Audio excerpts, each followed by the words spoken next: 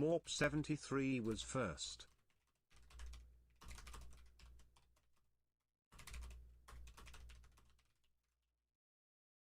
Or easy first. Big Frog, Volwave, what up? Started Sekiro today. Ooh, you picked it up on sale. Let's go, let's go.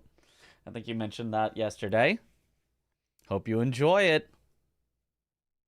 I recently watched a video of somebody playing Sekiro for the first time.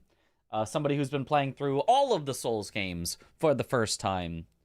And they just got to Sekiro, and it, you know, it was a very interesting experience. Some of it is just like, bro, it's right there. It says right there the thing, and you're there's a little frustration, but it's like overall, it was like it's cool to experience it through a new person's eyes. But yes, we're back to watching Josh's route at Streamlabs mentioned you. Did you know at Streamlabs mentioned you? You know what?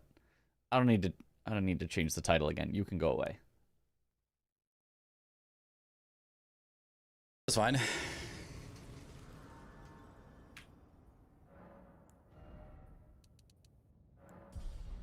This is not Escar, by the way.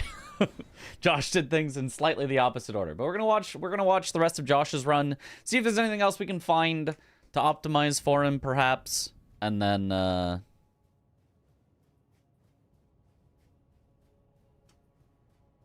right, I'm doing Esker, then Sewer Moog, and then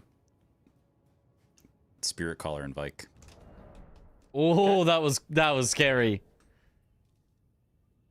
What? Where am I dropping again? Oh, yeah. Yeah. Are you alive? Are you? Not like... I like not having experience carry over that much, like Elden Ring to DS3. Okay. DS3 was super easy. Yeah, Sekiro, very different. Very... It causes you to have to relearn the game. It's very cool in that way. Now, if you did a whole ton of... Yeah, it's objectively, like... deflecting in Elden Ring with the hard tier. This, but, I mean, you could maybe sort of have a bit of experience, but most people don't.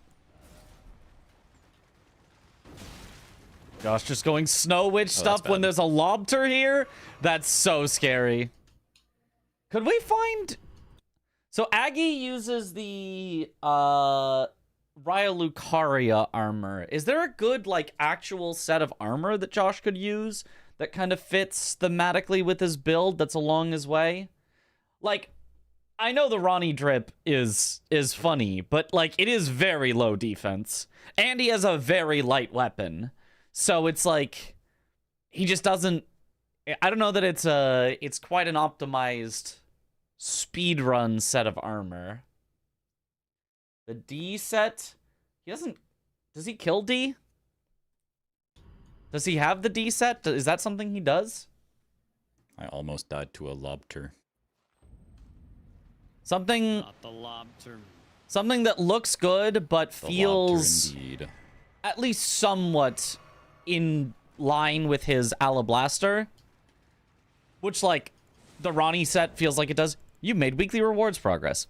Because, you know, magic, the magic theme, and the blue. So yeah, I don't know if he's got something else that would kind of fit. Sekiro vid was very fun to watch. Thanks for the content. Yo, well, thank you for watching and enjoying. I wasn't sure if 2.5 hours was going to be way too long for a solo video like that. Pretty good. That's a lot of just Mitch in a row. Yeah. Watch the Sekiro Archipelago run. Banger vid. Yo, thank you. It's doing solidly on the analytics. I'm pretty happy with it. Except for average watch time. But I think that one might be bugged because it's like early into the video. Like, it says the average watch time for a 2.5-hour video is the same as the average watch time that I've put out for like a 30-minute video. And that simply can't be right. Like, I know not everyone's gonna watch the whole video, but like, some people are gonna watch it, or at least more than 30 minutes. So like, there's just no way. Okay. We just I think that one just might be bugged. A bit longer. Who does Dryleaf Dane? Either Mitch or Chris. It depends on the run. Depends on how things are going at that point, I think.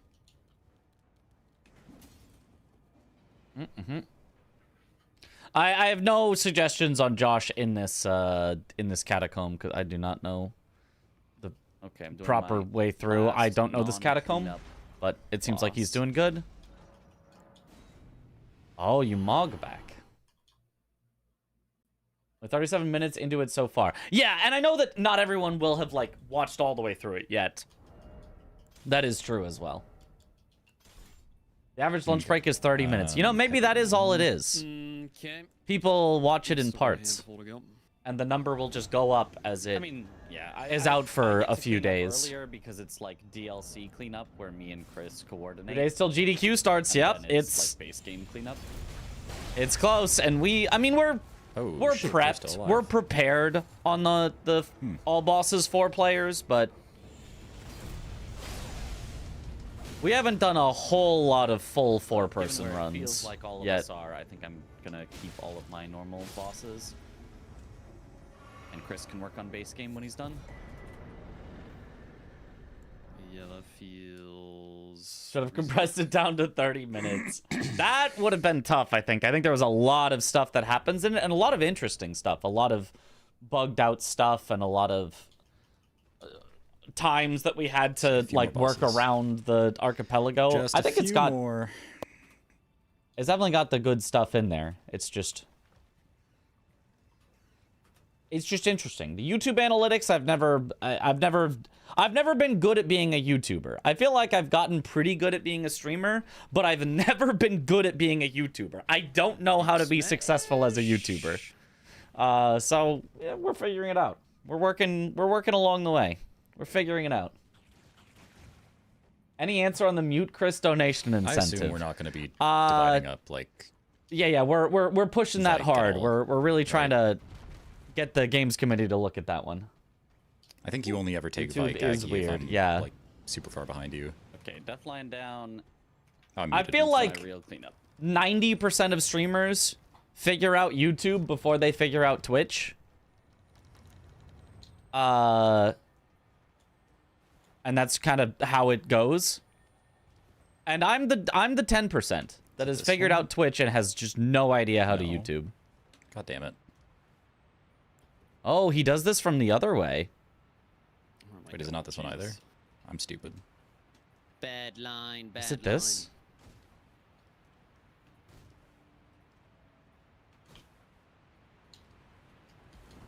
Okay. I mean, if he's got a setup that works for him, I don't think we need to... Maybe I'll send him a clip of the way that I do it, just because I haven't messed up my way in, like, a really long time. It's a little easier to find, but technically Josh's way doesn't have to run quite as far, so would be faster. This, and then... But I could... That does work, yeah, okay. I could send him a clip and just be like, hey, here's an alternate way if you ever have trouble. So clean up. So it's quite oh, come on. though. It's 3 steps. Oh, he tried to... I think he tried to animation cancel it. Maybe Josh get the blue cloth set from Raya Lucaria Merchant. I assume he does Renala, since he does Ronnie's quest. Yes, he does. The one that you have to go down... Let's just chill out a little bit. You go into Raya Lucaria, then you, like, turn around and then go back down the slope. That one? That's not the way I know about. Yeah, that's not the way most people know about, I think. That one people from chat were... I think Hyperion maybe even was trying to teach me and was like, no, it's super easy and consistent. I was like, I could not get it a single time. I tried... Well, actually, I think I did. I think I got it, like, twice out of a whole bunch of tries.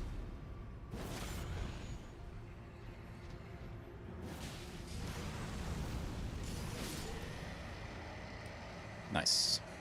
Yeah, it was a bit over 15 hours for the archipelago run, so more than that of footage, yeah. was pretty easy. I did it like third try. But what about doing it first try, though? It does scale better with Int at max upgrade, though. Thanks for checking on that, Neutral Game. Very helpful. All All right, I'm going to Spirit Color. really light, but has decent stats and has the blue color scheme. Huge. Okay. The other thing is, if he goes to that merchant, I think that's the merchant And that then after those has two, we'll, a bunch I of guess, start extra checking sleep for arrows what Chris is doing. for... Yeah, it is that one. That has 20 extra sleep arrows he could buy for safety for Godskin Duo, so that he'd have 30 sleep arrows instead of just 10. Makes it a whole lot easier to not get screwed over. Especially if we're going to have Deathlink. Josh running with only 10 is not a lot. So I can suggest that. I can Shit. send him a DM right now. As a possible suggestion for him to accept or not accept, whatever he likes. A possible suggestion: go to the South Raya Lucaria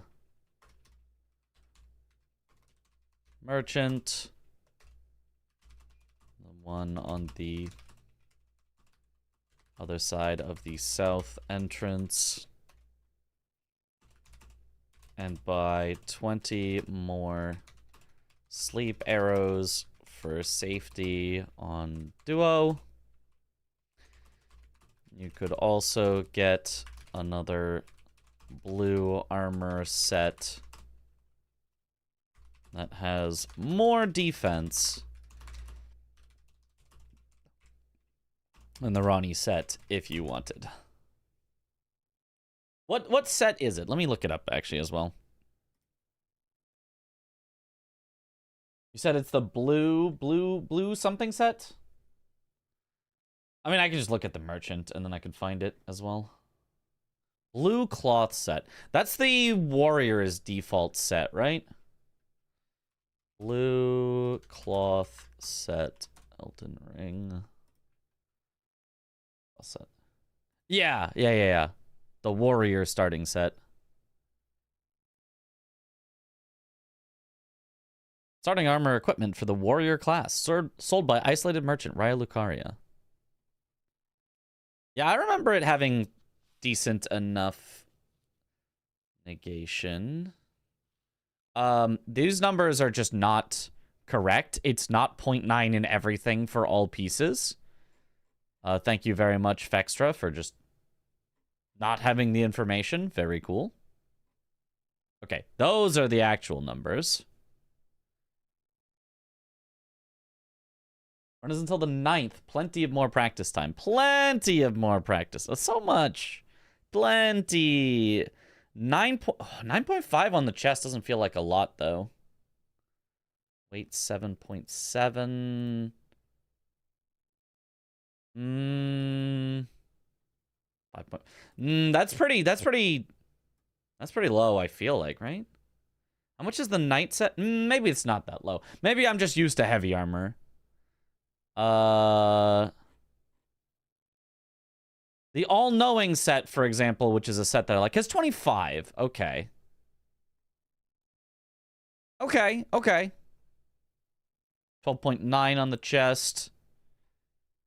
Okay, so it's lower, but it's not too bad. Total weight 17.8. The all-knowing 25.4.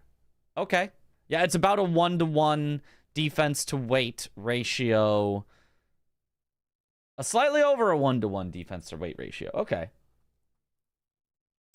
So much time to practice, and Chris is gonna spend it all playing Overwatch. Yep. Not too much higher, but it's a solid margin. Yeah, so what is the Ronnie set? Whoops. Ronnie.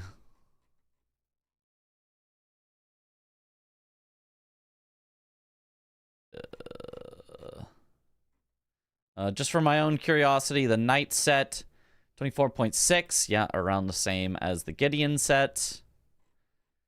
And Ronnie's set... There it was. 10.1. Yeah. So he'd take about 10% less damage, which is pretty solid.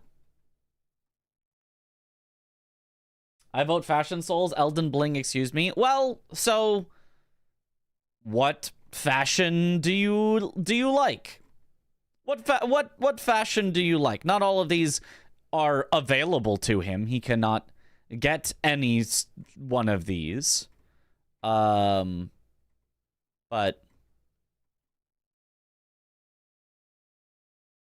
like this one would be cool, but like that's from Loretta, right? I assume. After defeating Loretta, yeah, not in Carrion Manor. Yeah, that's not happening. Also, a bit heavy. And this would be to go with the Alabaster Lord Sword. Notice that's the rely on enemy drops too. Yeah, which you're not going to do. It has to be one that he can guaranteed get that works well for like a... I've got a great sword and I'm going to smack you with my blue great sword. With my blue crystal great sword. It's like, what set could he get reasonably and would go well with swinging around my blue crystal greatsword? So that's why, personally, like, I like the Ronnie set, but it feels like a caster, right? That doesn't feel like swing around my greatsword, personally. Now, it's Josh's run. He gets to decide on his own fashion. I'm not dictating. I'm just making a suggestion if there's anything that he, you know, looks at and goes, oh, wow, that would be good, actually. Noble or Nox? Nox, like Nox Monk? Nox Swordstress? Yeah. Noble, it's so light, though. It's about as much defense as the Ronnie set, but it does look good. It does look good. I'm not gonna lie. It does look good. I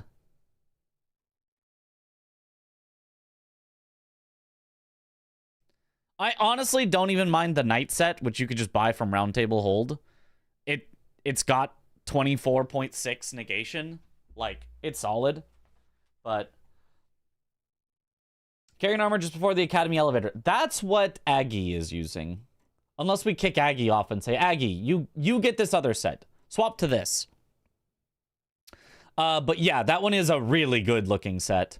For sure. I really like the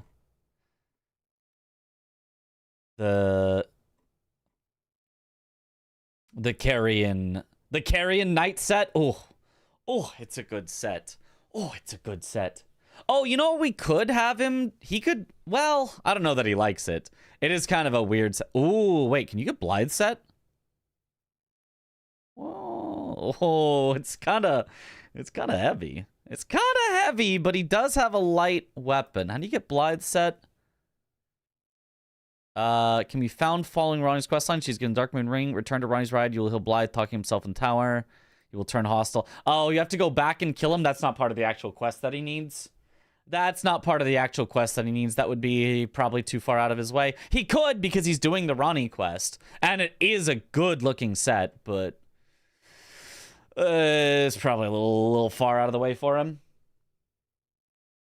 Aggie and the Gravebird slut armor are the best combo, which he doesn't. I don't think he gets in his run.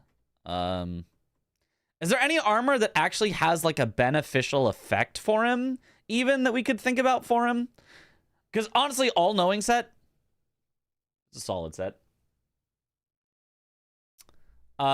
Maybe even take out the helm and swap it for Ronnie's. Maybe that looks weird. Maybe that looks silly. He does kill Gideon, though, so he would have this armor. And Raptor set, but that's so light. Yeah. I mean, because I don't think there's any armor that has a good effect for just a charge R2 build outside of Rakshasa's, which, like, that's for me. I mean, the DLC. Moongrum Knight set is fantastic. Moongrum Knight set.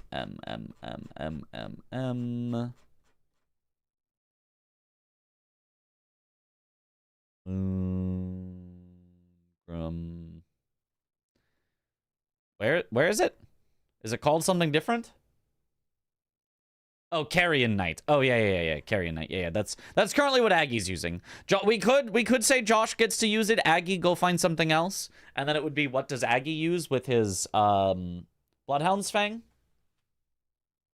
Yeah. The Strength Mage guy has a cool helmet. Oh, the Hughes. He's got a silly set. I don't mind blue cloth. I don't mind blue cloth. 18.6 is a fine physical negation. 23.5 is, you know, a little bit higher and would make a little more sense if Josh got Carrion Knight. The only other thing is, though, blue cloth is also on the merchant that he could go to for safety anyway. So I don't necessarily mind the blue cloth set suggestion. Does Aggie kill Patches if he gets Margit's Shackle? Can't he get the Tree Sentinel armor in the Crucible Duo Hero's Grave? What does that have to do with killing Patches? Oh, you have to use the shackle to raise, lower, change something? Josh could rock the Alablaster Lord's fit. Easiest fit. So wear nothing? Just don't wear armor? I don't think they have a set. Who does Gelmir Hero's Grave? Aggie. Aggie does. Pretty sure Aggie does, yeah. Or possibly. Yeah, no, it's Aggie. It's Aggie for sure. Could Aggie get Blythes with Bloodhound Fang? No. That's after a whole quest. Josh could get Blythes, but it still takes too long because it's after you have fully finished Ronnie's quest, which Josh is going to do. He's going to do the quest because he needs to do that to get to like Estelle and a doula and stuff. But after you do all of that, you then have to kill Blythe a second time, which is just going to take too long. We're not going to force him to fight an extra thing just to get a cool armor. Plus, it would be way too late into the run anyway. We select in drip. We're thinking about Josh's drip. Currently, Josh, you can see, is rocking the Snow Witch set, which is kind of fun and funny and nice, and I kind of like it. But we're going to give him an alternate in case he feels his defense is low, because the Snow Witch set down here only has a total physical negation of 10, which is just very low. Whereas your average, like, medium set is more like 20. So yeah, his current set is just very low on defense. Drake Knight set is the bird skip chest. Oh, well, you have to like go from bird skip, go to the chest, get the thing, come back. Drake Knight.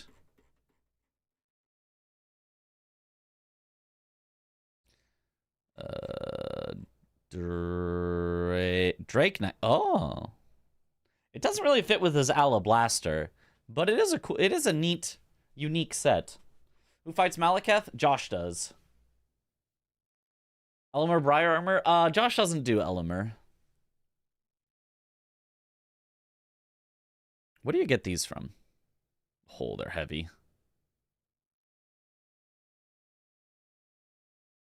Where do you get this one from? This one seems like it could reasonably work for Aggie or Josh, potential.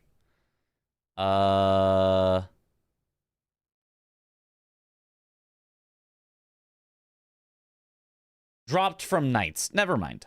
Never mind. That'd be a never. That'd be a never. I could get the Bloodhound Knight set in Gelmir Hero's Grave, letting Josh pick up the Carrion Knight set. Ooh. Ooh. Yeah? How far in does Aggie do it? We can take a look at his route and then suggest that. Solaria's set drops from her. Okay. It doesn't really fit with the look of Alablaster, but it is that's a hefty set. 36.9 total weight. That is a hefty set. How much equip weight does Confessor start with?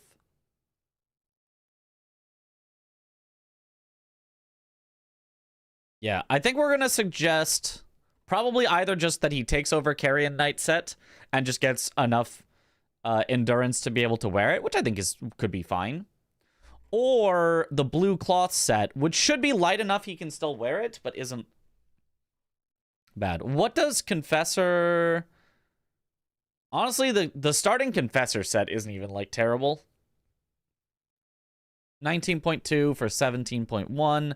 Poise of 33. The thing is, the blue cloth set is just, like, objectively better. More defense, less weight. Yeah, more defense, less weight, same poise. Yeah, the blue cloth set is just objectively better and matches better with his drip, I feel like. More drip, too, and he literally gets it along or on a safety that he could do. It's not like directly along the way, but it is safety that he could do. If he just goes to one extra merchant, he gets to purchase a bunch of extra sleep arrows. So Godskin Duo would be safer. And he gets to purchase this full set, which how much does it cost in total? It costs 4.5 thousand. He wouldn't be able to do it early, but he doesn't have to do it early. He could just go back for it whenever he just has a bunch of extra money and doesn't have to do anything with it.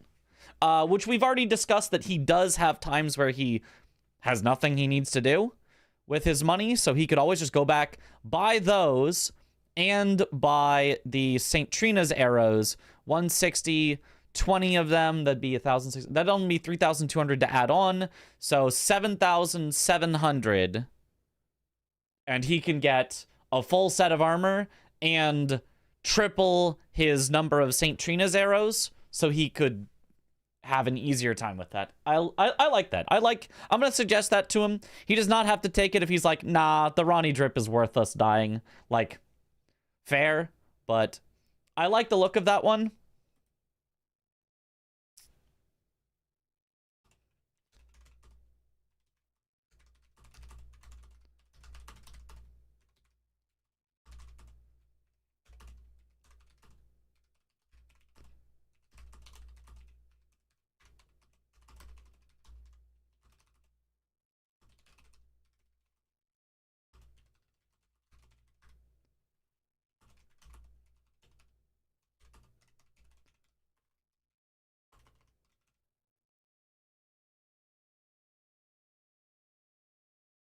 All right, I have suggested it to Josh.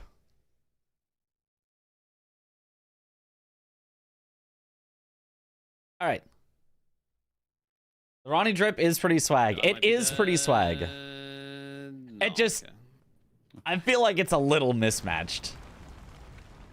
I did Like, not grab the for brace at the start of for this swinging video. around a Really greatsword. Not mismatched with itself, obviously. It's a full set. It's just a little odd. Bro, this Estelle is being such a piece of shit. Imagine cosplaying as the in-game outfit you're gonna wear, Ronnie fashion. Okay, if he shows up in full Ronnie cosplay to SGDQ, then yeah, he has to wear the Ronnie set.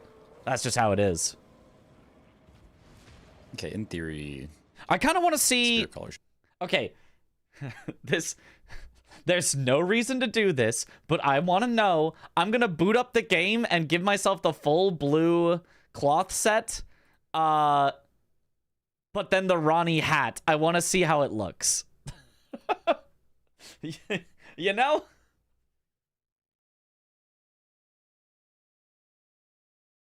I just want to see. It's good to demo. Yeah. Cuz if he just wants to wear the Ronnie hat because it's funny to have the Ronnie hat, but still get the most defense, you know, from the rest of the set, I think that could totally work.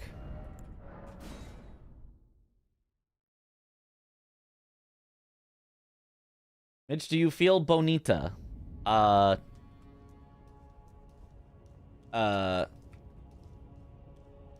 feel like I've only heard that. I'm gonna say yes. I don't know what that. We're shopping now, yeah.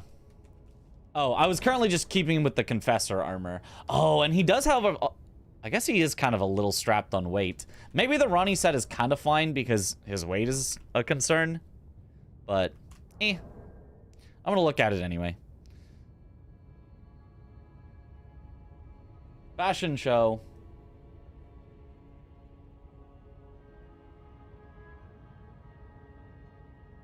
All right.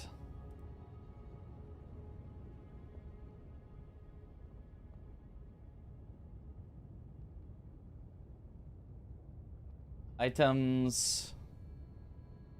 Blue cloth. Cowl vest. Warrior. Gauntlets. Greaves. Snow Witch. Hat. Robe. Skirt.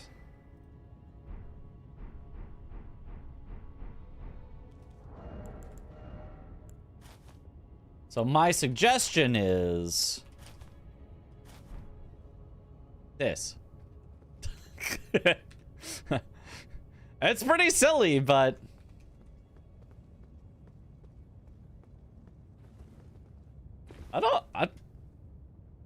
honestly, I like it.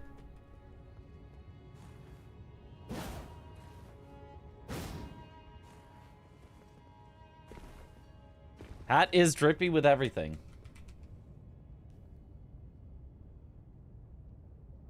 Ronnie hat is nice in general. Yeah, the full set. It's just this, which is kind of your standard, and it looks all right. I kind of like the Snow Witch with it.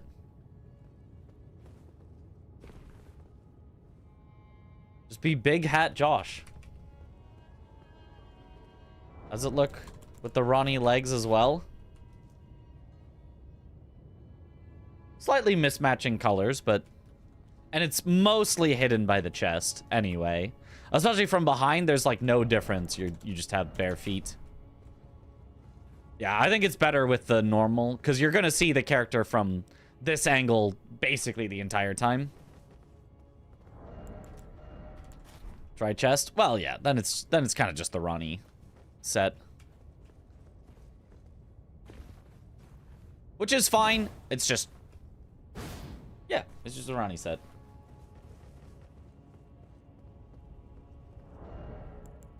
The skirt came from the legs. No, the blue cloth vest is what has the cloth there.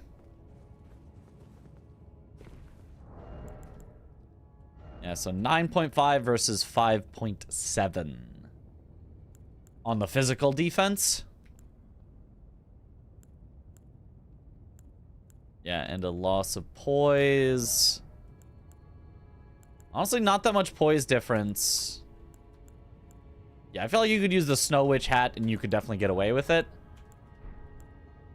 And how much endurance would you need to not be heavy with this setup? He also gets the defensive talisman. That is... Dragon Crest. Is it Great Shield or is it just plus? What's the one in Farum Azula? Is it Great Shield? It's not just +1 or +2, right?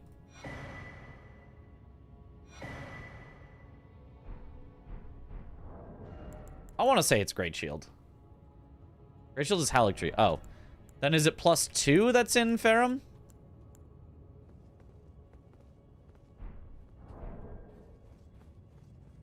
+2. Okay. So then, how much total endurance would he need for this setup? Heavy at 15.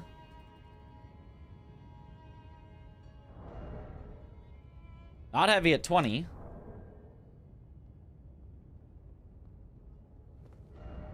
Not heavy at 18.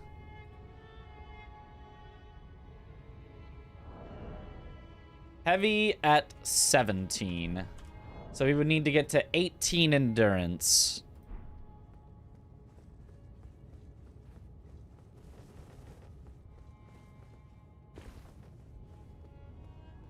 Okay, but I mean, like, if he did, that's some solid defense you can be rocking with all of this. Really enjoyed your latest video. It's got you wanting to hop back into Sekiro. Yo, let's go. Thank you, Sly Ash.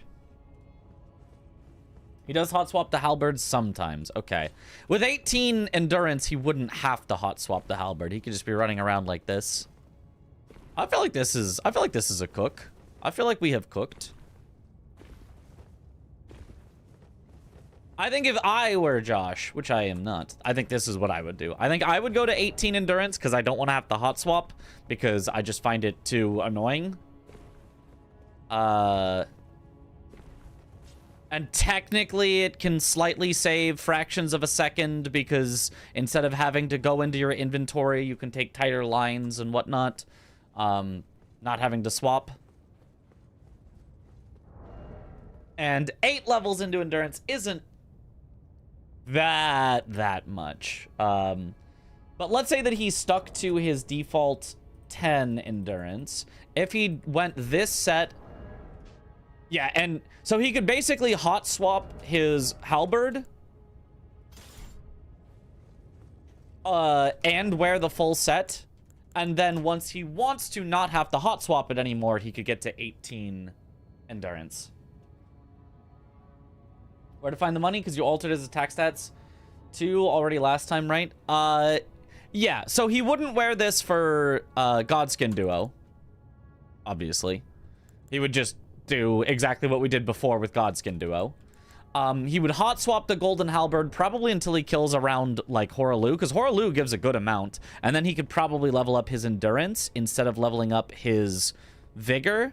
Once he gets to enough Vigor, I think he should have enough stats. Let's take a look at the next time he levels.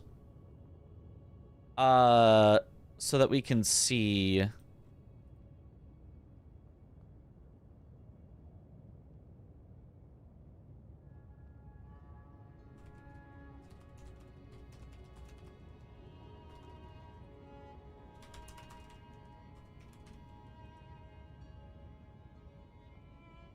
You also lose the legs if you don't see them, unless it makes much less defense. Legs generally are a good amount of defense. So this is, yeah, 5% less damage taken. So, I mean, that's a pretty good amount of less damage taken for 4.8 weight. But yeah, he totally could be wearing nothing but the chest, which honestly still is, like, fine enough on its own because it covers most of you. Doesn't look like we're trying to, you know, play just in the deathbed undergarments that Dist used to do back in the day. Looks proper for the GDQ stage while not being too heavy. Like, just this as a I'm always just gonna rock this, just the chest, I think already is like a solid look. You don't really notice that you're going pantsless or gloveless. And the no helm, I think, always looks fine. So I think that's a possibility to think about, is just get this chest, because if you're only going to run with one piece of gear, honestly, Confessor chest alone also is fine. But yeah.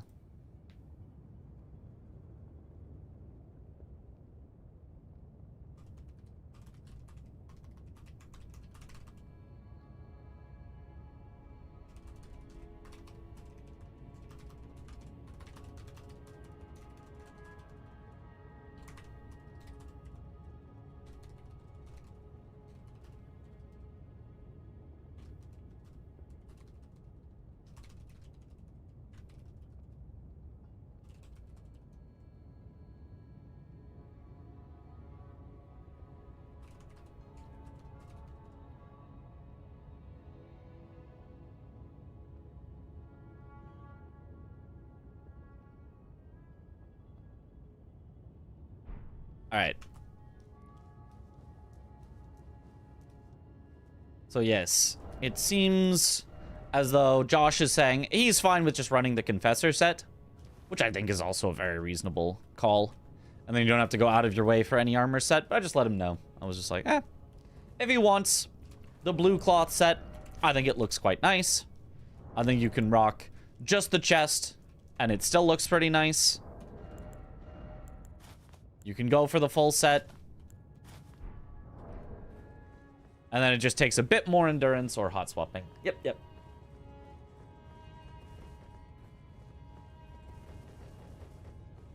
All right.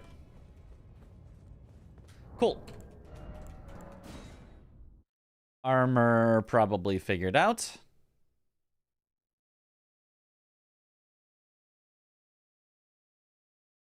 What are you personally pushing your vigor to? 35? I don't know what Josh is pushing his vigor to. I, in the DLC, am going to 60 because it's the DLC. And I need 60 to not get one shot by Consort. I will still completely fine. Get one shot by Consort sometimes. So... Thank you, dog. Yeah. I mean, I don't go to 60 until the end. Most of the run... Well, at the start of the run, I do not have enough points to be able to get vigor. I am just going to get one shot to everything, but I just don't get hit. My entire strat at the start of the run is just don't get hit, forehead. But once I get to, you know, a few bosses killed in the DLC, I very quickly up my vigor to around 47, where it stays for a while, and then... Shit. Oh. Mid-shield parries, bro. Not the parries. Not the mid-shield parries. That's just Souls runs, no extra money for health, yeah. Parrying Noble, TBH.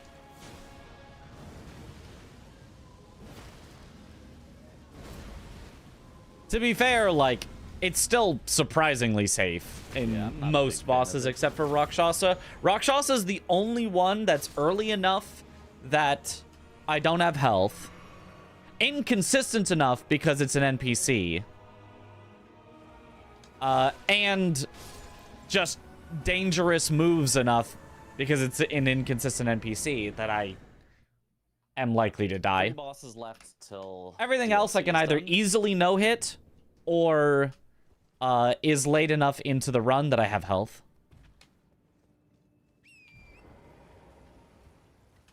I guess also Magnus, but that's also an NPC. There's a skip that takes you right up to Vike, right? Oh, I could give him a clip of this skip here. The climb the wall skip. It's really not hard at all, actually. Especially with Borealis already dead. What's the thinking with Anvil Hammer? Just big bonk or pretty much. Big bonk in the DLC. So I don't have to get it in the base game. I can get it in the DLC while I'm there. It's somber, which is necessary for being able to upgrade a weapon. It pairs very well with the talismans I can get in the DLC. The Blade of Mercy talisman, because big bonk, more stagger, more riposte, Blade of Mercy, good. The two-handed talisman, because you're going to be two-handing it, obviously.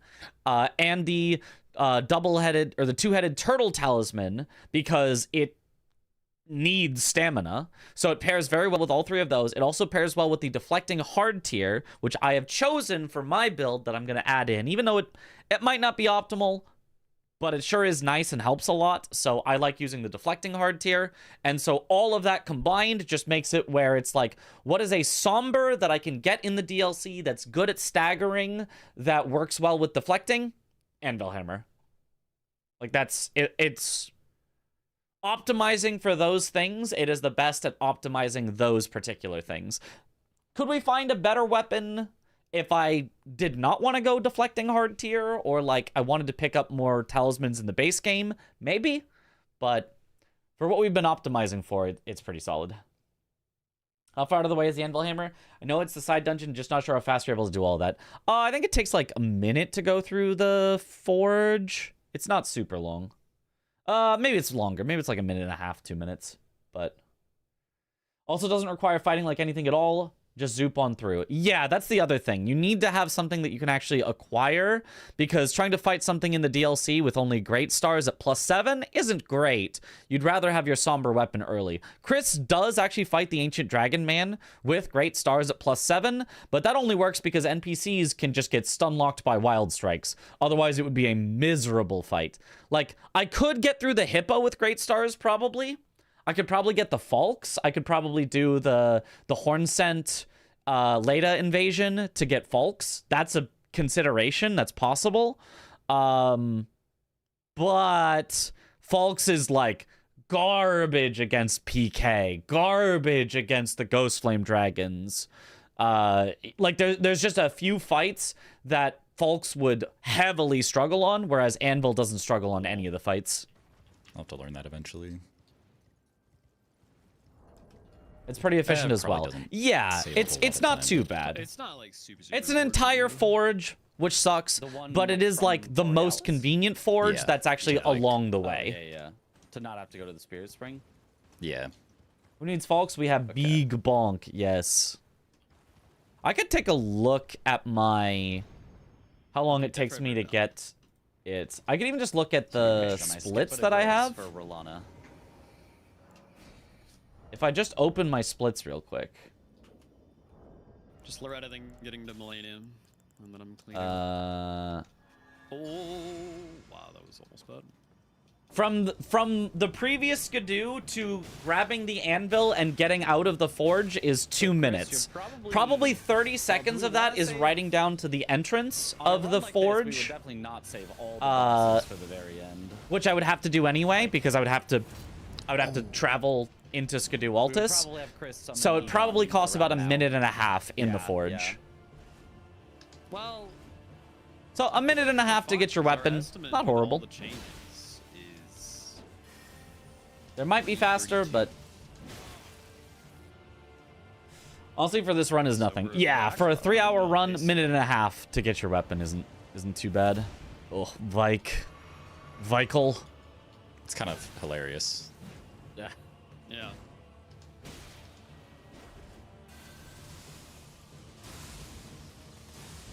Which forge is it in again? I forgot. The one that's kind of near the start. Like, stop misbehaving.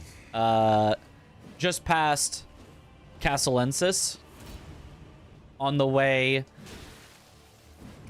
to the shortcut to Fort of Reprimand. Getting my last DLC boss. Okay, so now I gotta check and Incredible see. camera. Thank you so much, game. Jesus. You need to go out of your way for something. Yeah. Checking the boss Smaragd list. is done Early already. Vike so Josh can use that armor set. Balls is not done. Okay. Okay, I'm gonna do He could. Tree Avatar. Doesn't and, exactly fit with the color scheme he's got, but Runeforge Lava Intake. Yes, that's the one.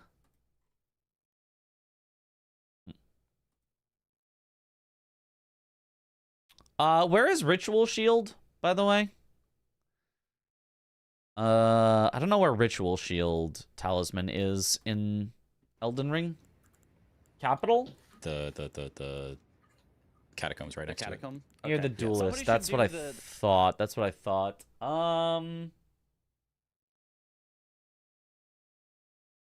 Would that be better for Josh than his Dragon Shield +2? How much does Dragon Shield +2 give for physical defense? It's around 15, right? Whereas Ritual Shield is 30, but only for one hit near Starfist. Yeah, that makes sense. It's kind of far out of the way, though. The catacomb on the east relatively early, because that one sometimes gets left for the end, and that's kind of always have Virtual Shields way away. I'll just do it now because I have the Got your Grace flask a Bucket, lot further. So, yeah. I think that's good.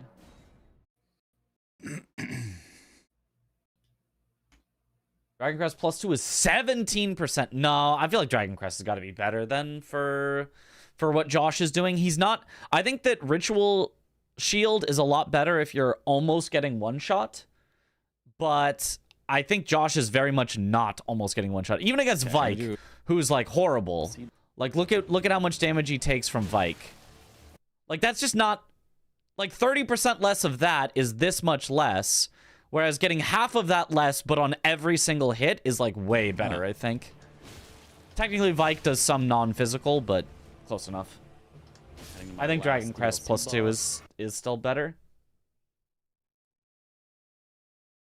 Ritual Shield is like a 40% health buff for as far as one-shots go. Oh, because 30% less is roughly equivalent to 40% more health? Okay. Biggest hit Vike does is basically a one-tap even with Ritual. Oh, because it double hits the stupid whirlwind, and then he goes up and he stabs you. Yeah. 100 is like 140% of 70. Right. Yes. Ash of War. Yeah.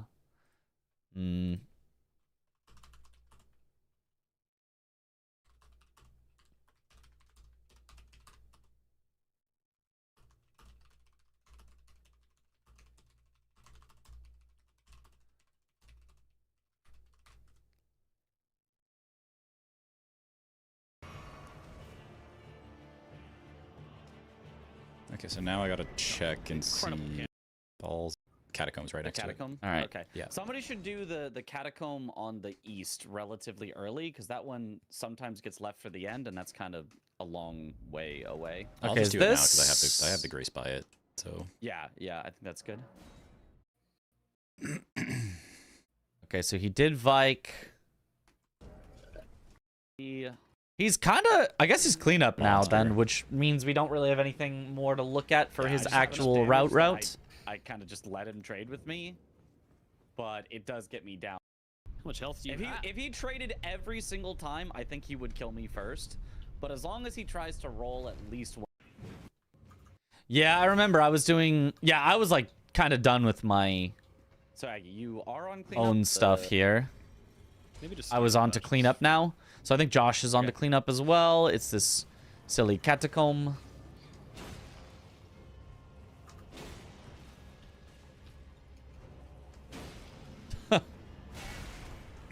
ouch. Yeah, his defense is just so good. He just doesn't have to worry at this point. Say a word.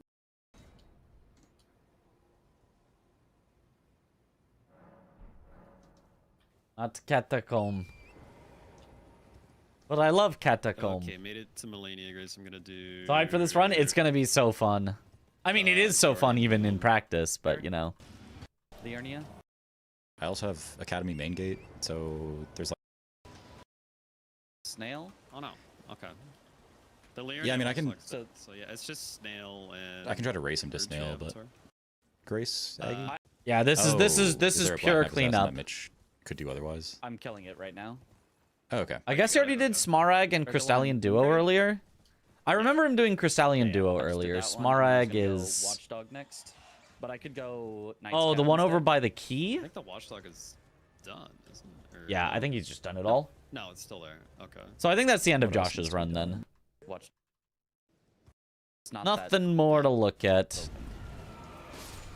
Okay. And then Josh is doing demi-human duels. We just gotta go And that's it? sit in front. We're getting more practice of this our week, right? bosses. Yep. I mean, I'm definitely going to be practicing.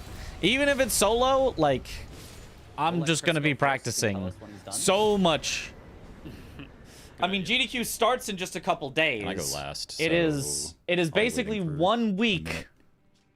from today that I'm going to And then GDQ, It's dead. Head in, Chris. and so that will be the end of the practice, like. Go, Chris. So yeah, go, 1 go, week go, go. I'll be practicing We as much as I love can you. during that week. Just watching that number. Yeah. It would be kind of funny to do this without being able to communicate. I mean, Yeah, it would be. it'd be kind of a nightmare, but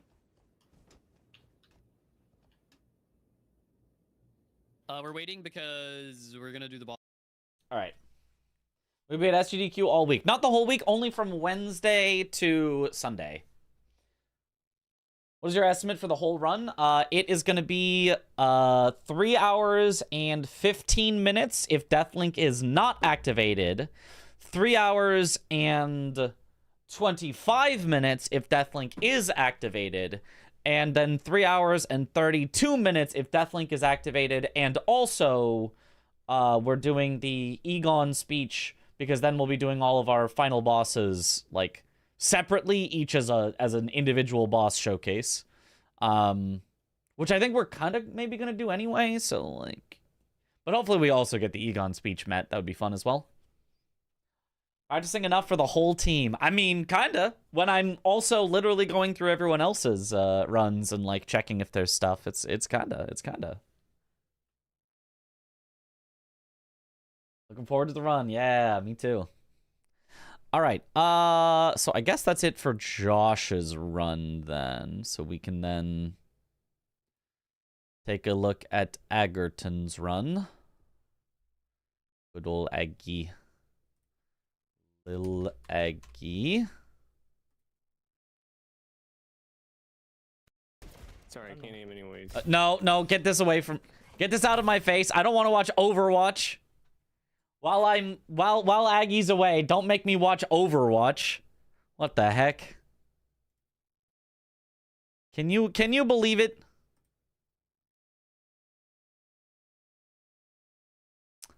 What's the day that we...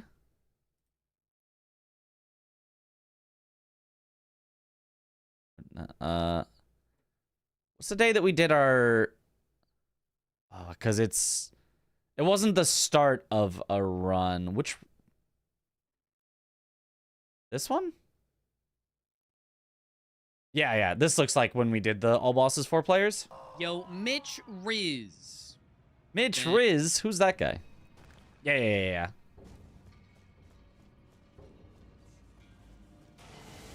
He's watching Overwatch, yep. That's top 500 gameplay right there. Holy. 7F50. Okay, so the main thing, before we do anything else for Aggie, I'm just gonna look at his, Morgott. I don't know when he does Morgott. The death link from me dying there? I did.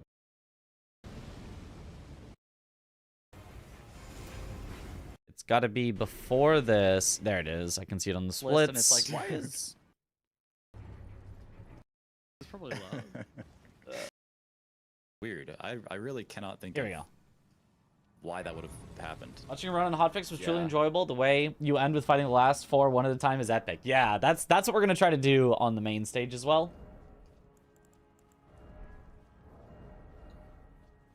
It has happened to me on, like, The other student's gonna very cram, rare yeah. occasions that dying on torrent goes off the wrong way, but it happened 3 times in a row to me, and it happened to you, so... Yeah, that was really weird. I mean, I guess it's technically possible that we both fucked up in the same way for the very first time, but... Yeah? I'm fighting Morgan, I don't have freeze, so... Yeah, currently he's just kind of fighting him, which is fine, but this just isn't gonna get a 1 cycle most likely. We'll be able to screen peek for GQ, so that'll be kind of nice, actually. Yeah, mostly, I think we'd be on 2 separate tables, so it'd be... Ooh, okay. Oh! Oh, that's That is unfortunate. Or 1 person next to you. We could pair up based on the, base game and DLC Yeah. people. It'd probably be me with Chris, Yeah. fortunately. okay. Honestly, it's not like his Morgott is, like, terrible anyway if you had to just fight him, but we can come up with a 1 cycle. I'm sure of it. So let's take a look at that. Let's see if we can figure out what his full build is at this point. He should sit after and show us his levels. I would assume he's going to level after this, so we'll see what level he was at. I think 2 or 3 of you did your final boss hit list, which made it even cooler. Aha, yeah, we did. Not say this me. makes it, like, so much I easier could to not play without do it hitless because the strat is to block some of his attacks from close. Because if you run away, which is the hitless strat, then he recovers his posture, so it's slower. So it's faster to stay in range risks. and block a few hits, which causes you to take some chip damage. Because sometimes I'm just like, fuck it, I'll play a little risky.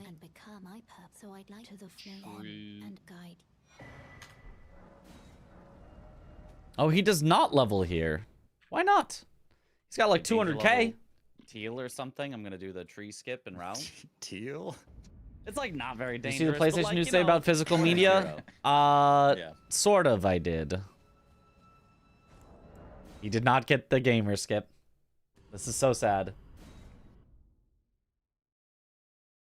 Because then you have to hold the hand of Melina. You do, but like you do sort of anyway at some point. So if you sit later, sitting at a grace costs time. And it costs more time than holding the hand of Melina does there. Skip In and any round. percent glitchless, we level on like, not that very time dangerous, where but, you're like- sitting because you have to sit anyway.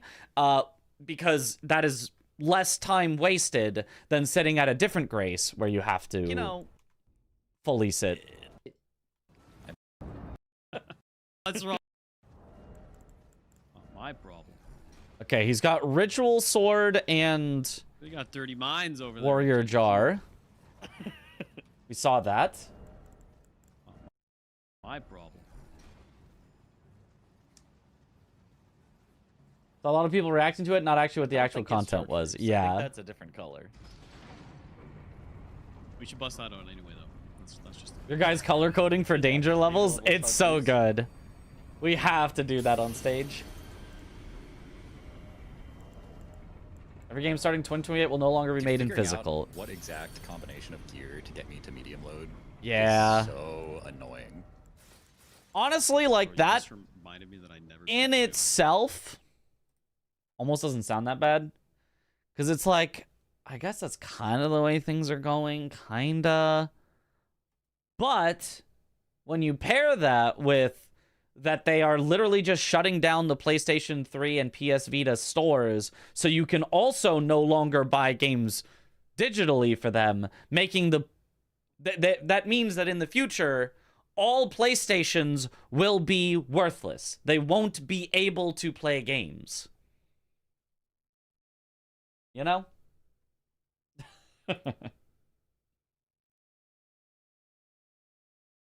So that's the big. They announced at the same time we are not giving you physical and we are shutting down our old online stores. So that as a double whammy is like, oh, so I just won't eventually own any games did. at all. I did Huh. that. That sucks.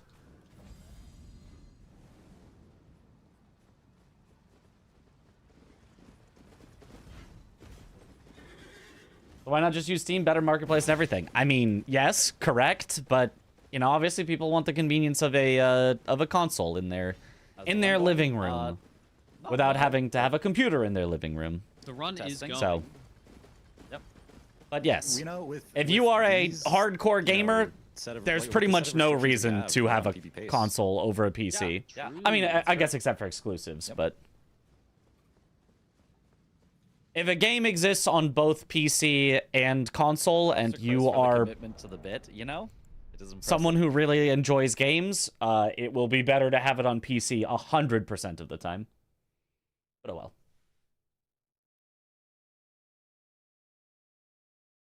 PlayStation chose unlimited games, but no games. Over the bacon. Would you rather have unlimited bacon but no games, or unlimited games but no games? It clearly shows a gap in the law as well. Paying for digital goods just isn't protected enough. True. It is a bit of a, like, the lawmakers should just get on that. Like, it sucks that PlayStation is being sucky, but, like, I didn't really expect anything better from PlayStation, so, like, whatever.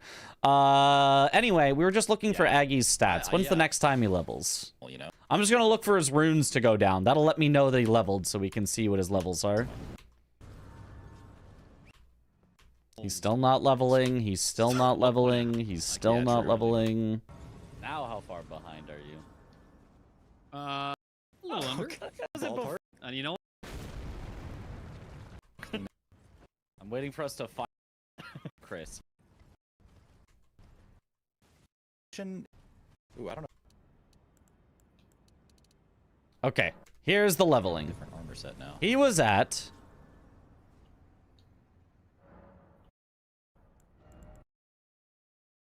30, 11, 25, 18, 25, 9, 8, 8. Okay. You're randomly going for an RL1. He's level 55, so that's not too bad. All right, let's open up the game then, get to this setup, and see if we can find a nice Morgott script.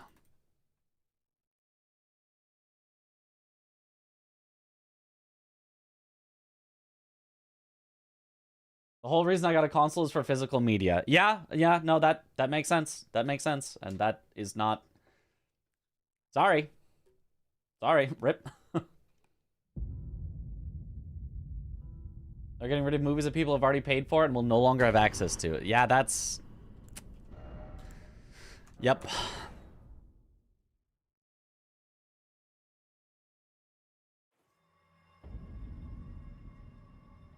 And if PS Store can get away with it, Steam can also get away with it, so either way, Dedge. I mean, Steam could have gotten away with it for a very long time, but they don't because because Gabe somehow has stopped the company from... Okay, travel to... If he goes, though, who knows? Steam may fall like the rest. So far, Steam has been winning by doing absolutely nothing. So we want... It's the bed chamber, Queen's bed chamber.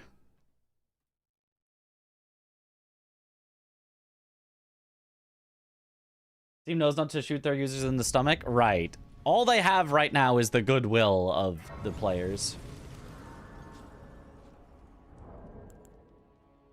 If they lose that, it'll be tough for them. All right, 30 vigor.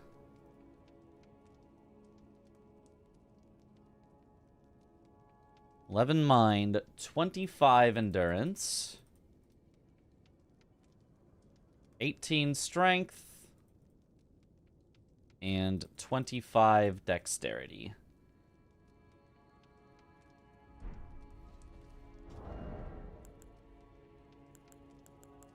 I need a second talisman pouch.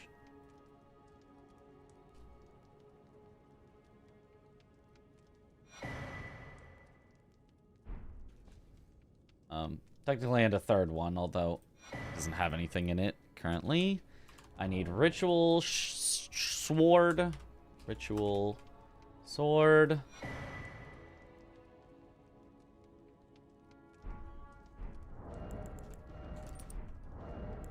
And I think this is basically just the setup. I think he has freezing grease available. I'm also gonna include throwing daggers because that is possibly necessary.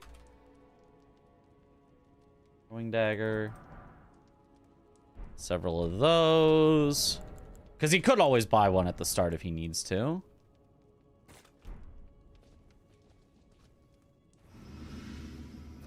This is a Bloodhound's Fang +6 that he has right now, I'm pretty sure. Yeah, because this is after he's gone through Volcano Manor, so it should be +6. Bloodhound's Fang, upgrade level 6. It's at least not +8, right? I don't see how it would be +7 at this point either. So I think it should be this. And I think that should be the setup.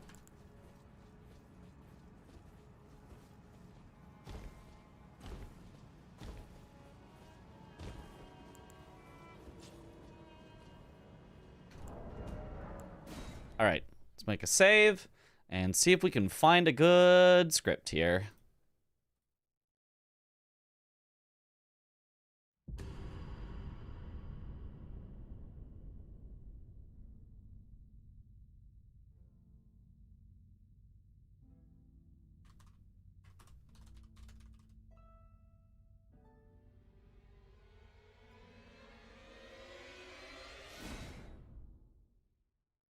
Goes from 6 to 8, if I remember correctly. Yeah, and was he thinking of going straight from 6 to 9 instead? Nice.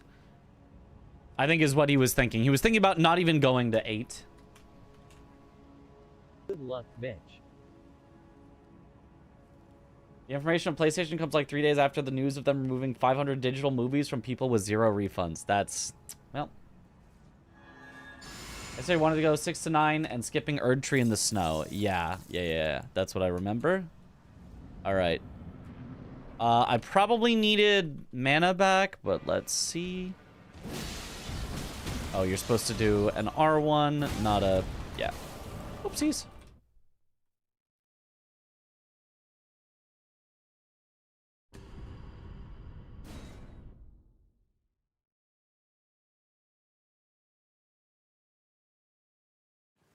Would suggest checking out MPT's 2 Gods run. He uses Bloodhound Fang and scripts most of the bosses. Yes, I do know several scripts for Bloodhound Fang with the bosses. But Aggie's setup is a little different. He has a little bit different amounts of damage. So first I'm going to try that script as soon as I remember it, because I just kind of forgot how to do it there. And then if it doesn't work, which it's very possible that it won't work, then we'll...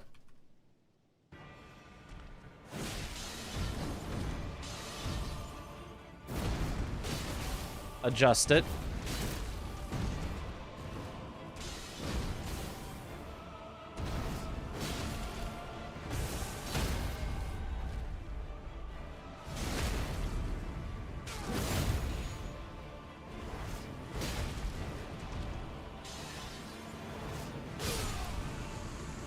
I mean, yeah, it's the same script.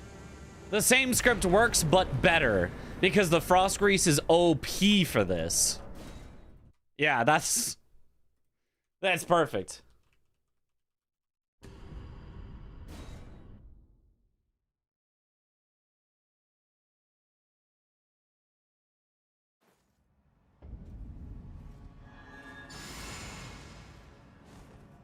Oh, I haven't even been using his flask. Maybe I should? Maybe it doesn't make any difference.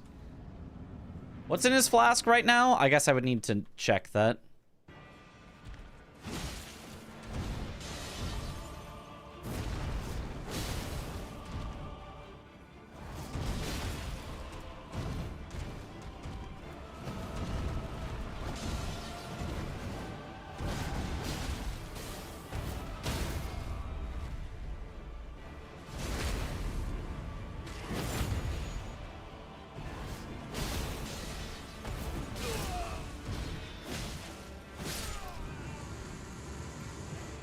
But I mean, yeah, look, that's kind of it. You get unlimited freeze grease. Not unlimited, but Aggie will have enough. He says Morgott is one of the ones he's very willing to use freeze grease on. Technically, you can do this with bleed grease instead, which could theoretically save Aggie some resources, because that's what you do in any percent glitch list, but he shouldn't need to. So the question is, does anyone know what he's got in his physic flask? I don't think he would really show it during this part of the run. We'd have to go like all the way back. Does anybody happen to know what he has in his physic? Right now, what's in the physic is just the strength knot crystal tier, but I don't know if he has something else in it as well. You could check for the buff icons. That's not a bad idea. Let's take a look at his buff icons.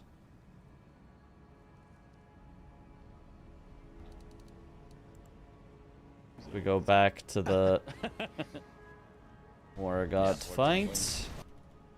Able to screen. Okay, but it happened 3 times in a row to me, and it happened. Oh, that's the only buff icon I see? Is that only the strength?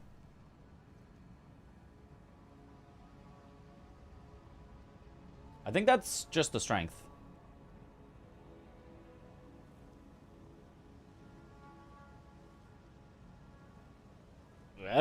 I'm gonna assume just the strength.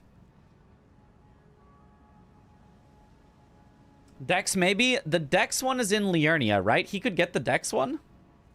He could. But the thing is, he didn't have the Dex one when he went to Volcano Manor.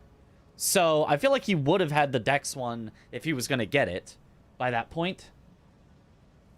How does Aggies run look compared to what you just did? Oh, well, take a look. Happened to you, so.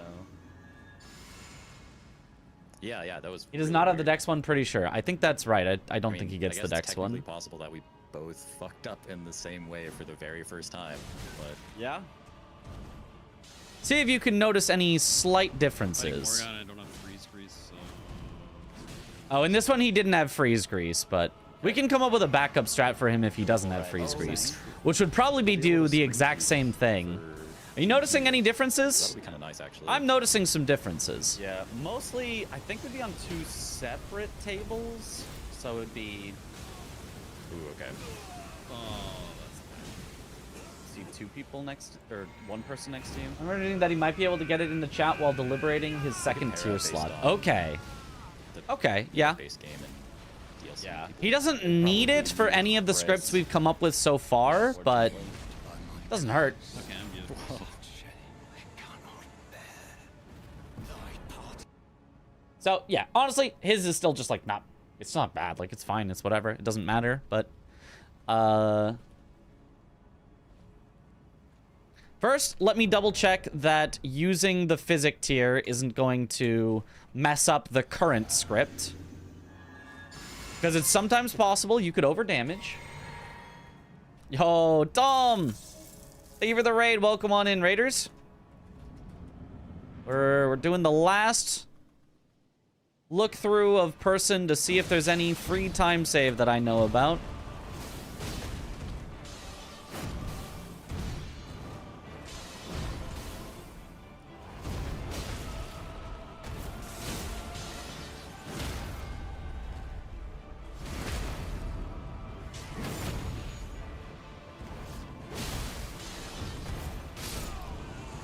Yeah, still works with it. You're not going to overdamage, I think.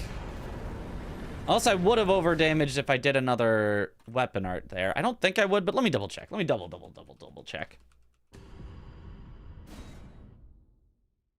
Yeah, we're going through everyone's runs for all bosses 4 players. I just finished going through Josh's run, gave him some suggestions, went through Chris's run. Honestly, there weren't a lot of suggestions for Chris's run. He's got I think a solid run in there. There were some, but a lot of it he was like, no, I don't want to do that. And it's like, okay, fair enough. It's your run.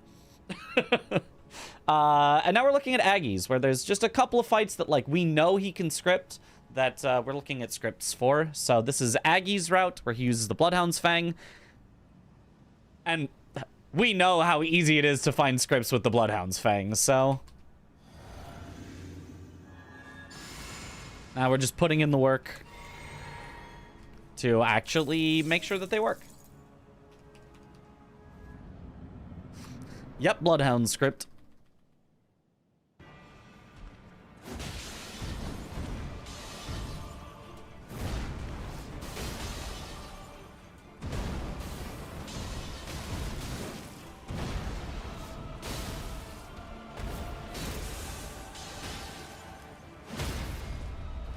I guess he reset his posture a little, but... I mean, it's so fine because you've got enough health.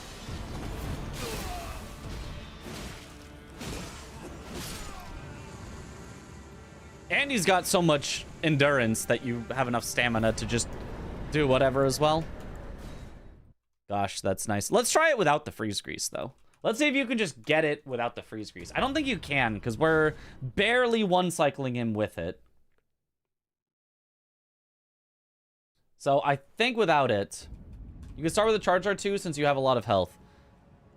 Oh, that's a consideration. Yeah, let me try that. So we'll do it with freeze grease then, since we're looking for a new, like, main script.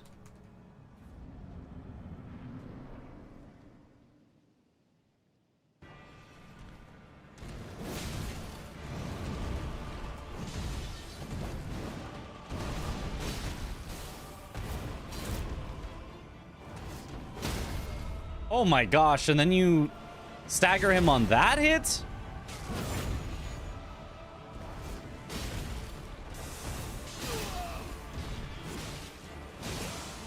Not enough to one cycle then, though.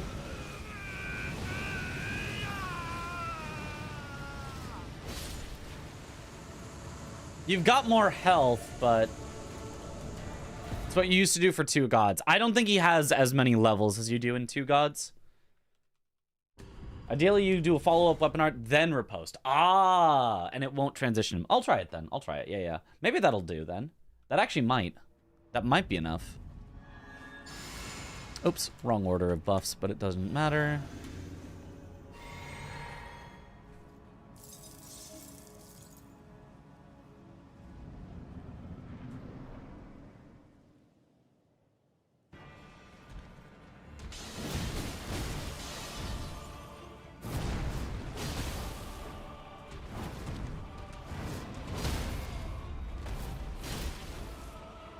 Aha!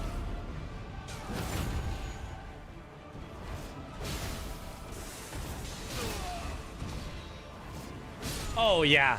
Oh, yeah. Oh, that's nice. Oh, that's nice. Yeah. I mean, there's no way you get that without the freeze grease, but... Oh, that's so easy. Oh, that's so easy.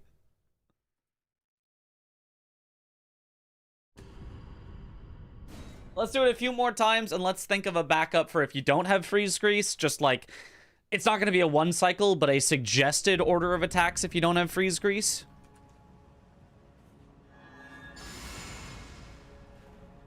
That is a clean script, yeah.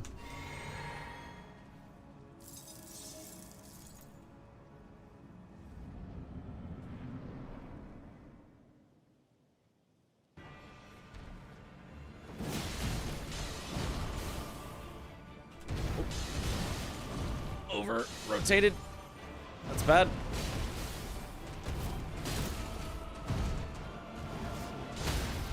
That works. Recovered.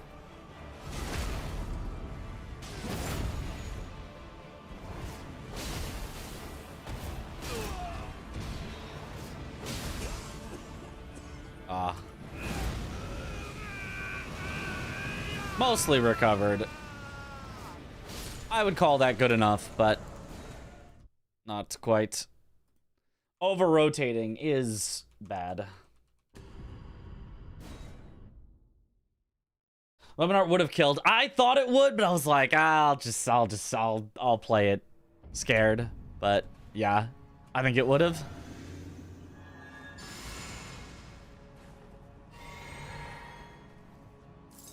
I'll try it next time if I get into the same situation. I'll just try the weapon art as an experiment.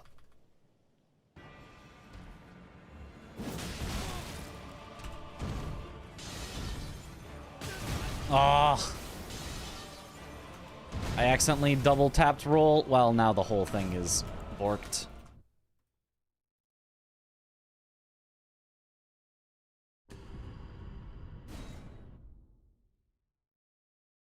Basically only Jar Shard here. Oh, yeah, because he actually has Ritual Sword, but we're just deactivating it at the start of the fight on purpose. I forgot about that. Well, honestly, that's fine. He doesn't need it.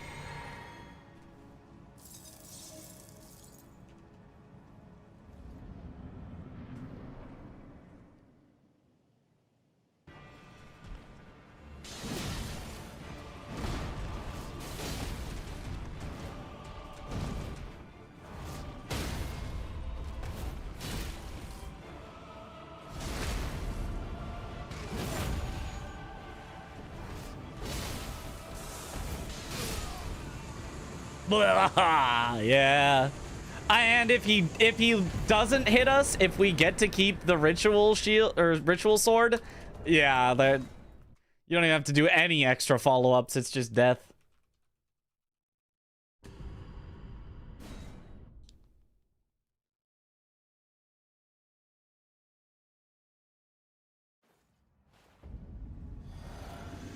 So there's still little ways that it can go bad, mostly by playing bad, but for the most part, very clean. You only have to take like 1 step forward before you charge R2. Yeah.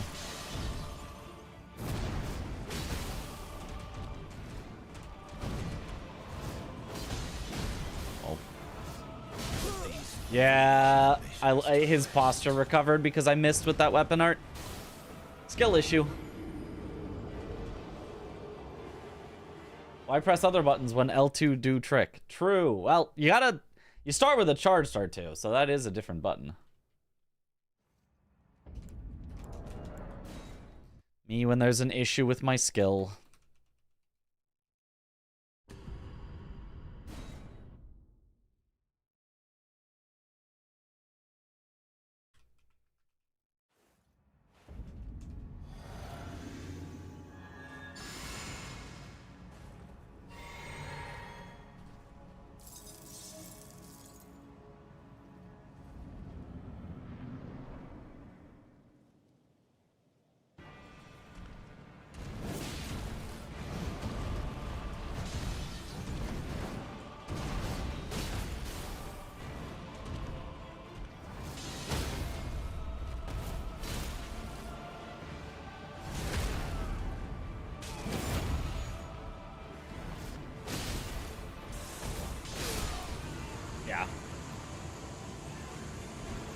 Yeah, it's very, very good. It's very, very consistent as long as you don't just mess it up.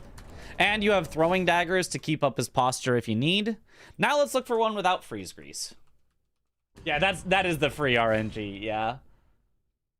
It's just a matter of skill then, knowing all of his possible attacks he can do and what attacks you can get. Let's look if there's anything without freeze grease, though.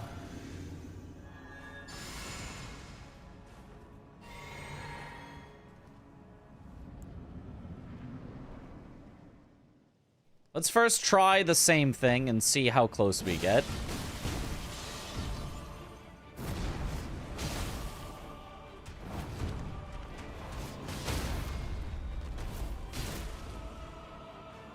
Oh. I don't know why I tried to recover some posture there. I should have just sent it.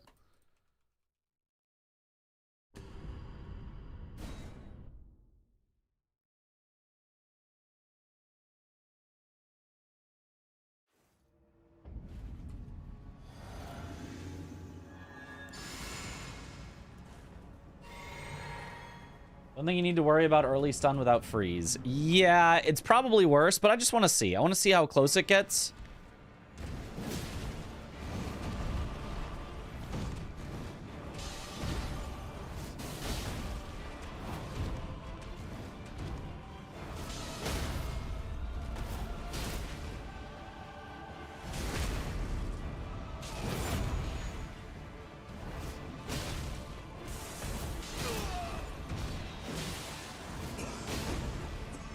Oh, it actually might be possible.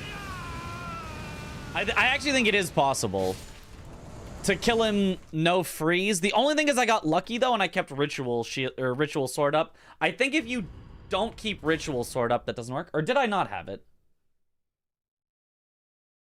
Can do it with one more R1. Yeah. I was being safe there initially. But if you know you don't have to. Gotta commit. I mean, with Deathlink on, I don't know that you gotta commit. Okay, so this is a no ritual sword setup. Do we still have enough?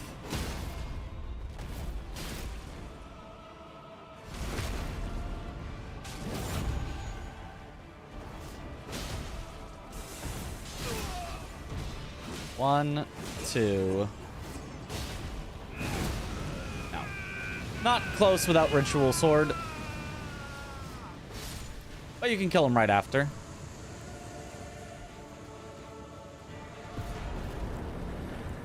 I mean, close, but 10% off. Still, not horrible. Why would he not have Frost here? Because early fights could go horribly where he needs to use the Frost since it's a marathon run. So basically just we're letting him have the option to not have Frost so that he knows he's allowed to use Frost on other fights if he needs. Because realistically, you can only craft 8 Frost Grease, right? I think he should always have it, but it's like the more fights that he has options for, here's an option without frost, here's an option without frost, the more he can confidently use it on a second try for other ones. Especially with Deathlink.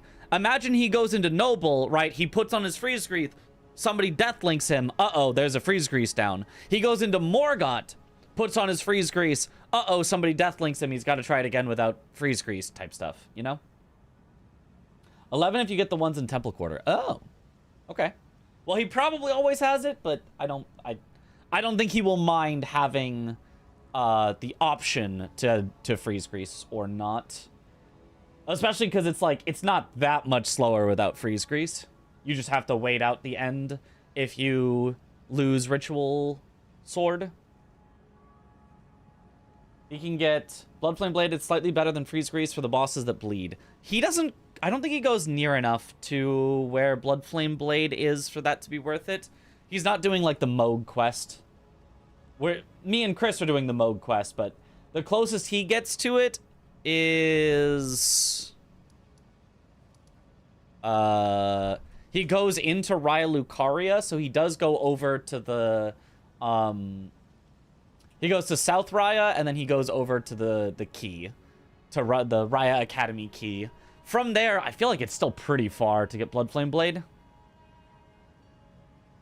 also doesn't level Faith until later. Couldn't use Bloodflame Blade for Morgott. Oh.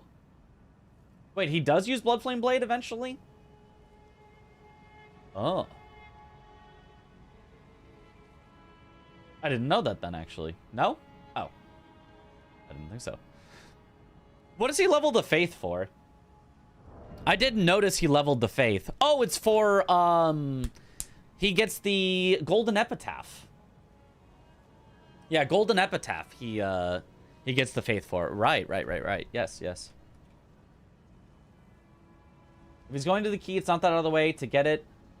It won't be limited by the uses. Yeah. Let me try now, not early stagger without freeze and see if it ends up better.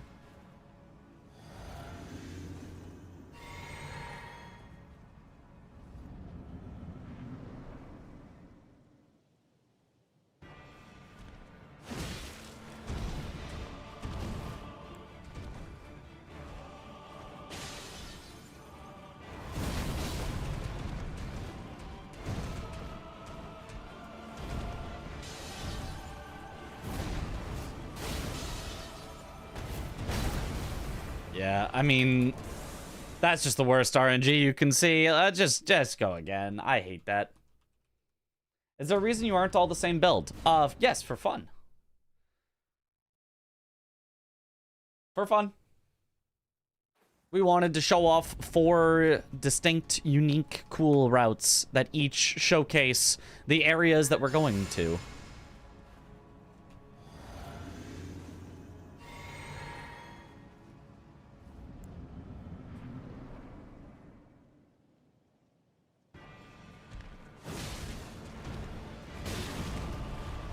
Oh, come on. There's no way you hit me with that.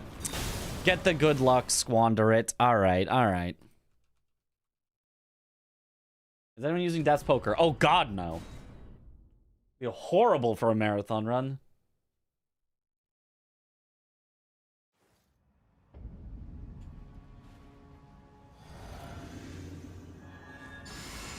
From what I'm told, you have like a 10% chance of the fight working for some of the any percent ones. I don't want to bring that to all of the bosses. Stalling, classic.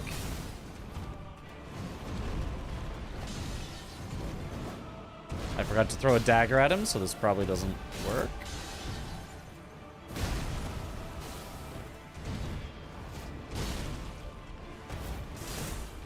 Bro, oh my god, I hate Morgott so much. I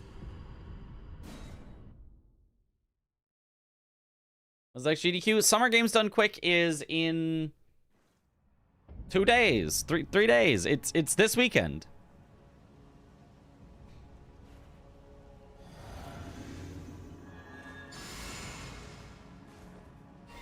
I cannot believe Josh likes this boss. I hate this boss.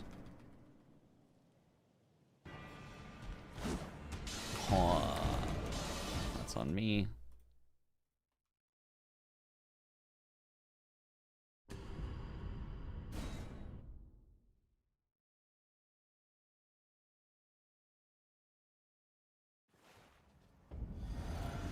If he's going to the key, it's not that out of the way to get it. It won't be limited by its uses. I feel like it is that out of the way, even if you're going to the key.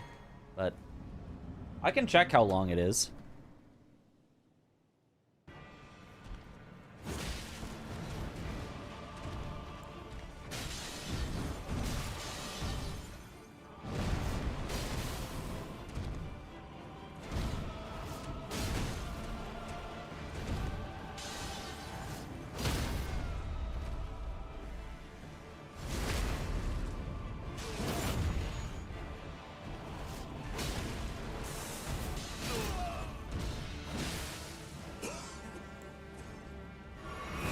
I think I could have gotten one more weapon art in.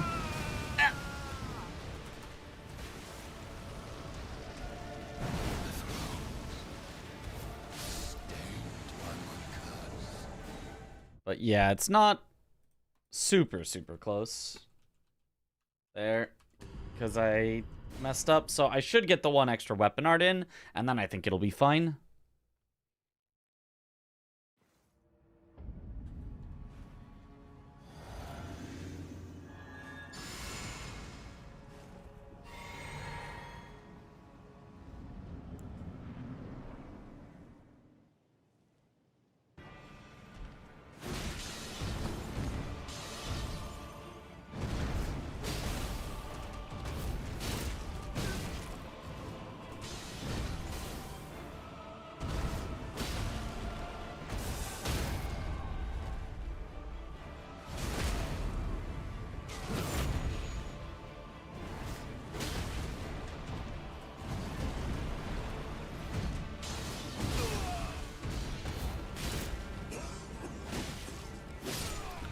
It's possible. No freeze grease.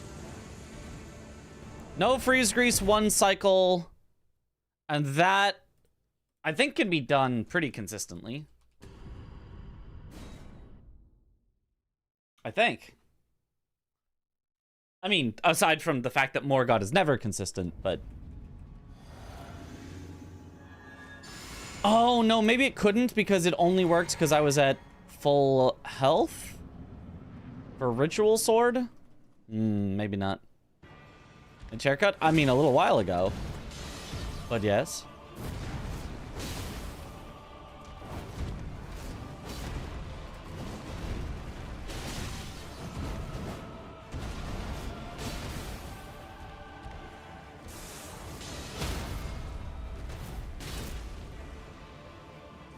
Yeah. How does Aggie get to Altus? Abducted into Volcano Manor.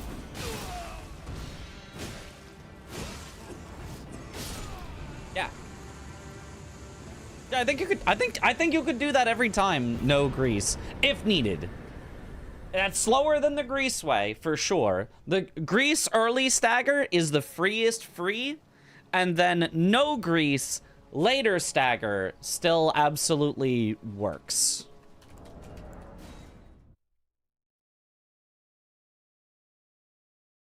Does he duo? No. Or yes. He abductor duos. Yes. I was thinking Godskin duo. It's like no, he does not go into Farum. But yeah, he goes through the abductor duo. Crazy, why don't I see you guys run on the GDQ website? I don't know. Look on Thursday? Thursday of Summer Games Done Quick? It's definitely there. Somewhere.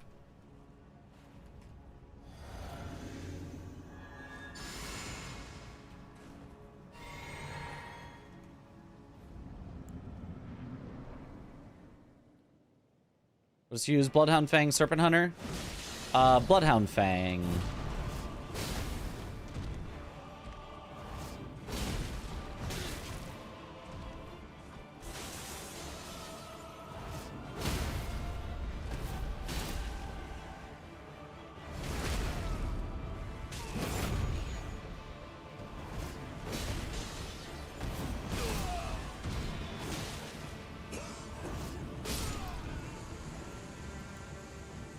Yeah. There you go. Just like that.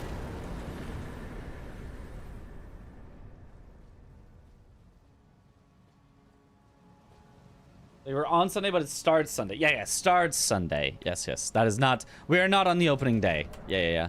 Okay, I think that's good enough that we can showcase it for Aggie. I can talk through the different strats. We can make a quick little highlight, send it to him, say, here's your options.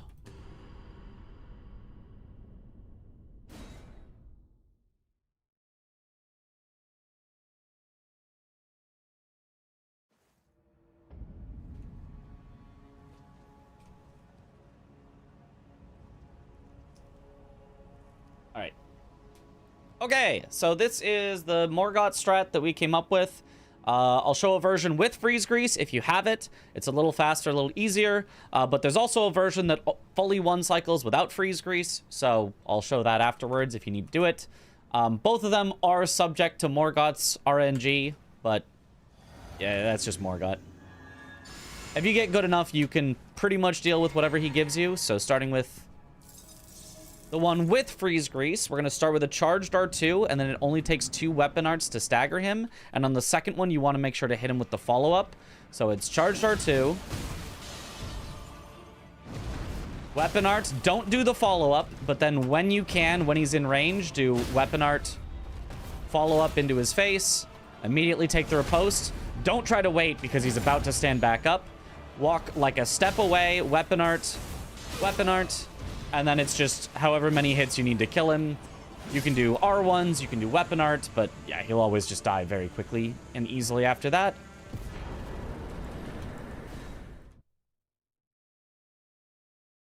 You also can throw a throwing dagger at him. It's totally fine, does not mess up the script in any way. So if he stalls a bunch, just throw a dagger to keep the stagger up, and it'll always work.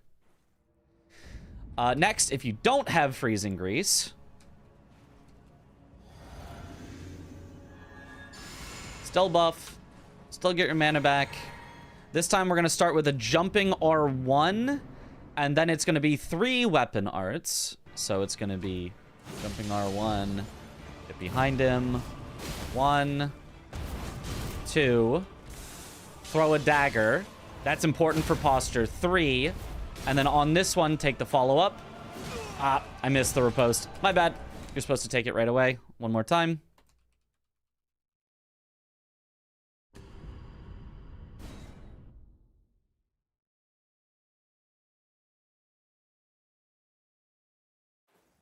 All right, buff, mana back, no freezy grease,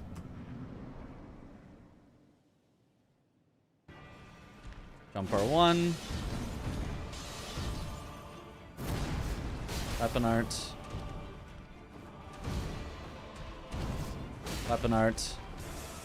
throw a dagger, weapon art. Hit him on the third one. Take the riposte. Barely. Once again, it's walk like half a step away. Weapon art at him. You can do the weapon art through him that I saw you do.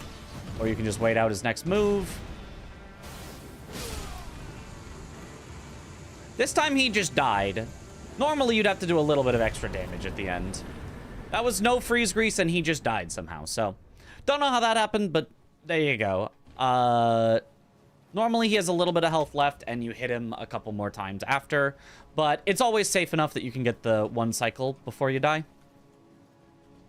And yeah, those are the 2 strats we came up with. So with freeze grease, it's a charge R2 start.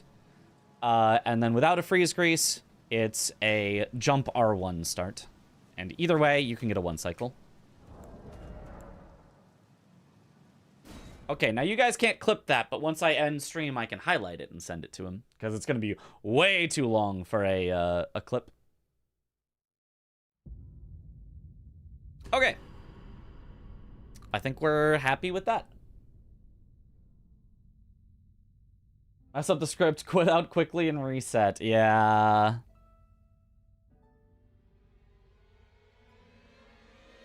I don't know if Aggie wants to know the backup for if you don't have a first try, because if you don't have a first try, it gets messy, but you can still technically do it with throwing daggers to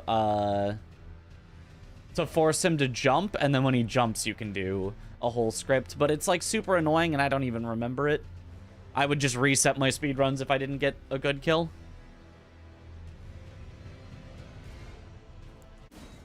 All right. So now let's look at Aggie's whole entire run. Let's actually look. There was actually a slightly more recent one that he did where he was making saves. It was just a couple days ago when we... I guess I Is it this shouldn't day? have gone for Hippo at all. I think it was just yesterday. Yeah. This one. Let's go. I know. Or it was just the two of us. All right, let's watch through his whole route now and see if we can find anything that we're like, oh, this could be better. Have the practice saves though. Very good indeed. Also, 147 into stream is when I did that. Okay, I'm gonna assume he knows his no backup to rely on.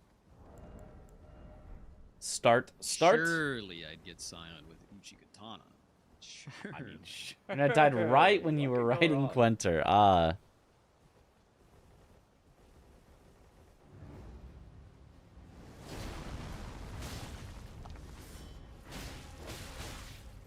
Oh boy.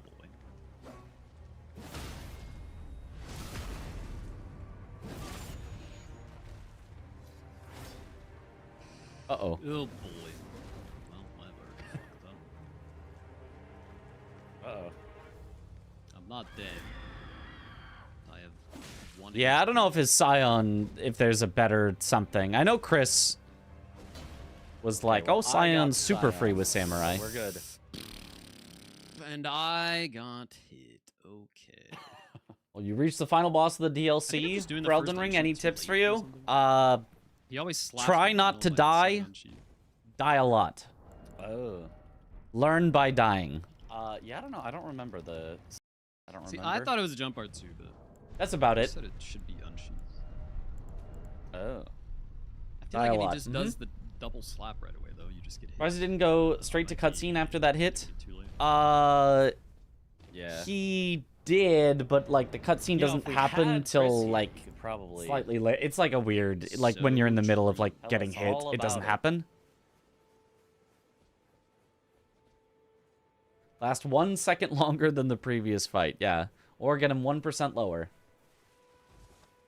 Try not to die. Die a lot. Okay. This looks pretty standard. He goes to Kale. Does he start with, oh, he probably actually starts with cracked pots? So he doesn't have money here to buy at Kale? Oh man. So what's your PB? My personal route PB, which doesn't include... Oh, any he of can the go to the things I left usually do, root resin here. is a 252. Oh, he skips the Okay, that's kukri as well, but that's probably fine. Started stone... No, stone sword key, you're right. He has to start stone sword key. I forgot about that. Yeah. Why is he not getting first step when he is getting Bloodhound Fang? Does he Let's kill go. Pumpkinhead? That's a good question. I don't know yet. What are the odds of that? I don't know how he gets there yet. I haven't watched through his run yet. Really convenient So for we'll me to get it see just where he one goes. holder. I don't think he kills Pumpkinhead because I saw Josh kill Pumpkinhead It on the feels to me way like to 20% to get a double. to get down to Nokron. Like on average, I get 1 out of the 6 pickups I do. They sir, but you. But we'll see. With it being more Perhaps. likely that I get 2 than 0. I don't know. It will some torrent. Yeah, Aggie does need a ton of Stone Sword keys for his route. Like, it's just... There's so many Stone Sword key bosses in the game. Use some more root resins. I get 4 on the way to gate front. I imagine Aggie should And grab then first I step. get I imagine 2 so as on the well, but way let's to let's Fort Height. wait Yep. to see how he gets Wait, how he wait, ends up two? getting there. Before Oh, the this might have been the Kukri? run. There was a run where he asked me whether First Step is faster or Church of Ella is faster. And I was like, oh, First Step is much faster. That might have been this run, so I might have already told him that. Tree on the left next to a guy. Huh, okay, well, You can double check. that's all I would need then. I just get the ones after the cuckoo. Ah, yeah. I know there was a run where he asked, and I was like, oh, yeah, First Step is faster.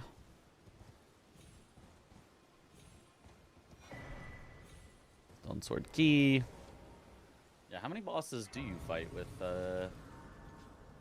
Uchi? Or, well, you can grease Bloodhound's Fang, so actually you could I can. you could yeah. really use all the root resin. It's helpful for a lot of things. Ideally, I like it for Noble, Godric, and Morgott, which are like the three Yeah. early ones. Yeah, Noble, Godric, and Morgott are the three that he says he really needs Freeze Grease for. So I guess he would always have Freeze Grease for Morgott because, like, Okay, we're fine. you're not gonna have spent all of them on Godric and Noble. Mostly because if you run What's out my of sleep favorite pots adult for Noble, beverage? good luck. Moscow Mule. It's quite yummy. Quite yummy indeed. Indeed. Okay, man. Oh. Stab. Big no Deathlink. What happened already? Oh no. I got ratted down and then I got bugged in the crystal tunnel. rats. Oh, man. The rats. I hate the rats. Brutal. Yep. Exalted Flesh pickup makes sense. He also gets Alex Shard here early. Hello? Can you hear me? Oh, I Only lost probably like just 20 give it seconds. all. Don't dally. Give it your all. Dude, the GDQ hotel has really good Moscow mules. I'm quite excited. Wait, The GDQ hotel is quite nice. I see it now. Really chill lobby area All with a lose good their bar. wits eventually. Then there's nothing left to say. I assume that's the normal Alexander kill. I can't recall. It's been way too long since I've killed Alexander in this spot. Oh, shit. A rat. Would Aggie be allowed to power stance Serpent Hunter with Lance for Rykard? We're following the glitchless rule set. I believe that is not allowed in the glitchless rule set. He does do the shield plus Serpent Hunter, but I believe could you? Lance plus Serpent Hunter In the is name of banned. speed. Or is that only banned in bingo? I don't know. Save the frames. Kill Buys the extra pot cracked pot here, so he'll have 4 of them for 4 sleep pots. Have that as a donation bid war. Save Could the go pot crazy. friends, save the frames. Yep. I would actually lose quite a few frames, I gotta say. Quite a few. No, it's banned, but it would be cool to show. So it turns out my entire strategy. It would be here cool to doesn't show, work but at we all. have We're gonna decided lose to make this a run minute fighting glitchless. normally. Or following the glitchless rule set. We're obviously still stake skipping, you know, which is mildly controversial. Yeah, and he has to come this way for the sleep pots. Yes, yes. I was like, could we cut out him running all the way down here? But no, he has to do this for the sleep pots. Yeah, we can't. We really cannot cut that out. I'm gonna get all the bitch money because I died to Scion. Unforge.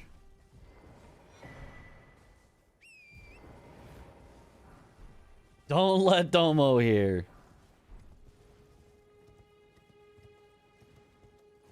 Oh, and I'm gonna have to swat Ronnie away from. Even Rykard Serpent Hunter isn't safe from the slop. You gotta power slop those spears. Those great spears.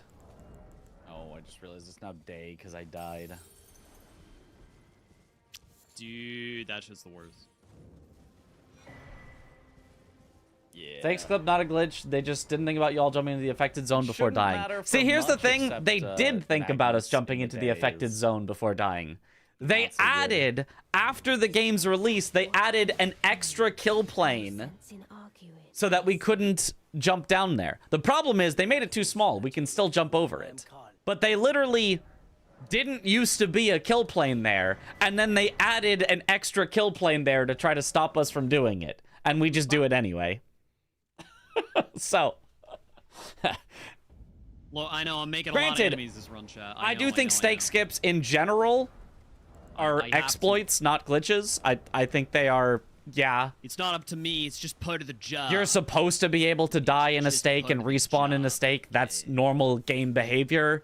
And if you do it in a weird spot, it's still kind of normal Somebody's behavior. gotta do this. But Radon stake skip specifically is a little weird because it GQ makes starts on Jaren's the 5th. quest like unfinishable yes. or something. Like On it, the 9th. it does something weird with the quest state of the Finale is NPCs. the 11th. So that part maybe is arguably a glitch or something. But overall, stake Actually, skips in general fall on the exploit side, not on the glitch Should side. be Sunday to Saturday.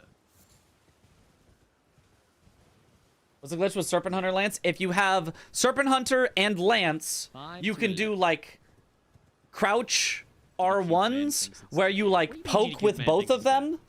Does it say that? Which, like, okay, that sounds normal.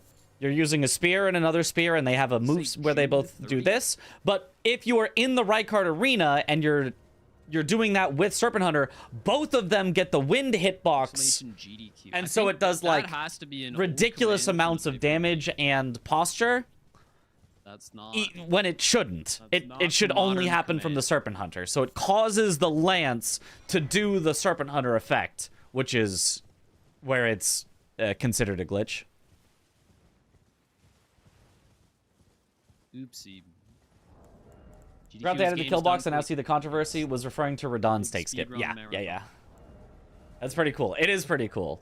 Which you have probably seen at least in passing. At Okay, some up to point. here seems pretty normal. He obviously grabs the sacred tier because of safety. If I'm going to Laskyar Ruins, Which of you has the longest flight to GDQ? how much faster is it to not go by tops? Both Josh and Chris I should be actually shorter flights than The me. difference, it was But I don't around know if 30 Aggie seconds. is longer 30 seconds, going not a from lot. Canada. I think it's still me, though. I think number I of have the seconds, longest flight. I do like the Sacred Tier though. Going from Yeah, so do Washington. I think all of us might be doing that. I don't Josh even actually, grabs the I don't know race, goes to where, tops to grab it, and I don't know works the back distance. and I don't know goes exactly east. where in Just to have it. Canada Dang. the Toronto He's airport also going through the Lake of is, Rot, though, so he kind of needs it. Yeah, that's fair. or Toronto-ish area, whatever airport they use.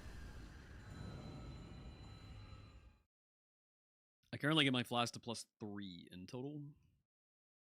I think it Pretty was comfortable. Toronto. I was just there, so I should know exactly where he is, but like I actually don't get mine to I don't plus recall. 4, I just know he's in Canada somewhere. Oh damn. Okay.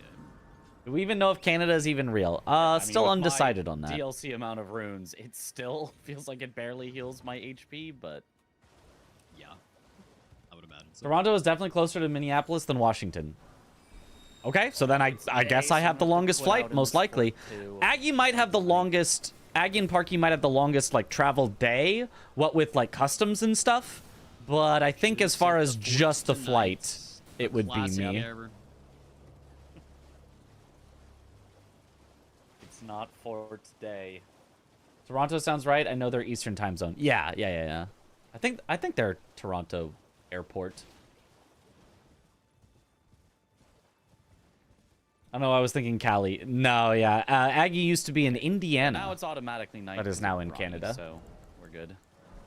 If customs is kind, it could be simple. Yeah, I mean, usually Canada, U.S. have customs a isn't way. so bad.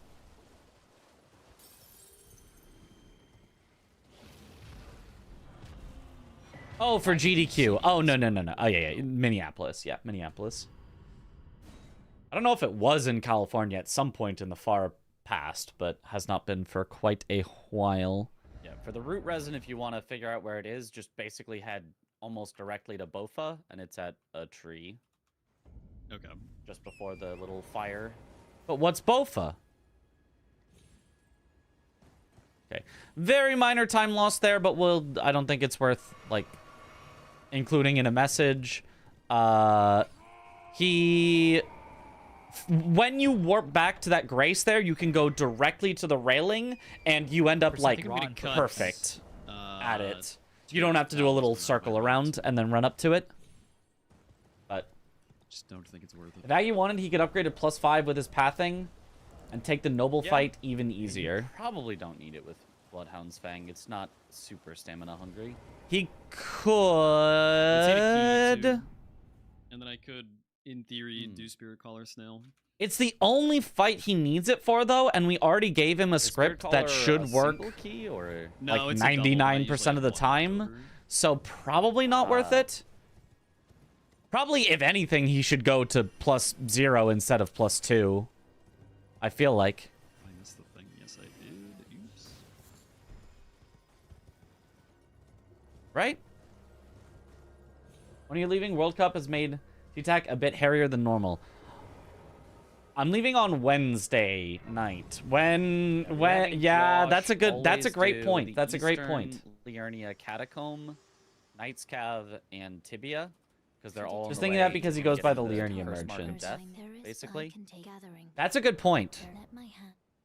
If he currently gets to +2, that's 6 of them. So you can buy 5 you more, Could and then pick buy up from 2 him of... the Yeah, and they're not that Fel expensive. Duo, Fel Omen Duo.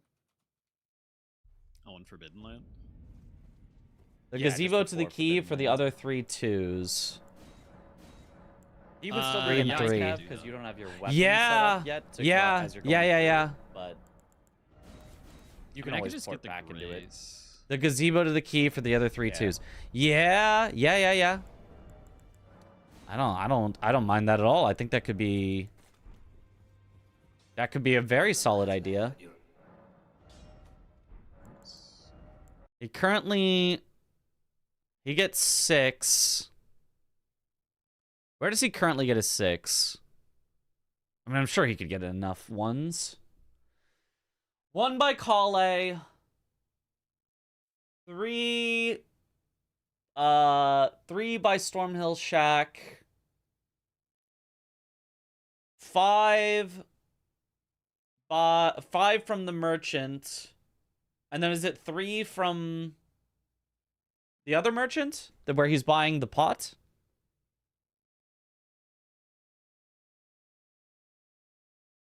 Yeah.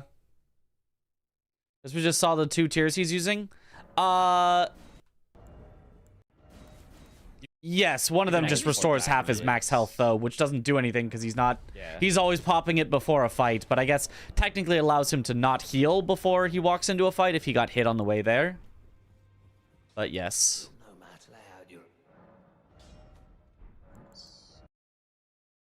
I can suggest it for him. I don't think he needs to, but I'll throw it out there as a things we noticed. Or I'll just say I noticed. I won't involve you, the chat, in this. Things I noticed. You could upgrade your Uchi to +5 with very minimal time loss if you wanted an easier noble fight. We could make a script for +5 and see if it actually ends up like worth it. We could go back to our test out noble. I'd have to remake the file a little bit, but I think we could. It was just removing the sacred tier and doing the 2 gods path to Laskia ruins. I think he should get the sacred tier. All of us are getting the sacred tier because it's just nice. He probably doesn't need it, but I think as far as safety goes, a sacred tier is a nice safety. I think that one is fine, but like I kind of agree with you, but like I don't think it's necessary. Not knowing exactly where, but LA to Minneapolis is about 1535 miles. Seattle to Minneapolis is about 1400. Aggie's Toronto area. So it'd be Toronto to Minneapolis, not LA to Minneapolis. Would be Aggie's flight distance. He doesn't get another one. I think he gets several sacred tiers, but like we all get several sacred tiers because like it's just, you know, we all are going to get to like 40 vigor. So having more sacred tiers allows our flask to actually do something. So, and you know, there's the theoretical time save of, oh, if my flask heals for more, that means I can do 3 bosses without resting. Whereas if my flask healed for less, I could only do 2 bosses without resting, or, you know, I think that one's fine. I think that one's fine. He probably doesn't need it, but I think that one's fine for him to have. I think for a marathon, all bosses, I think it's fine, personally. I'm not going to suggest that to him, I think. And dying is 4 times time loss. That's true. If one time you can save a death by healing that you otherwise wouldn't have saved by healing, like, yeah, it's so much time loss, you know, if somebody dies. So I think that particular one I'm okay with safety on. Just don't get hit. True, though. True. 2 are also on the Pumpkin Bridge next to the Merchant for the small time save. I thought it was only 1 on the Pumpkin Bridge. Maybe you're right, though. Maybe it's 2. Maybe that's what he currently does. He gets the 1 at Calais, the 2 on the bridge, buys the 3 from the Merchant. So in this case, he would need to...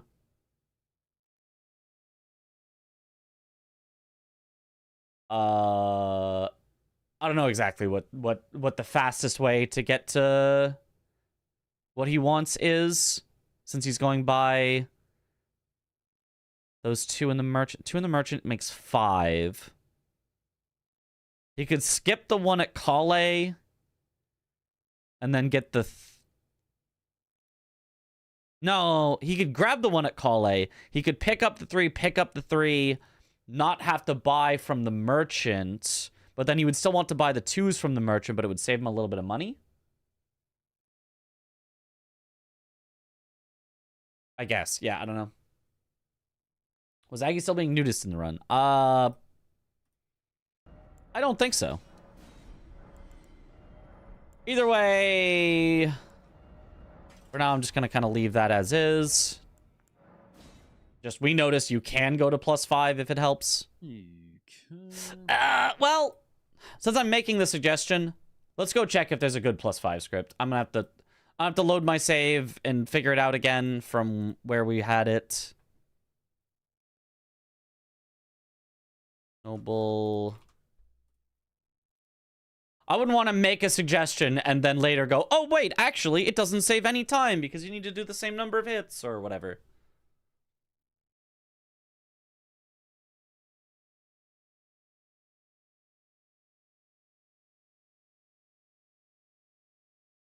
I feel like the imps in the catacombs tend to chip him. Yeah, that's a common one. Yeah. OBS? Show. There we go.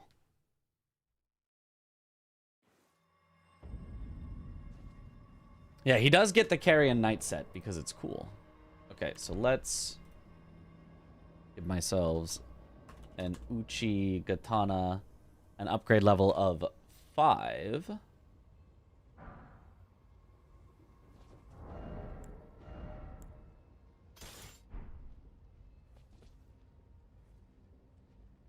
Okay, then remake the save.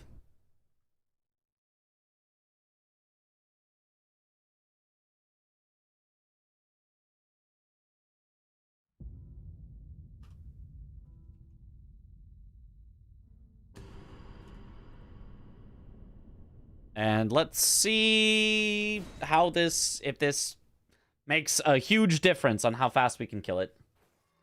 Someone was more about whose flight is longer. Despite being over 100 more miles, the average flight time is only about 5 minutes longer than Seattle.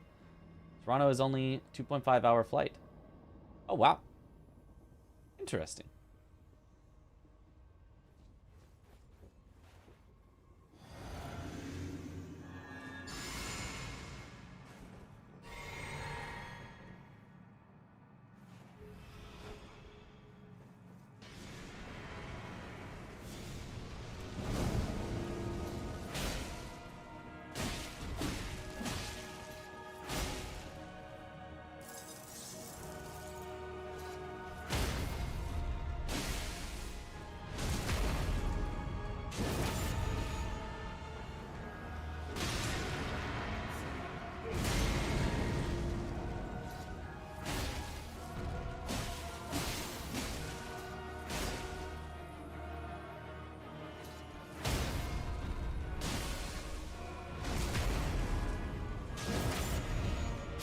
Oh, I mean, that is way, way easier. That is 2 sleep pots instead of 3. That is, you get to sleep him while he staggers, so it's guaranteed. That's literally, you get the 1 sleep at the start, and it's mega, mega free. Yeah. Okay. That even fits in a clip. Let's make a clip to send to him. Let's make a clip.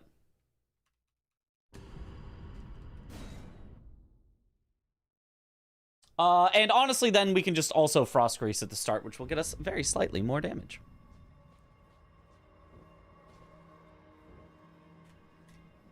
Okay, I'm gonna try to get this all within a minute so that we can get it. Okay. Hello, Aggie. This is the +5 Uchi script. If you wanted to do +5. You buff up at the start as normal. You can even Frost Grease at the start. Make sure you've got your pot throwing angle down.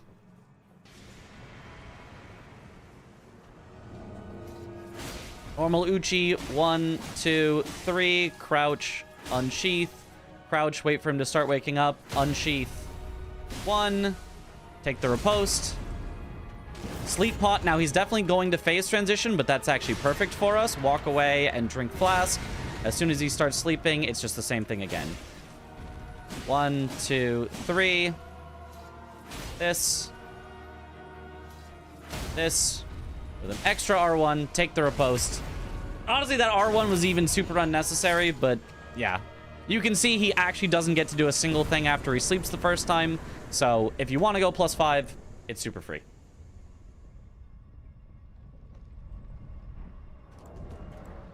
Okay. Does that fit in a clip? Somebody see if they can clip it with the full minute.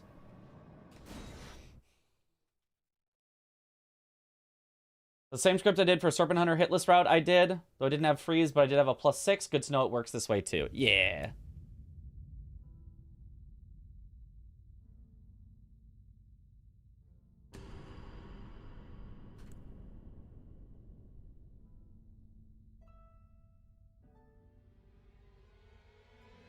You're in Enir Ilum, you got bored, so you're playing Fortnite now. That's...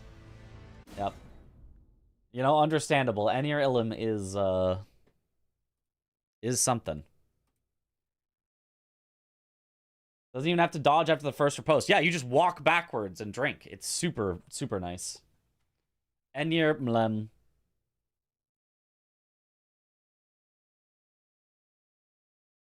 He wanted a sleep pot maybe for someone else, right? Yeah, he was thinking about possibly saving sleep pots. This saves pot. Yeah, this saves definitely a sleep pot for sure. So super, super free. A little bit of extra time picking up the stones, but I don't think it's even that much. Like, he's already going to the merchants. So the only thing is picking up the stones in the gazebo. And that's like 3 seconds, 5 seconds maybe at most. So it does cost him a little more money. A little more money spent. And a little bit of extra time picking them up, but like, I think that's totally fine. The stones are all en route. Yeah, they are all very en route. Perfect. Let's check that the clip starts and ends well. Very important. 5 Uchi script. If you wanted to do +5, you buff up at the start as normal. You can even Frost Grease at the start. Make sure you've got your pot throwing angle down.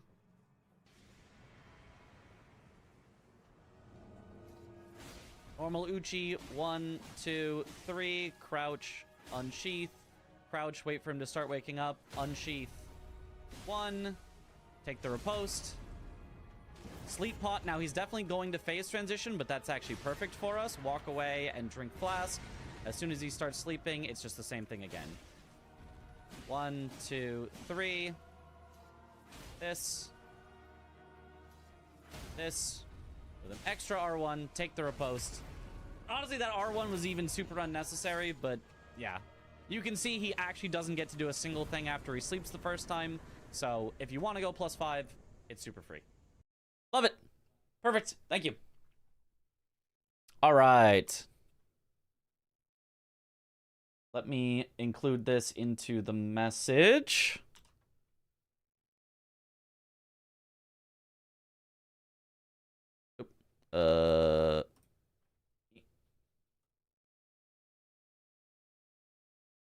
Copy.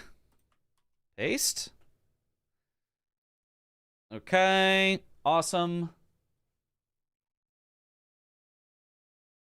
He has to lose all his runes for the Abductor and Raya anyway. Yes. He does have to lose all of his runes. I don't know, but he might be tight on runes anyway. I don't know how his rune situation is. If it's going to force him to pick up a few extra runes to be able to buy the ones he needs. We can suggest the stone route to him as well. Well, I feel like he can figure that out. I feel like he knows where the stones are. We can just tell him, hey, a +5 is pretty good. If he asks, I'll say, these are the ones. Yeah, but we'll see also if he likes that, if he wants that. I think it's a good idea. I think I would do it, but I'm also a scaredy baby when it comes to marathon runs. I like to do super safe stuff on marathon runs if at all possible, and that is certainly a super safe thing to do. It might also depend on if he gets the Scion kill, Is it a halberd? because that's a Nightfall? 3k difference in his money, whether he gets the kill or not. Okay, so then he goes to get There, with his abducted. weapon set up, you'd have to do an extra warp and run over Oh, to he it, grabs a which Trina isn't Lily there. He could save forever, the time but grabbing that probably Trina better for you to Lily just take if the he still Bell has an extra twins, sleep because he has to pot. Or if he doesn't need to make as for many them sleep anyway. pots. Right? Because he doesn't need the extra I mean, I would safety have because to he ride only the needs 2 elevator back sleep up. pots. So that's Yeah, already but he some does time as well. saved back. He rides the elevator Okay. down, grabs the Grace, and then rides it back up to fight them. Then yeah, it's fine. 1 second time I mean, come on, that's got to be at least 2. At least. Well, I would do that come on. just to balance the timeout. Yeah, to the balance the logic? timeout for Josh always doing the Eastern Liurnia stuff that usually was reserved for cleanup. I see. Oh, he does this a skip. And I feel like Josh usually is the last one to get cleanup Oh, anyway. I didn't even know he So did this taking one. A bit from him is probably a bit better. Yeah, because all he needs is to get abducted, so this is way faster.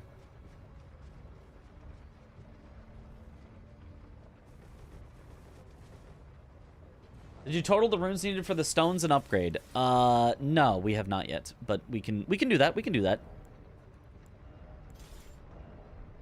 We can certainly do that. We can say it will cost you this many more runes in order to get to this.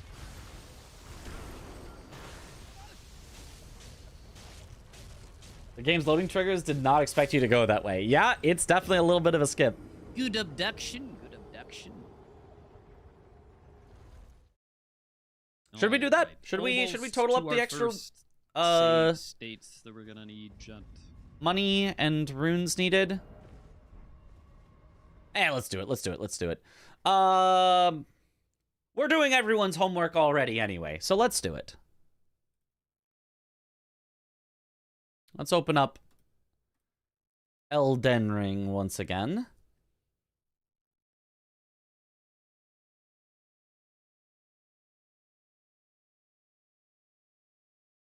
Would save a lot of time for bad rune pickups from the graveyards.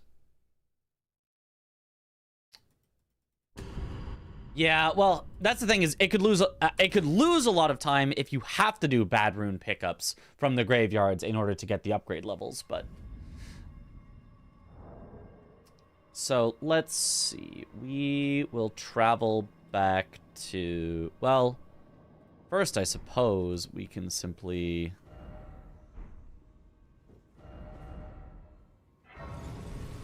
I don't have access to... I gotta go to South Raya. I need to get access to... Round Table Hold that I don't have yet.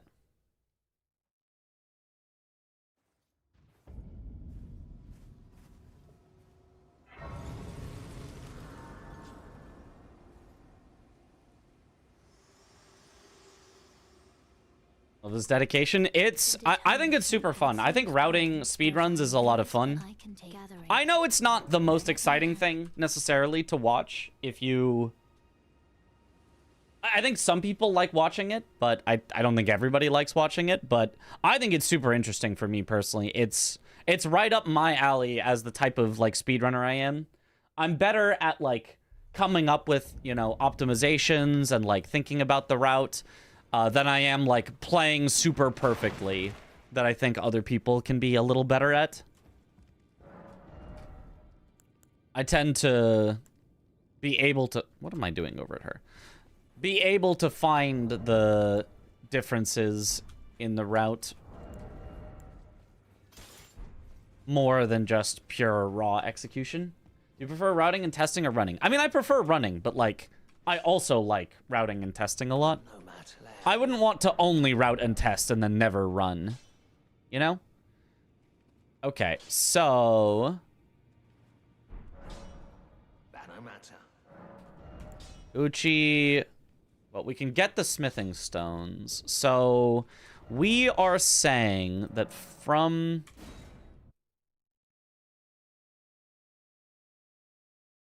South Raya... Honestly, real run's the most boring part of watching. I prefer routing and messing around as well. No, I like real runs as much or more. I'm just, you know... I also like the routing, but I know that not everybody does. So he would come over here on his way to the key. He would just jump in here, grab the... Like that, you can see that does not take a lot of time out of the way to get over here. And then the other thing is... Liurnia Lakeshore, I want to say is the other one. Is while he's at this merchant, he would purchase some...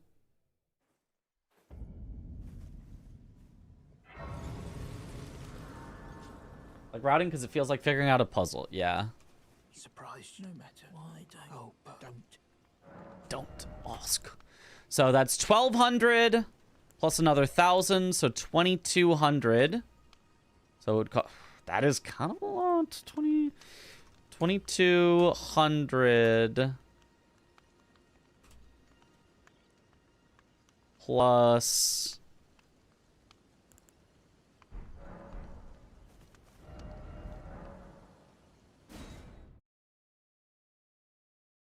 Watch video essays on Final Fantasy X challenges / speedruns. Nice.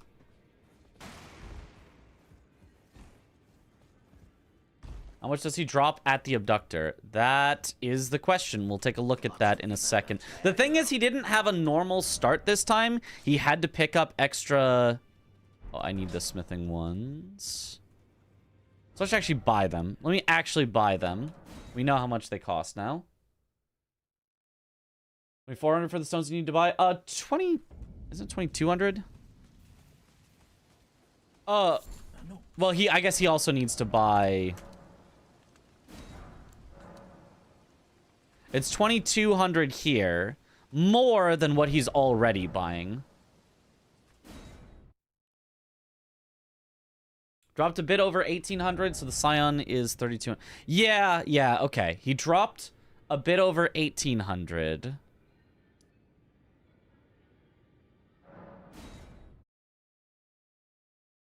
Scion start is 3,200. I mean, obviously, if he has the Scion start, he has more than enough. But the thing is, he got a bunch of extra runes.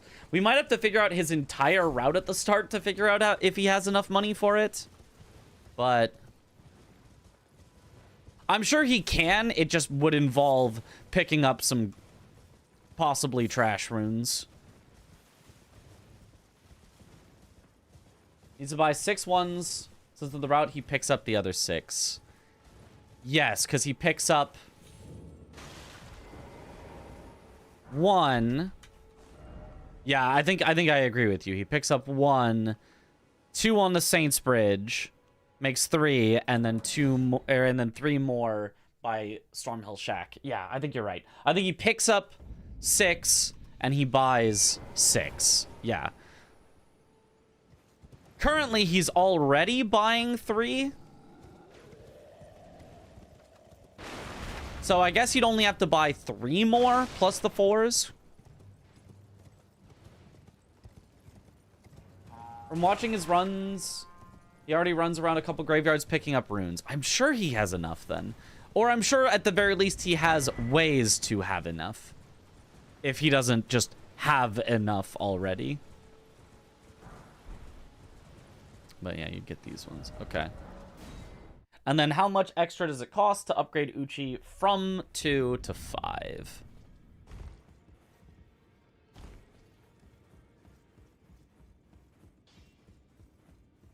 If he goes towards the Seaside Ruins for Bloodhound's Fang, he gets an extra one. So then you'd only have to buy 5. Okay, so it costs... Write this down. 434 plus 496 plus 558. What does that total out to?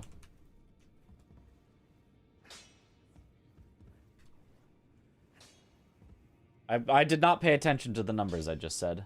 Okay, I can do that. Thank you. Writing it down is good enough. I can punch that in.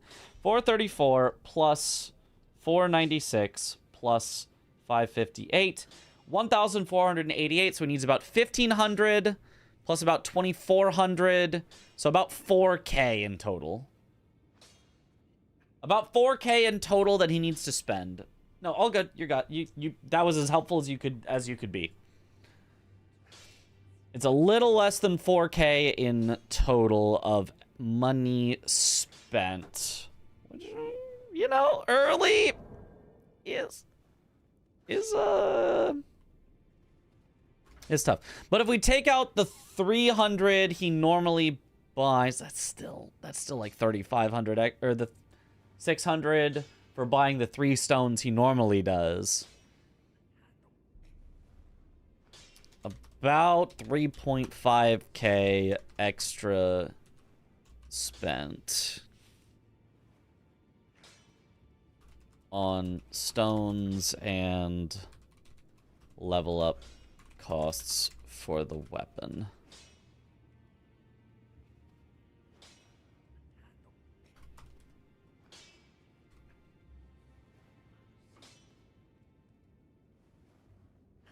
$3,200 from Scion and a couple of the runes next to sleep would be enough. Well, just the Scion would be enough because he already has runes that he loses when he gets abducted. Or like 2,250. If he does plus 4, it'd be about 2,500 since he won't need to buy 2s. Okay. Yeah. Let's look at a plus 4 script then.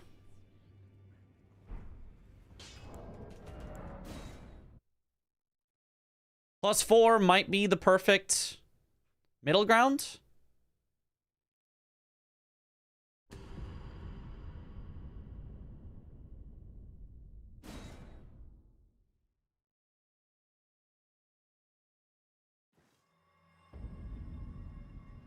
If plus 4 works, that would be better. Yeah, that would certainly be cheaper. So let's spawn in an Uchi plus 4.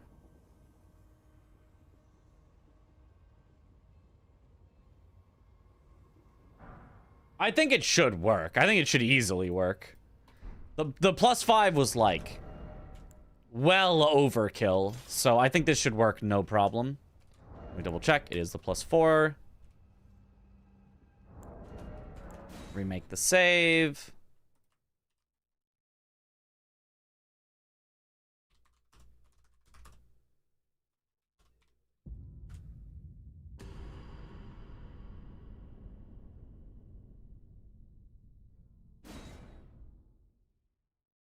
Is there an ultimate time you four are trying to reach? Under 3 hours is what we're trying to get. Under 3 hours for every boss to be dead.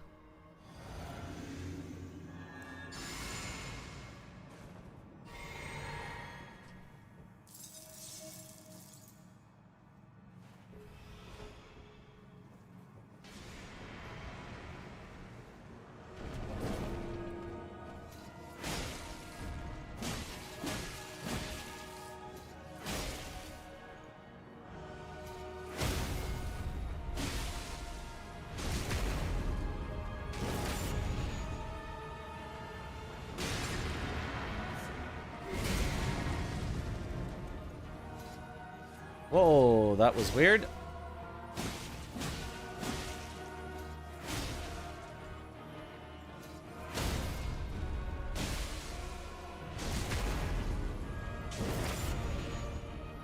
All you have to do is one extra hit at the end. Yeah. +4 is great. +4 is great. +3 might even do it. Probably not. +3 probably doesn't do it. +4?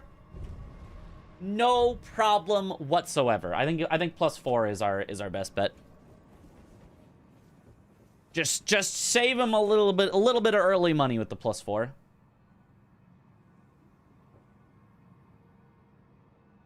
One thing to consider if you guys are doing Deathlink is that he's generally on Rykard when the rest of you are wanting to do Radahn's stake skip, so it wouldn't hurt if he had a couple extra things to do before getting to that fight so that you guys can finish getting into Radahn without anyone having to pause.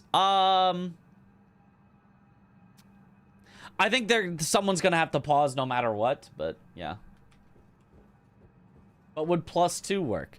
+2 does work, but you don't quite have enough damage to finish him off right there, so you have to use a third sleep. So now you're costing yourself an extra sleep pot and a few other things. It is faster in total to only go to +2. I think it's actually fastest to stay at +0, but +2 is significantly easier than +0.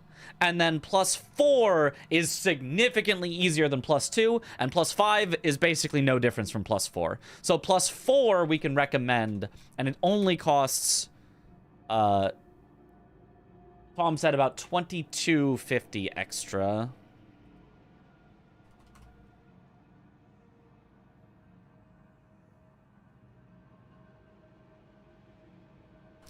We should make a clip, though, of it with the +4. Again.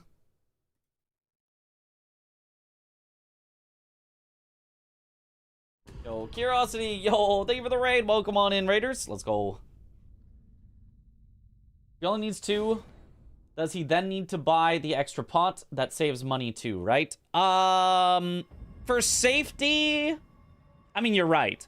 For safety, he probably wants at least 3 sleep pots because the first sleep pot isn't guaranteed to sleep him. Sometimes he acts really weird and gets out of it. So you want an extra one to just make sure the first sleep happens. But, yeah.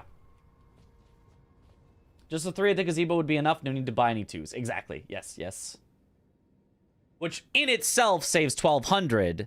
And then you also save the upgrade cost of not having to go to +5 as well, which saves the extra 550 or whatever. So you save like 550 plus 1,200, so you save like 1,700 by not going +5, which is a good amount to save for doing 1 extra R1 or unsheath or whatever at the end. Okay, so we shall be prepared to make a quick clip here. So, all right, this is the +4 Uchi fight. We're going to buff up as normal. Make sure to get your mana back, and you can use the freezing grease right away. Go the sleep pot in such a way that you hit him. You can do it with 2 sleep pots as well. This is not going to take as many. As soon as he's asleep, we're going to unsheath, then 3 R1s. 1, 2, 3. Crouch cancel, unsheath, crouch cancel, unsheath as he's standing back up as we have enough stamina. 1 extra R1 before the riposte. Immediate sleep pot, he's going to phase transition, so it's very easy. We can just walk out of range and drink a mana flask. As soon as he's sleeping again, it's just the same thing again. Unsheath, 1, 2, 3, crouch cancel, unsheath, crouch cancel, unsheath, R1, take the riposte. And he's either dead or he has a tiny, tiny sliver left that you can do with an extra R1 or unsheath. That's it.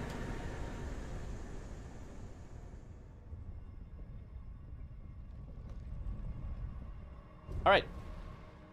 Make a clip, somebody, if you could.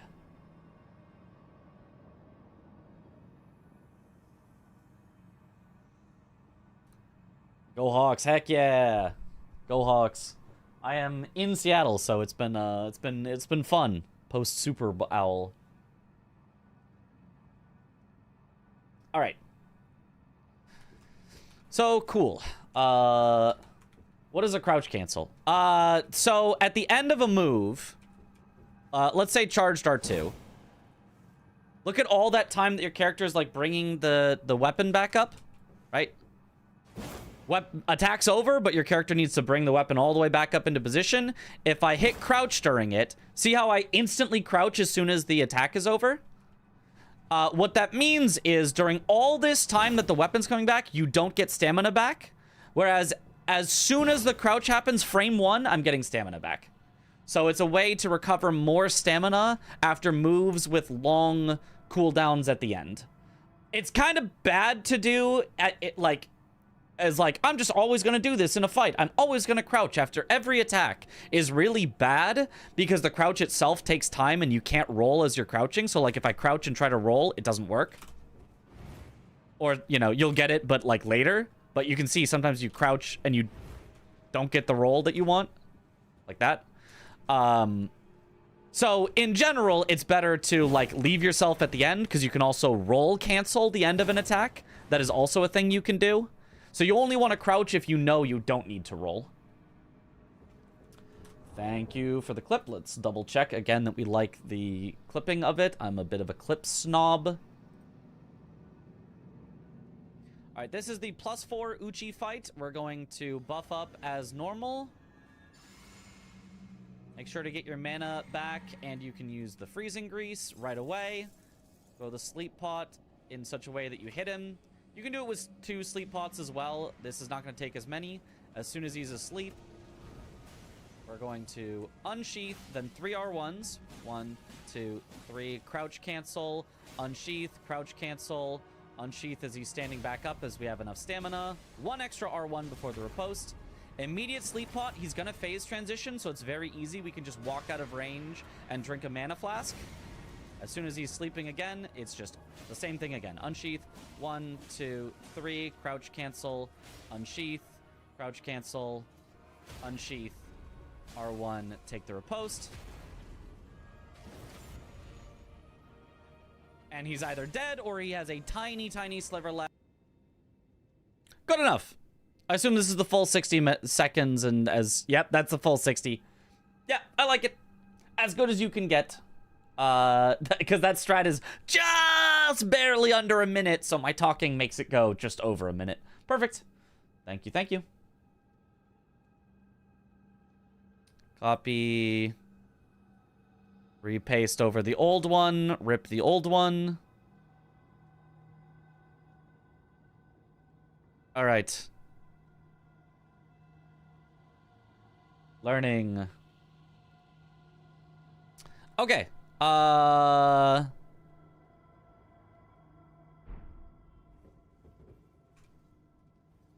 Never send an unverified clip. That's right. That's right. I before have been like, oh, can somebody clip this? And somebody clips it. And I was like, oh, great. And then, you know, I send it. And then I look at it and it's like, it cuts off the most important part. What the heck? And I was like, okay, I need to make a new clip. And I'll like have to go back and make my own clip. Like sometimes the clips just don't quite, they just don't quite have the sauce. I think especially the end of a clip where it cuts off can be super important. This one, you couldn't really cut it off perfectly because it is what it is, but... How will I know that I may need to do an extra R1 at the end? It's cut off. Hey, figure, he did. He said it. I said it. I said that. I said that. So, I think that's good. Okay. I think we're set on the noble strat then. Right. I think we're we're set. Feels like we're set. All right, back to the rest of the run.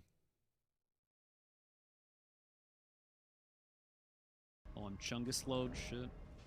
He's Chungus load. Chungus load. Okay. You can't be Chungus load. Can't switch the armor yet. Oopsie.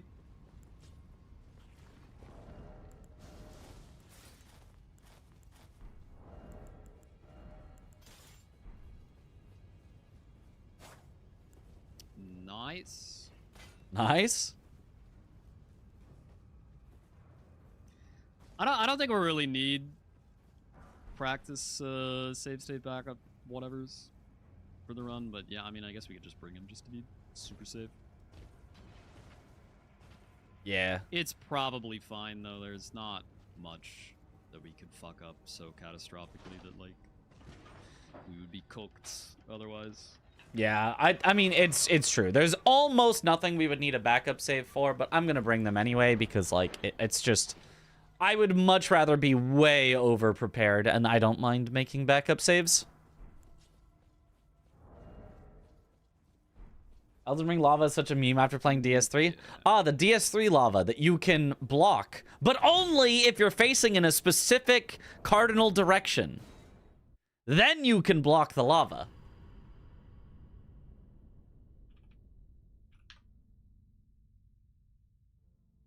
Aggie speaking as if seconds of time saved don't matter. They add up! State made. They add up! Does it mean backups for the live show? Yep, just in case. Like, again, 99% of the time, 99.9% of the time, we wouldn't use them, but...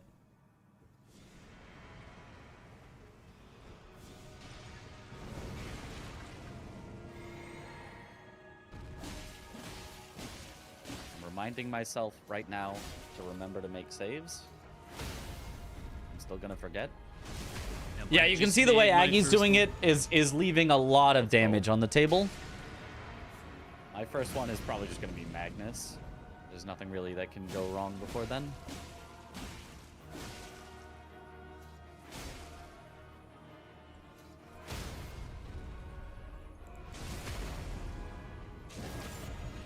If only we could parry the lava. If only. He still, like, can have enough damage, you can see here. I think he's still gonna get it just fine. But... all this extra time that he's... ah, no, he's not actually gonna get it just fine. Yeah. So, +4 obviously will be much faster than this. Yo, it'll be much, much faster than this.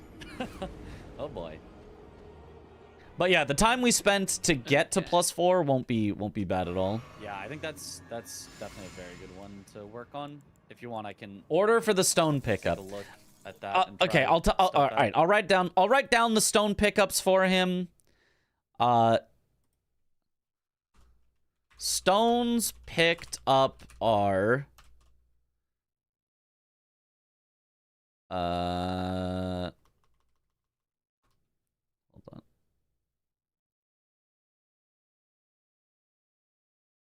Stones picked up are 1 by Kale, 3 by Stormhill Shack, 2 by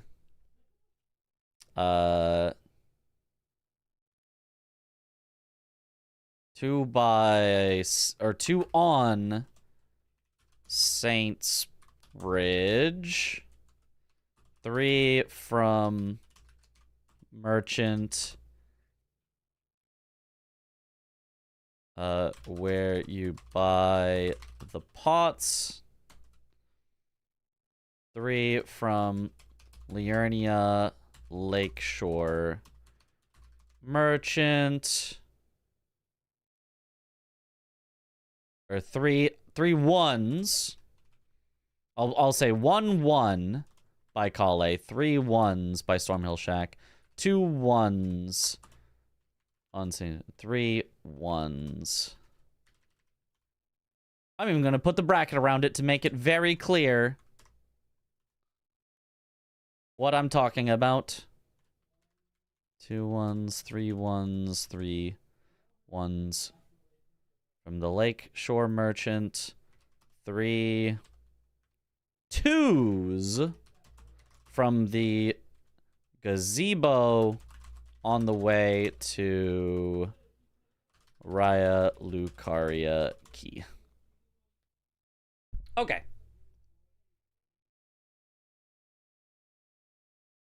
Somber 5, he can probably pick up on the way to Abductors instead of before Noble. There's one on the way to Abductors? You can skip a bit, he spends a couple attempts here. Yeah, we can. Because that means the Somber 5 pick up before Noble rather than after. Oh. After Noble. I don't know that one. Well, just when he gets the 5. Oh, yeah. Okay. Yep. I'll put that as a separate bullet point. You can pick up the Somber 5 when dropping to the Abductors rather than before Noble. Saves a bit of walking. Gotcha. Okay. Cool. Does using a keyboard and mouse for Elden Ring have any significant downsides? Nope. Not only no significant downsides, it has, I think, no known downsides. I think. I don't think we have any strategies currently that are easier on keyboard or on controller. Not apply the freezing grease. Only upsides. I mean, very little upside. It is mostly identical and doesn't matter. It is 99%, maybe even 99.9% the same, doesn't matter. One. There is one downside to keyboard and mouse. You get less movement control while in a menu. When you're in a menu on controller, you can still move in all directions, whereas you rely on the camera to move in all directions on keyboard and mouse. So if you are menuing, if you're like equipping stuff, you are forced to move in only 8 directions. That I would say would be the one downside to keyboard and mouse. All right, we can skip ahead because he works on some stuff, but we've already worked on this. Okay, he gets it.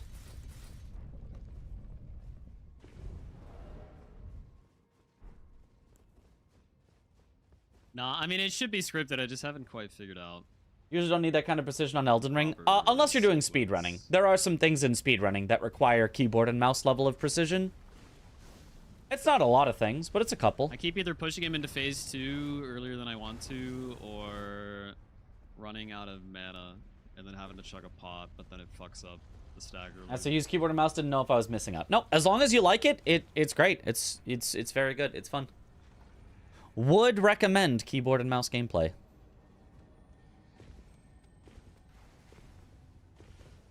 Would I recommend the default keybinds that Elden Ring has? Probably not. I'd probably recommend changing it around a bit for yourself. Fine. We made a but save state. We'll figure it out.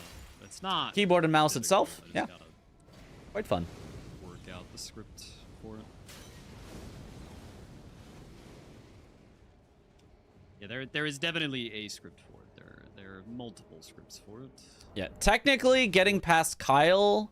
It's Kyle. Fine. We made a save state. We'll figure. I think this is minor enough. I'm not even going to mention it, but I believe that you can always run by him because he always spins in the same way.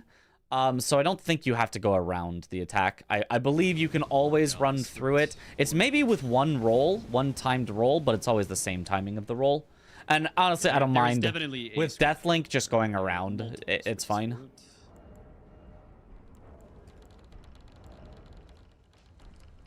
Keyboard and mouse, pre-aiming on the map is an upside. Yes, you can navigate the map much faster on keyboard and mouse with the usage of the mouse control. I think you need a roll. I think you do need a roll, but I think a roll is still a lot faster than going around and doing a jump.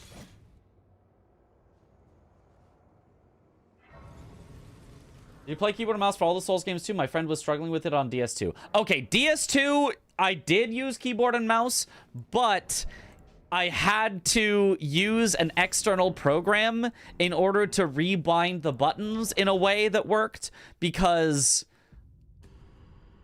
yeah, Dark Souls 2 actively trolls you for no reason if you play keyboard and mouse. You actually just, your inputs are slower if you're on keyboard and mouse for attacking. They just are. Like, because if you press attack, it doesn't happen when you press attack. It waits to check if you're going to double click attack, which you're not. And then only once it goes, okay, I'm sure he's not going to double press it, then it finally attacks. So every single attack is delayed unless you change one of the settings in the menu to not do that. But if you change it and then you, oh, I'm done for the day, and you quit out and you start playing the next day, the setting gets reverted. Elbows up. It's so bad. It's so bad. A classic prank. Yes, it is. It's simply a prank. People who made controls for Dark Souls 2 never saw a keyboard and mouse in their lives. Yeah, they were like, what is this? I don't... just, I don't know, roll a wheel or something for... What buttons should go where. Who knows? Friend vindicated. Yeah. No, it's bad. It's solvable, but by default, it is bad.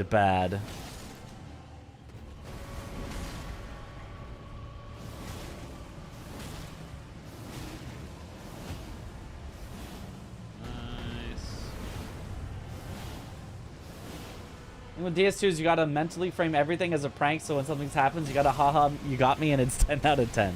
So true. If you treat it like they were trying to make a bad game on purpose, then it's actually a perfect game, if you think about it.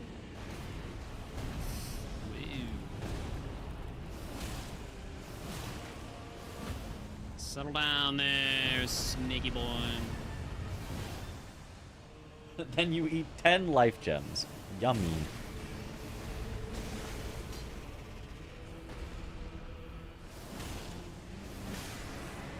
Alright, solid right card.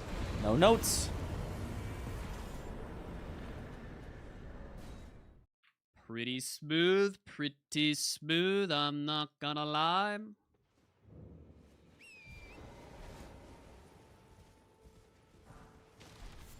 That shit was kind of clean. Yeah, he is just going from Church of Ella. Does he... No I mean, maybe he needs to make a save at Radon. It's not a convenient one. Oops. Nice. Maybe he just has to go back to Church of Ella at some point to buy from Kale? Also, why was Ronnie not there? Oh, Ronnie's not there because he's already gone through, like, Liurnia and stuff. Is there a good foul foot I could get for right card? I don't think so. I actually ended up liking DS2 because of that. Had such low expectations that what I actually got was not that bad. Honestly, same. Yeah. I feel like I don't really need it. I mean, it was my own expectations because I tried DS2 when it came out and hated it. But then I went back to DS2 and I was like, it's okay. It's all right.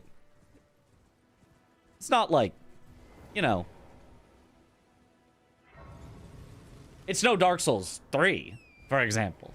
It's no Dark Souls 3. But, like, it's all right.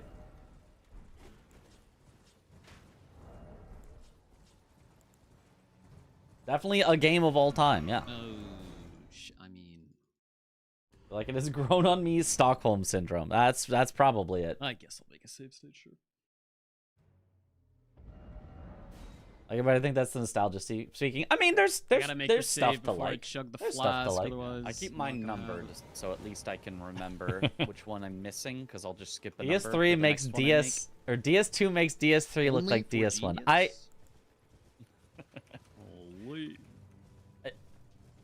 I think I want to say no. I think I disagree with that statement. Like the DS2 has a reverse boss order route. Oh, that's neat. It's always had unreasonable hate until people actually see it and see the light. Well, no. The Yeah, I hate is don't actually think we'll need all most of still these very six reasonable. At Actually, all. it's just, you know, In the off chance. it's all right. Oh, we could show Aggie the Darrowil. See, normally I would have the physic already drunk by the time I went in. I guess I Is could there a still. Darrowil freeze grease I don't even really need the physic, script? probably. I don't think the 10 strength is making a difference there. I mean, he probably doesn't need it, but there is a Darrowil. Whatever. There's a Darrowil bleed grease script. I don't know if you get time to have a freeze grease or if you would just do it no freeze grease. Alpha just left of the path to this Everjail. Looks like he's just dead before that. Yeah, I think he's just dead before that. Is that worth sending Aggie a clip of the proper Darrowil opening? It's like minorly better, but it is That'd be better. interesting.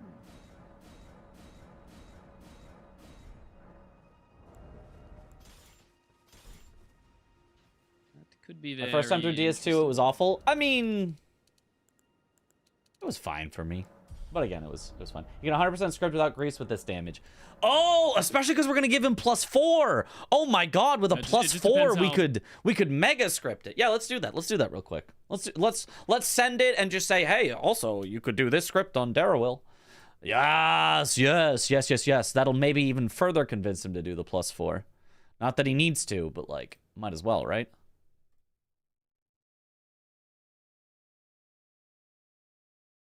I feel like DS2 has the best lore. It didn't grab me. I didn't. The DS2 lore to me was kind of boring, but lore is like everything about video games is subjective by definition, like technically, but like lore is like super subjective. The exact same lore can super resonate with one person and somebody else go, I don't get it. I didn't care for it. Well, you know. Agil Lake South is the closest.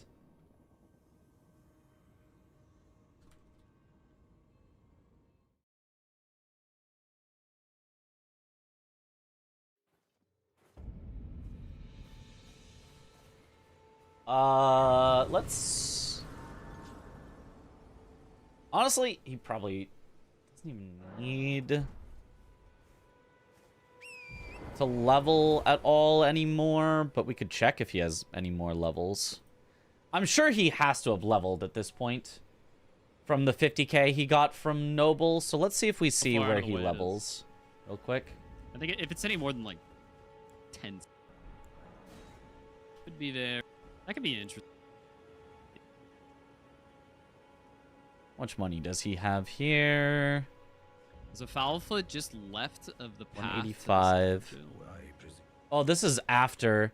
He does not level before Darrowil. He just keeps all of his money from Noble and Rykard. Okay, so same levels.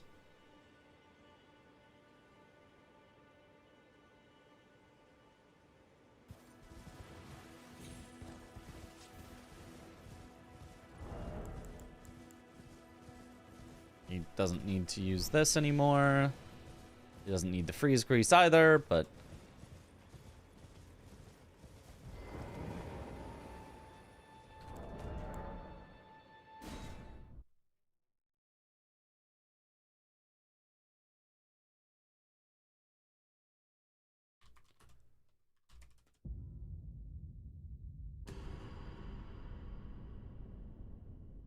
Okay.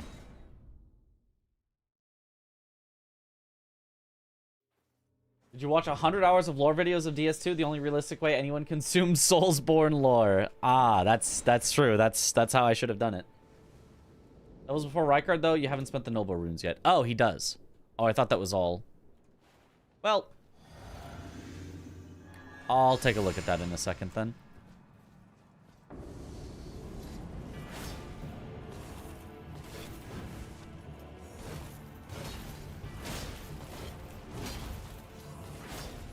Okay, that was certainly not it. I did the first one too early. It's down after Noble. Okay.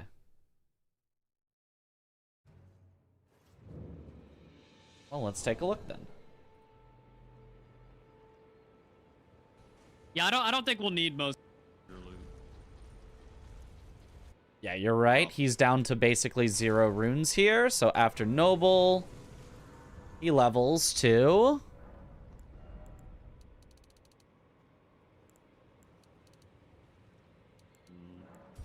18 strength, and then just a bunch of endurance. 24 endurance, I think was what it was, ended up being. 24 and 18, yeah. 24, 18, okay.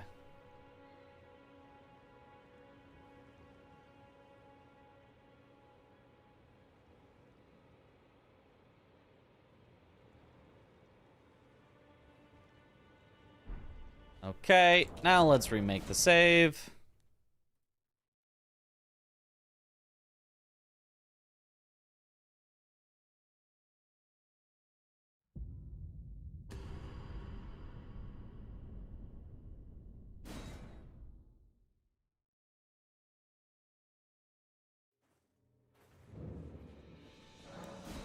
I was in Fortnite, but I got bored, and now I'm in Enir Illim. Oh no, the loop.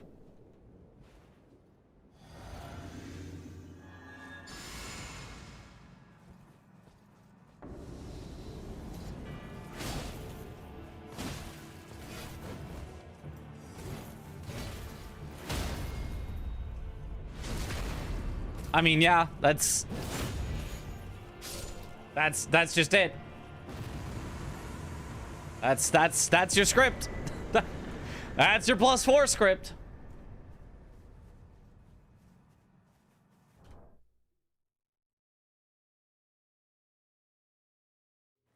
I wonder if you could even... You probably can't. I was thinking, can you just, like, stagger him before he even gets a single hit? But I don't think so. I think if you try, you just get hit for it. But what if we tried it anyway?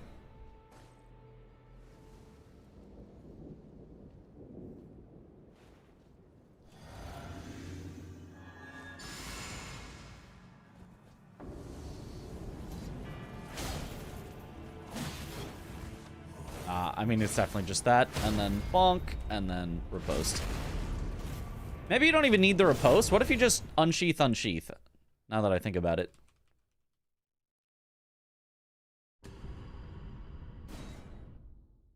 $240 stream streak. That's a lot of streaks.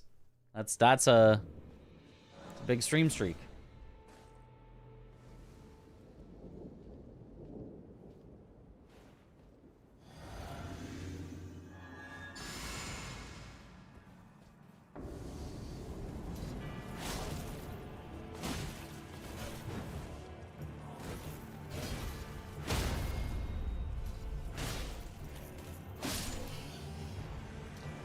You can. Is that even faster? It probably is, very slightly. So it's probably unsheath, R1, unsheath. Would probably be the fastest. Riposte is less risk. I mean, there isn't risk if he doesn't get to do a move.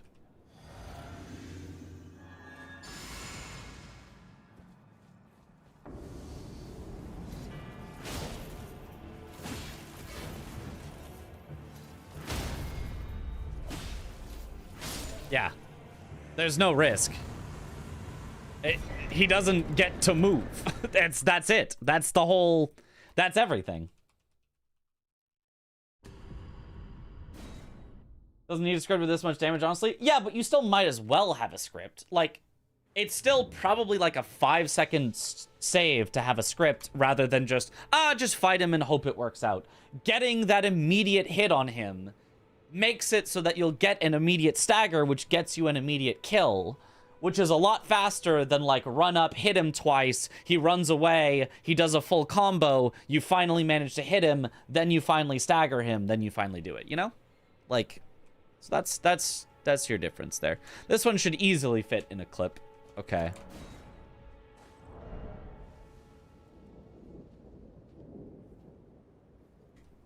Ever seen a Punch-Out speedrun? I have. Even blindfolded ones. Speed and consistency. Yep. All right. This is the Uchi +4 script for Darrowil. Buff up. You don't even need to get your mana back. Walk up. Wait till he's active. Unsheath R1. Walk around him. Unsheath R1, unsheath, and he's dead. You don't have to take the riposte. You can take the riposte, but it's a little faster not to. All right, make the clip.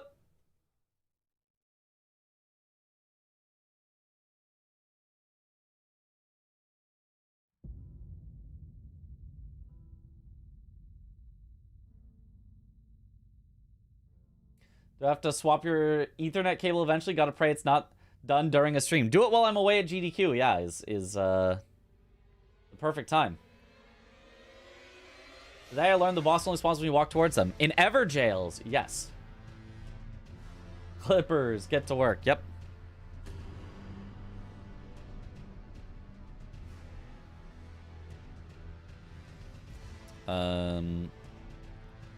Darrowil has a script with +4. You could just take the riposte if you're doing +2.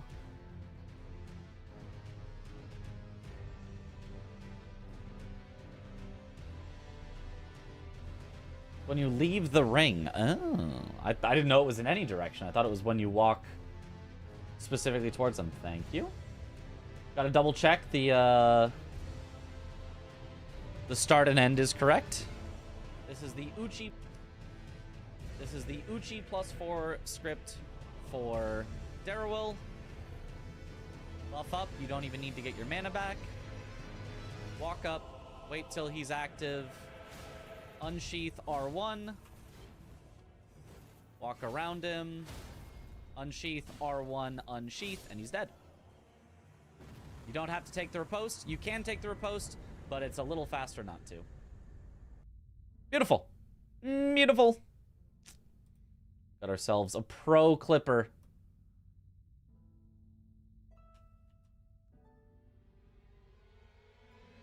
All right.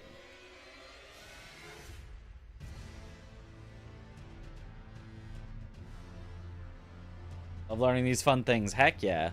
Okay, now let's close the game so that we don't have this background noise and go back to watching Aggie's run.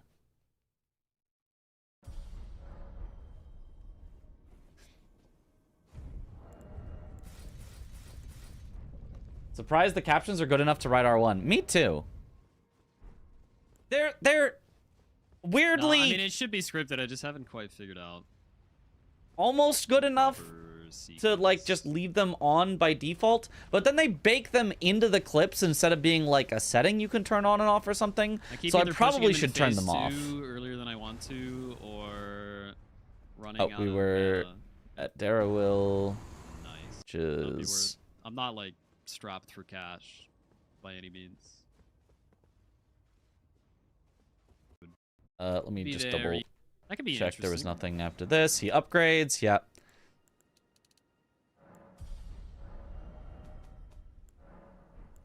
Is there like a glitch fast fall in Elden Ring? Because I swear I just had one. It just depends how far out of the way it is. Kinda. When slipping off of an edge, you can go down from the ledge faster than you normally do. I'm not like if you strapped for cash. Kind of were already falling, and then the fall kind of doesn't stop when it should, because you're on a ledge.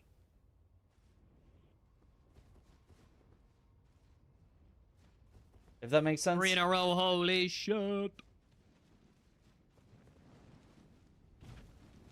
20 to 30 second detour, yeah, no. You got everything correcting your clips with your 2010 webcam mic with heavy German accent somehow. Truly impressive. Holy.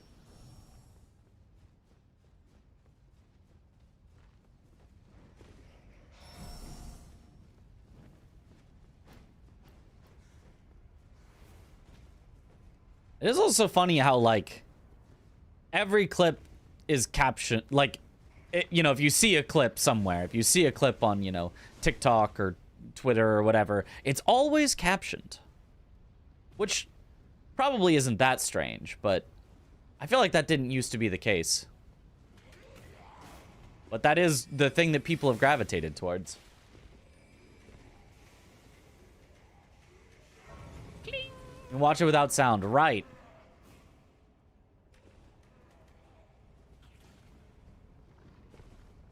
If I'm picking up +5 while going here doesn't work. If according to his splits, he wants to go +6 before this routing. Ah.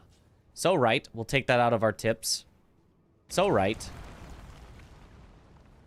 He would have to warp out after this, which would be annoying. So right. We take that out. You're right.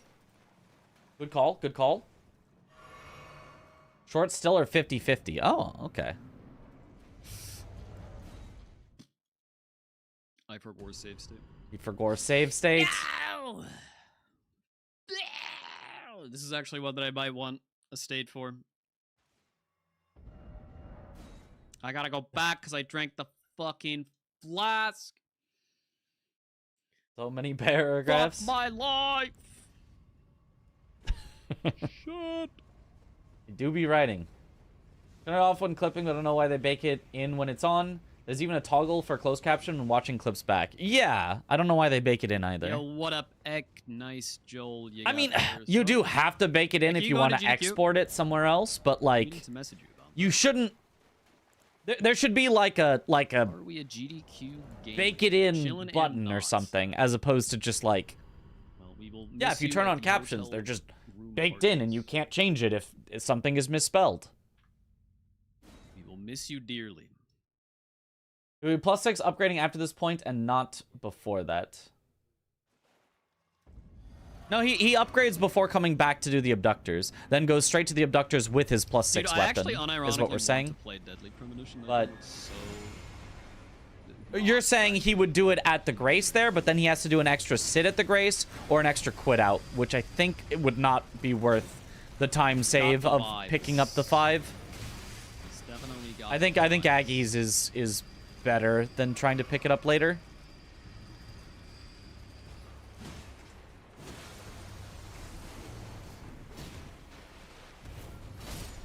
Yeah, I missed the headshot. Okay, damage solid. there. There's no way he can get lightning grease before these two, right? I have heard that it is quite long, yeah. Like, there is lightning grease, but it's in Altus. Switch 1 or Xbox? That shit is on Nintendo Switch! Interesting. Woo. Very interesting. The It save would be if runs he skips worse it. on Switch 2? Yeah, but no, is that but what you're sitting saying? down takes time. Sitting down at a Grace takes time. Interesting. Warping out and warping back to a Grace. So it's what it at minimum. Hold on a second. At minimum, you have to grab the Grace, which he currently could skip, but he grabs it for safety. You have to grab the Grace, sit down to get out of combat, warp away, and warp back. What does he currently only have to do? Warp in once. So at minimum, you're saving a full warp and a full sit by grabbing it earlier. So it is worth it to grab it earlier, for sure. Does he go to Rotview Balcony? He is at the Tibia. He doesn't go to Rotview Balcony right now, but he does have Third Church. But you're saying if you went to Rotview Balcony now, there's a lightning grease? Cry is a faster bad game. I have not even heard of Night Cry, I don't think. I'm with either hard-coded or nothing. Imagine how many clips are made every second. There really is no reason to have an option for 99% of garbage clips. They wanted it on Switch 2, and it made your card launch into space. Yeah, but I mean, like, if for the 1% of good clips, right? For the 1% of good clips, having an ability to make it good is like what they want, right? Because you make clips for the you make the options for clips for the 1% that are good because it drives traffic to Twitch, right? Twitch wants clips to be good. They don't want to just be like, oh, clips are this feature that we hate and we're not going to do anything good with, right? So I feel like giving you good options that can make good clips that can drive traffic to the site is better than not. But yeah. That's crazy. There are 2 drawstring lightning grease in front of Rot View balcony. Okay. We'll guess I would have see to play it if on he Switch does One, go though. there. We'll keep that in mind. Keep that in It's a shame mind. It's not on PC. Chat, we're keeping something in mind. We're keeping in mind thinking about whether Aggie goes to Rot View balcony, and if he does, he can route it earlier for the drawstring lightning grease. Gilika.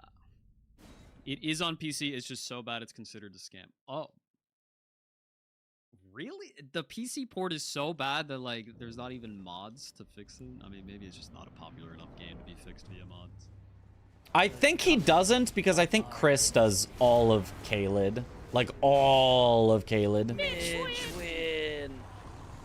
Nice. Normal greases are really out of the way. I mean, the drawstring is actually better. The drawstring is probably better. You do not need it to last very long. For the abductors, you can hit them like 3 Mitch, what's your times with favorite the bad drawstring. Elden Ring. So true. So true. Yeah, good answer. Yeah. Mine is a piece of cheese with a lot of holes, so I'm not promising anything. Yep, me something neither. like Kanagi Usagi is fun. It's, you know, it just steals Sekiro, but Yeah, I guess that's a valid answer.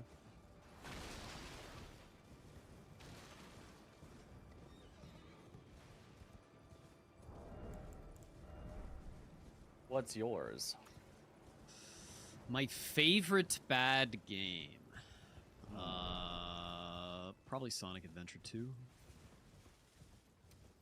That is a good one. I'm That's a sorry. good He one. skips this Look, grace. it is kind of just objectively. Oh, bad. he's just going straight to DTS because For me, Chris as well. actually comes back and does most of Altus. I need to do it in an Archie and Then you'll be the understand. person causing. Chris is everyone already at else to Lanciax. He Yep. drops down and does these. Aggie could do these on the way, but he's not fully set up. He's only at +6, not +9 yet, so it makes more sense for Chris to do it later than for Aggie to do it now. Yes, we should not make Aggie do Chow anything Garden's at great. +6 here. Doesn't really make The sense. Chow Garden, like it's not good enough to carry the whole game. The Chow Garden is kind Can't of good have enough to side carry the piece whole game. Be the star of the show, you know. The Chow Garden is only fun. Sonic in the Adventure 2 is context- not super janky and borderline unplayable. Totally not a a bad full game. game Yeah, without. that's what I'm saying. Totally not. in my opinion. You enjoy putting the chat over text? Are you guys over the other chat? Where are you guys right There's now? an- I there's an moved you argument to be guys for made some that- reason. Like, either 2/3 or 3/4 of Sonic Adventure 2 is good. Theater mode. Or There. it depends on your opinion. I think Eh. people, like if you're Now let's counting move the you Chow guys Garden down a little. Now only as a if you guys quarter, are really rowdy will and you be then covering Sonic something. and Shadow as a quarter, Knuckles and Rouge as a quarter, and Tails and Eggman as a quarter. I feel like it's pretty universally agreed that Chow Garden and Sonic and Shadow levels are good. Still very jank, but good. Pretty universal opinion that the Tails and Eggman levels are terrible. Yeah. Yeah, they are. And I feel like opinions are split on if Knuckles or Rouge stages are good. I think they're good. I think they're more good than bad. Yeah. Yeah. But like it's still jank. I think he's all got the throughout. correct opinions there. I just don't know if you could call a game where like running. Don't even in a know what the straight general line has consensus is on 50% most chance games. I of try everything sending you myself. off the level, If I like it, I play it. And if I don't, I uninstall. Yeah? you know. Just not sure. Oh, he's heading It is fun though. pretty far right. I mean, I guess this is just him getting there. In a slightly straighter line, but a slightly more up and down vertical line. It might be slightly faster to just follow the road because you don't have to do as many, like, drops. But I don't think it matters. I think it would The be a GDQ difference command is of wrong. sub 1 second. Is there an SGDQ command? Maybe that's correct. The beeping sounds from Tails and Eggman levels are god-awful. Yeah, it's just... it's... The soundscape is just horrible. I'm assuming he's just gonna knock DTS off with the parry and then hit it.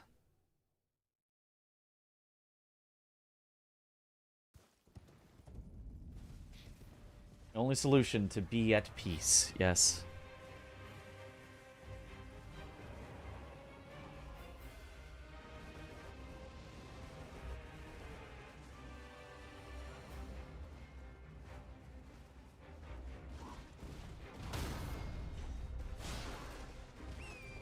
Oh, a jump R1 there. That works.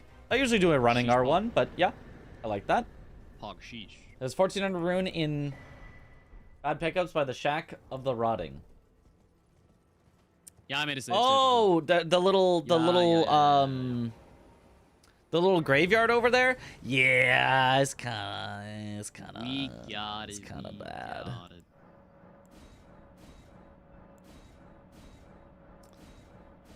It would have been faster for him to pivot warp and then do the levels at the next grace rather than sit at that grace, but it's a minor thing, so who cares?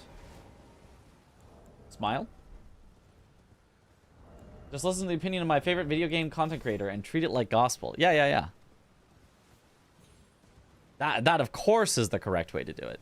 But only if your favorite is me, and not if your favorite is someone who isn't me. Because, you know, their opinion would be wrong, but my opinion is right. I don't have a backlog of a library, and if I want to play a game, I don't have it, I buy it. If you have it, then great. Well, backlog is for people who want to make sure that they buy things on sale, right? Because you buy things on sale that are like, oh, this looks good, but then you buy too many things on sale, and then if you buy too many things on sale, then you can't play them all the time.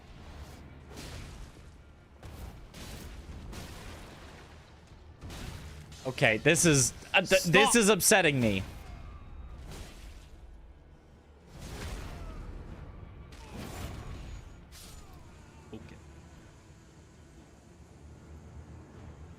This is that I think I need to put that in the notes. You have to start with a Charge Star 2 on Margit.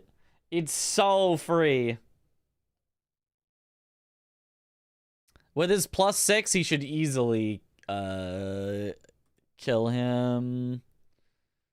For Margit, start with Charge R2 directly into double weapon art. For free stagger. Before he really gets to do anything.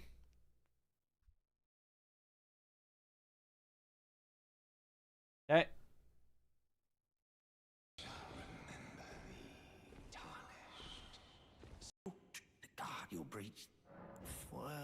I have a backlog for a series with a lot of games in them because playing them all in a row burns you out. Oh, I guess that too as well. It's okay. Okay. But they can't drink that. And then there's an even bigger sale and you still haven't played the game you got on sale. I've had that happen. And then I'm like, I wonder if I could refund it. And it's like, no, this is not within the 2-week window. And I'm like, dang it. It's fine.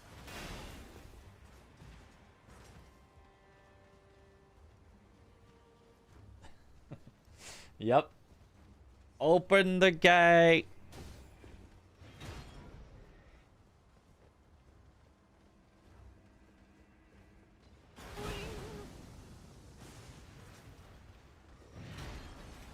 $135 games in your backlog, yet I'm pushing towards your 700th hour on Limbus and your 5th run of Elden Ring. Yep. Masterpiece. A game that you're like, okay, it's definitely a good game, but I don't like it at all. That's interesting because I usually just like don't play those games. Chat, what is your So least I can't favorite actually masterpiece? have a valid opinion on them because I haven't played it, but like, I don't have an interest in like Expedition 33 though. Like, you know, like it's probably a great game, but I just Red Dead 2, fair. You know, Fair. Yeah. Baldur's Gate 3, very fair. You know, that one, that might be up there for me as well. I did like it with friends, but like, it's nowhere near one of my like favorite games. Getting over it, okay, getting over it is not a masterpiece. That's a different. Not Expedition 33 because I did play it and like it a lot. Tears of the Kingdom, oh, fair. I think that one's fair. Breath of the Wild, okay, very I fair. haven't played Witcher. Not a 3, fan of but, Minecraft. Like, Oh no, in it, okay, it's got to be so- Minecraft for me actually. I think Witcher 3 Now is that I think about it. I like Witcher 3. I haven't finished it. But I have like 60s hours in it or something like that. Okay, that's maybe not a masterpiece, but at least something that some people like a lot. It's like the Neo games, and I did not. it goes for like all Charge R2s to get the riposte I kinda like beforehand. Neo 3. The open world was, Maybe he does was too pretty much fun, damage if but he just weapon arts, but I mean that 1 works. and 2, I would never play. I don't mind that for his Godric. I've heard There's one probably is a good, better one script is he could do, but I think it's fine. Yeah, I bounced off one fast. Is The Last of Us fair? I think very fair. I'd be kind of interested to try him again though, because I feel like I've like grown to like games. Lies of P and similar Stray, to completely those. different games, both masterpieces. I don't know if Stray is a Kazan masterpiece. is similar. I don't know. Wolong is similar. Lies of P is a masterpiece though, I so like that's both those. that's fair, but also I don't like you saying Yeah, it because yeah. Lies of I P is also so really good, like but Kazan. Haven't played Wolong though. really hate Pong to be honest. Wolong Kazan, or- is. It's the Neo Didn't even devs, but consider it's, Witcher 3 as a masterpiece to be fair. The Sekiro. combat systems are so Sounds bad. good. It's Okay. definitely like considered a Sounds masterpiece. I mean, I think it has the like Lies of P. I haven't played it glaive. yet, but I'd like to. That's where it comes from. So Yes, correct. if it works like that, I do really like that glaive in Lies of P. It's definitely not as good as Kazan, but I enjoyed it, regardless. I think this is the one where he said something went wrong with his backstep setup.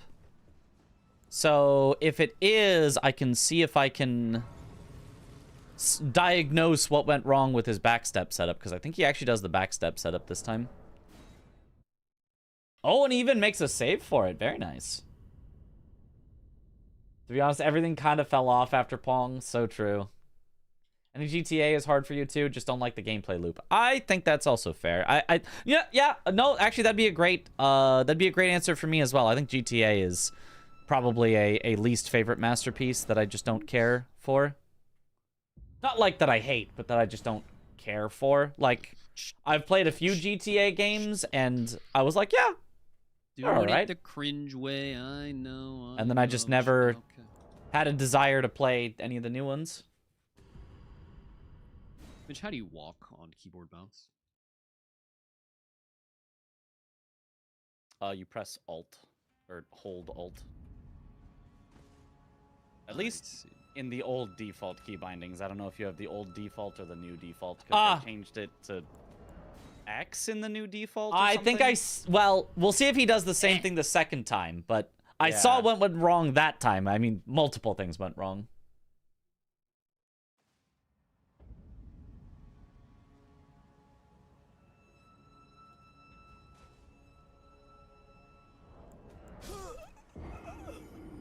Yeah, okay.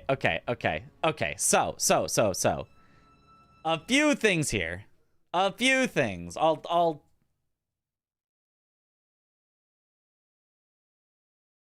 So, what he has done wrong.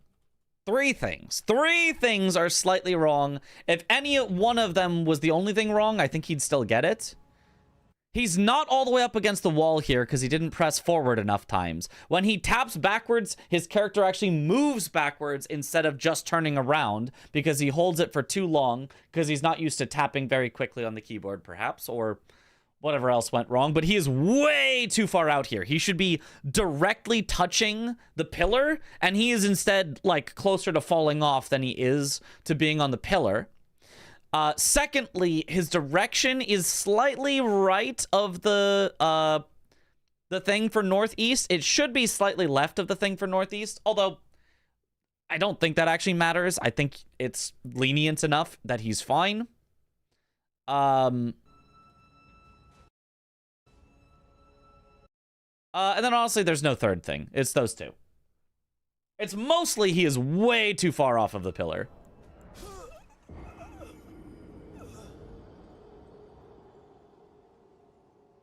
Splat. This shit is lame. Is this faster than Aggie's usual gamer jump? It is more consistent than Aggie's usual gamer jump. Aggie's usual gamer jump has like a 50-50 chance of working just because of frame rate stuff. I thought the game. You can't get it 100%. It is not possible to get it 100% of the time. Technically, there might be some setup that technically you could, but the way that Aggie does it does not work 100% of the time. And you can see this time he's actually up against the pillar. He still did back up a tiny bit when he pressed it, but like he's fine now. How did he mess that up? How did that not? God. What is happening? What is happening? Why are my quitouts getting longer and longer?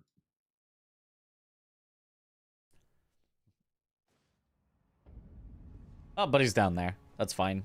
Enough.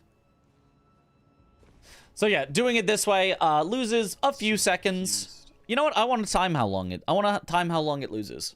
I want to time how long it loses. Just to be super duper extra sure.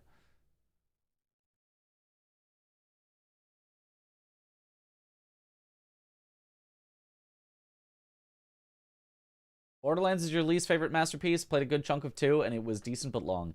Yeah, I never got into Borderlands because initially, like, I hadn't played it, and my friend was like, "Oh, we should play it together." I'm like, "That sounds great. That sounds awesome. Let's play it together." And so we boot it up. We get in the game together. And it's like, "All right, cool. We go this way." I'm like, "Oh, cool. Let me figure out the controls and stuff." He's over there. I'm like, okay, I think I figured it out. Okay, got my guns and stuff. Where are you at? Oh, I already completed the first quest. Oh, okay, yeah, just keep running. You'll find me eventually. Okay, and I'm running, and I'm running, and I'm running, and all the enemies are dead, and I'm just looking around. I'm like, all right, okay, and I'm running, and I'm running. And I finally make it to the town, because there was no enemies between there and the town. They were all dead. I was like, all right, cool. Where's the quest giver? Like, who do I talk to? It's like, no, I already got all the quests. Just go right through the town. Just keep going. Just keep going. Okay, all right. How are you so far away? Oh yeah, there was a car. I already took it. I drove the car all the way over here. Don't worry, I'm finishing the quest, and then I'll head right back and we can turn it in. Like, okay. Do I get to play the game? No? Okay. All right. And that was the one time. The next time I was like, hey, you want to play more Borderlands? I was like, no. No, I'm good, actually. No, I actually don't want to.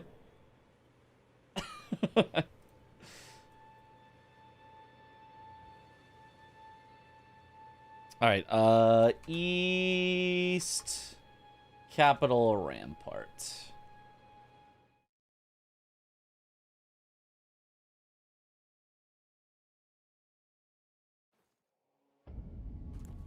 Badlands tourism experience, yeah.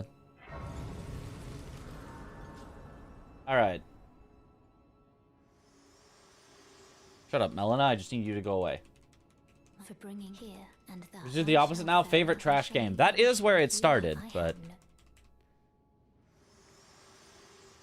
What is your favorite trash game? Your favorite game that you know isn't good, but... Alright, we'll get a consistent position to start by warping back. Okay, so we start with the gamer skip. It's gonna probably take me a few tries to actually hit it because it's gamer skip. Okay, yep. Classic gamer skip. I should have warped back instead of quitting out. Talking to maidens isn't speed. Exactly. Almost. So hate that when you and friends are excited to play games. Don't wait for you to get off work and then ruin your first experience by doing everything. Yeah. I mean, we were literally in the same game. I just, you know, was kind of trying to take in this new game. Plant. 12.02. So, 12 seconds, almost exactly. Versus...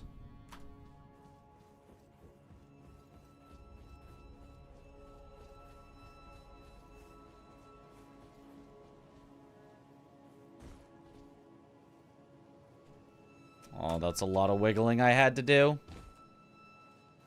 This is not going to be a great comparison, but... Yeah, 20. That was bad, though. Let me do it again.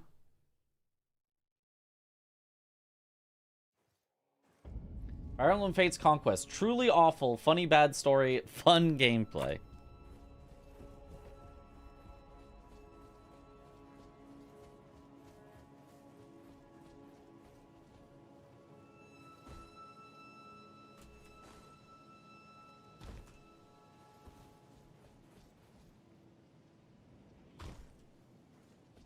All right, so it's about a 6-second difference.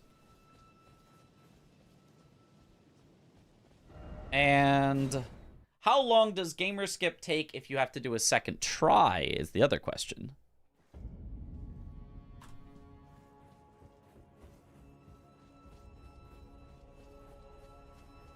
So let's say that I failed it. Oh no, I failed it.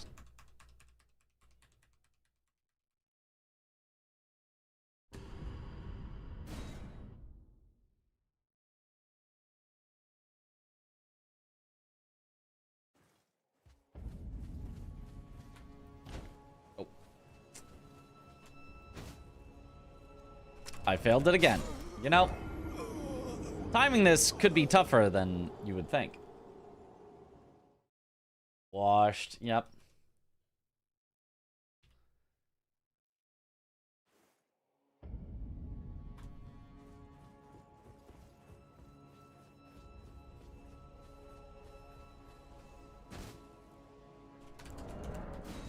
Didn't work. Not even on purpose that time.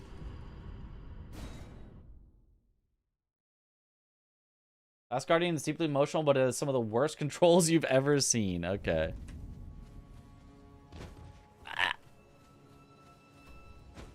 God, this skip sucks. I cannot believe that anyone voluntarily does this.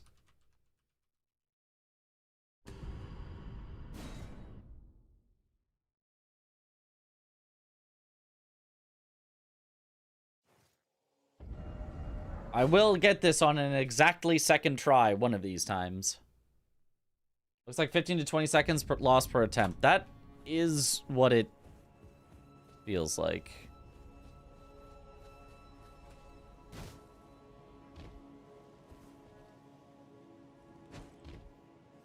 Yeah.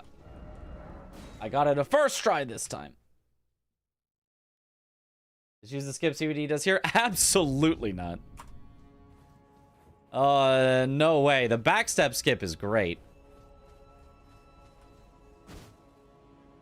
But oh no, I missed it. But if I hit it, I can't quit out because then I'll still be down there.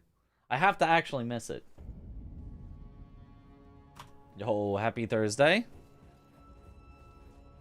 What does CBD do? He jumps at a weird... Okay.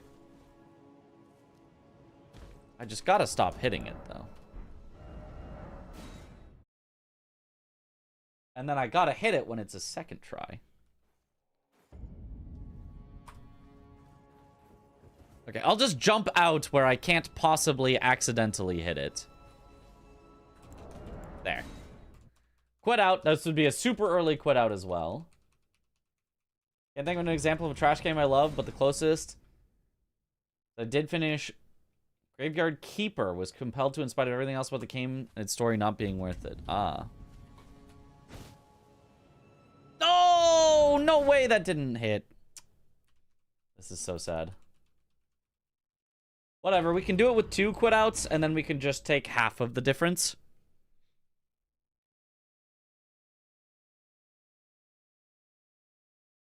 Or the game can crash. Never mind. Very cool.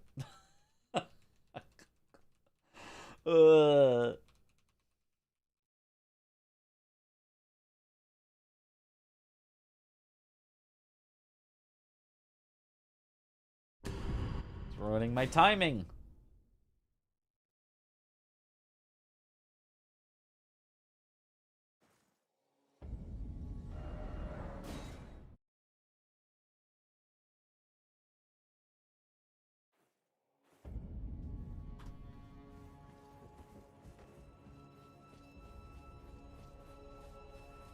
Okay, intentionally miss. Early quit out, because I just knew that that one missed. Missing this seems really punishing. It's pretty bad. Safe to assume the 6-second time loss is worth it? Oh, easily. It is not close on, This garbage just happens. The average of the backstep is much, much, much, much faster. The only reason that Aggie can kind of get away with doing the objectively slower on average version is just because his computer happens to have a good FPS for it, where his success rate is higher than it really should be. So he kind of gets away with doing it.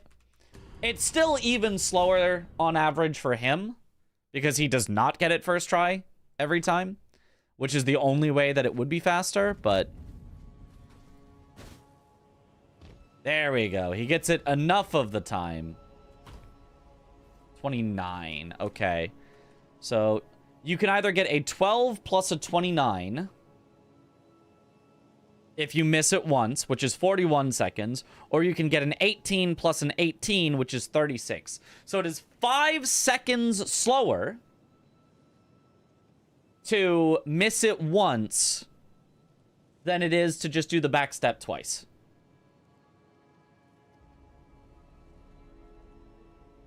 Yeah. So the only way that it's worth it is if you hit it successfully both times. Then you save 12 seconds. If you miss it once, then you lose 5 seconds. And if you miss it twice, then you lose like 22 seconds.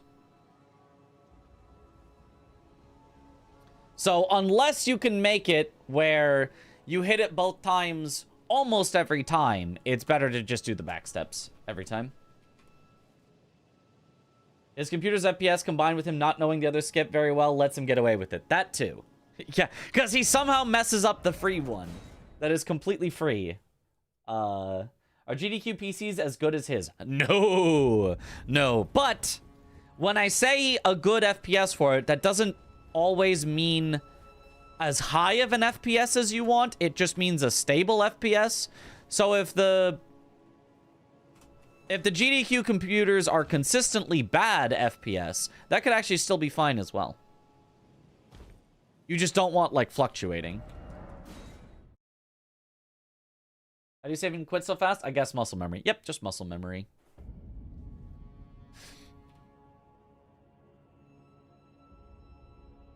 I guess I can do a minor tutorial of how to do this. Skip fast. You have to get used to a lot to different keyboard PC when at events like this. Yep. You can technically bring like your keyboard. And I have for some events because I was like, I really want to be on my own keyboard. But I've found that honestly the keyboard doesn't matter that much. Like I could do this run on any keyboard. I do bring my mouse because my mouse is much smaller, much easier to bring. And I find that the feeling of the mouse movement is more important than the keyboard. This is definitely a different maker. Yeah, yeah. Learning the quit out shortcut is the first thing every Souls runner learns when a new game comes out. Yep, pretty much.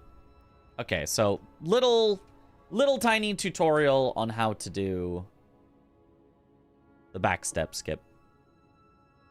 Okay, so what you're gonna want to do is obviously run over to the spot and then make sure you are walking. I do it with Alt on the keyboard. Walking off of this, not crouched or anything, but so that you land there. Make sure you push yourself all the way up against the pillar. So not just like, oh, I'm kind of close to the pillar, like all the way up against the pillar. Make sure you're aiming northeast, or sorry, north-northeast, right on that tick mark up above. Tap backwards, but so that your character just turns around. You don't want to take a step back like that. You just want to make it so your character just turns around. It's a very quick tap. And then it's just the back step and hold right, and it's super free every time. One more time.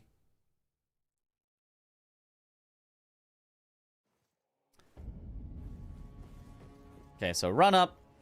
Make sure you've got your walk key ready when you get there. Hold Alt, walk onto the ledge. Make sure you're way up against the pillar. Aim, just back step. And there. Super free. I don't know if both of those will fit in a clip. If they do, try to get both of them. If not, just get the first one. Easy mode. Always works. You also bring a flash drive unless you forget it. That's true. I do always bring a flash drive with a lot of stuff in it. The installs. Unless I forget it. Which has happened. Is this a more consistent but slower skip? Yep. It's about 6 seconds slower, but it works for sure every time.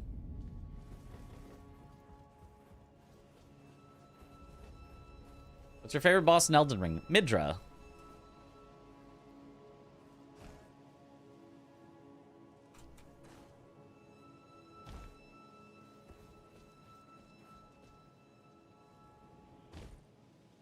That's the turnaround on the 2 a.m. drive to the airport. Yeah.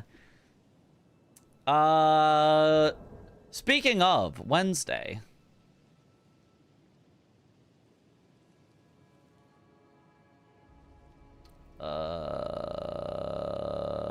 I need to check when my flight is. But Wednesday of next week, I gotta get to the airport. Honestly, it might be while the trains are still running.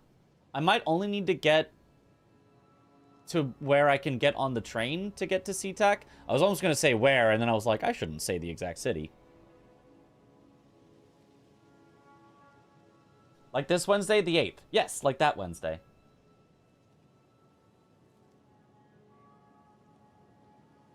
Yeah, I think it's early enough that you'll still be at work. And I will ask the other person in the house, but I'll have to double check, figure that out. The US one. Let's go.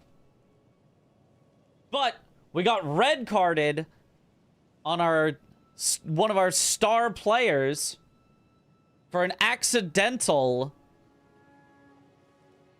feet got tangled up.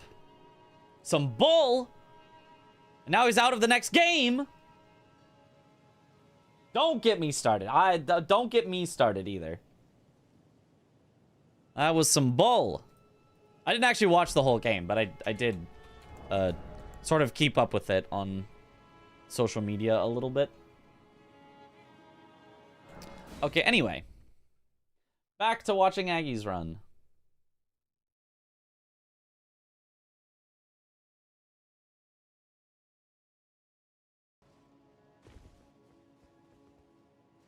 Totally didn't watch it while I should have been working. Yeah.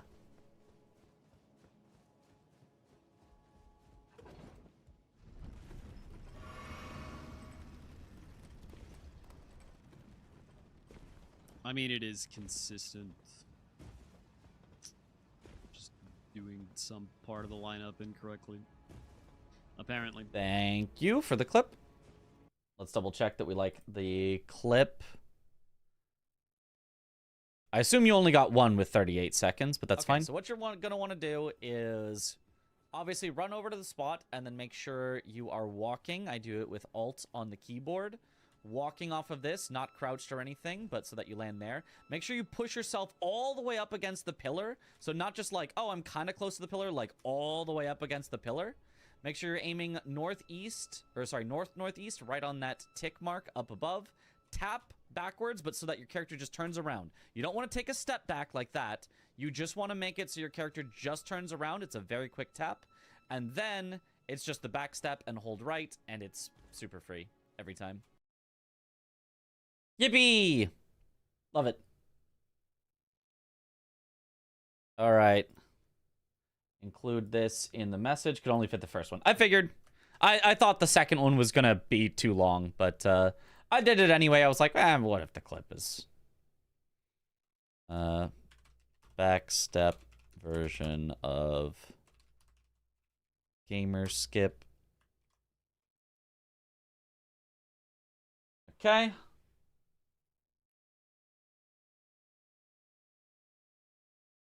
Yeah, Belgium, the next opponent, yes.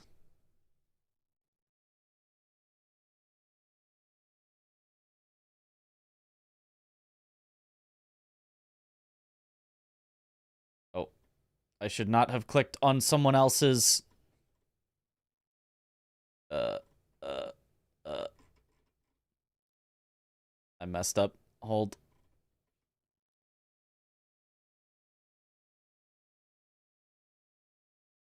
Okay, good. The message is saved. Okay, here we go. Oh, Belgium versus USA in Seattle. Oh, gosh. What day is that? When is that going to be? Surely not right as I'm flying out. Okay. And then everything is going to be horrible. Monday. There could be people flying out. Thank you for the raid. Welcome in.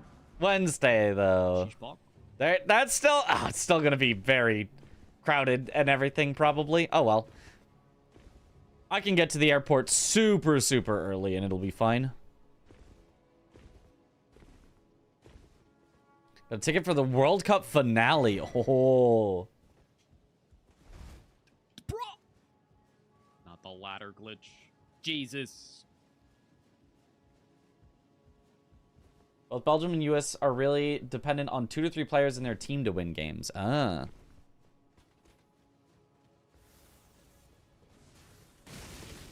Oh, that was scary.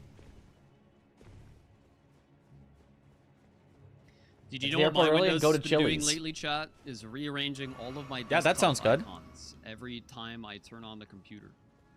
I'm not sure I've been to That's so Chili's, nice except on I Windows think I went to Chili's at the layover where me and Chris were on our way as we were flying to Aggie. We got a layover in reorganize them like every Charlotte or something. I don't remember. So fun. And in the airport, we were like, we should eat something. We're kind of hungry, and I think we found a Chili's in the airport. I was like, I don't think I've had a Chili's.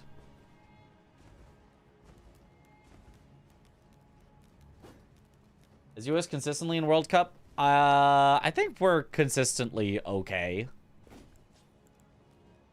in the World Cup.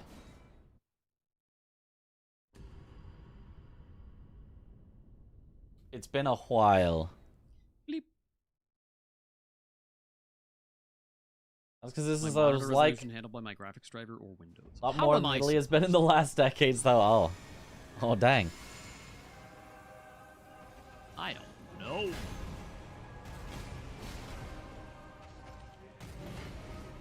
Godfrey, he could just do the full any % glitchless script, but honestly, Godfrey, I just don't think is important enough to worry about with that. I think him just doing charged R2s here is just fine. Like, whatever. You know what? I'm even going to take away the note that I had about Margit, because I just don't think it matters. It's not a full... It's kind of a full script, but, like... It's not like he's going to die to Margit. Like, who cares? I'm going to keep the notes to the things that I think are, like, the most important. Sure, I guess. For consistency.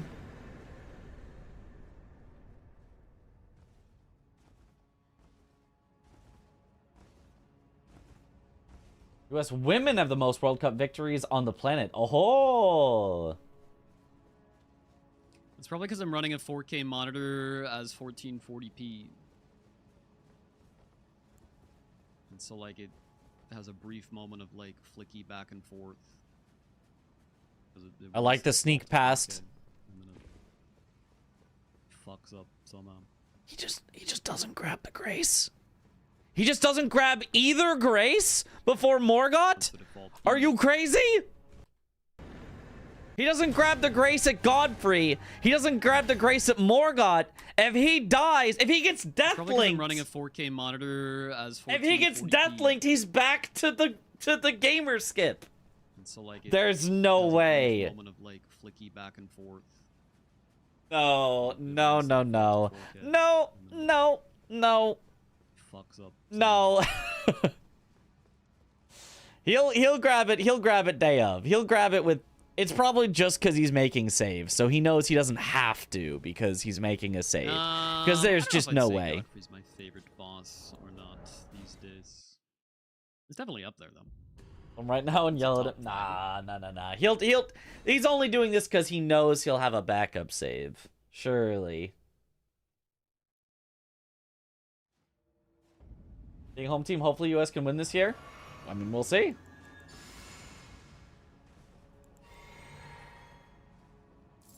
There's a reason why he's speedrunner of the year. I mean, I mean. All right, Morgott. The Seahawks are signing LeBron. There's no way.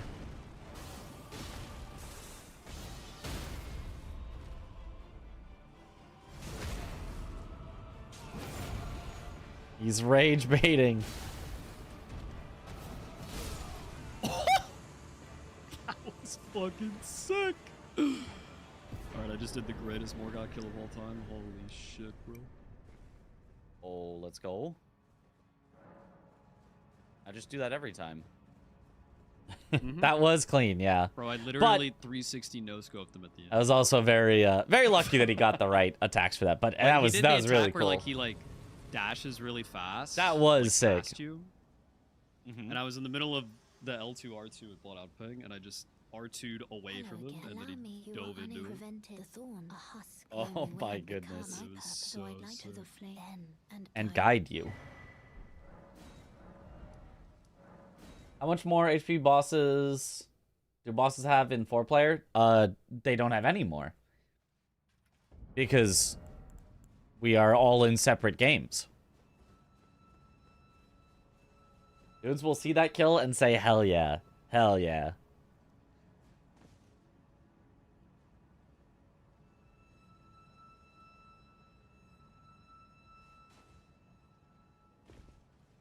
Why? He keeps taking a step back. Why is the backstep lame ass? See, watch.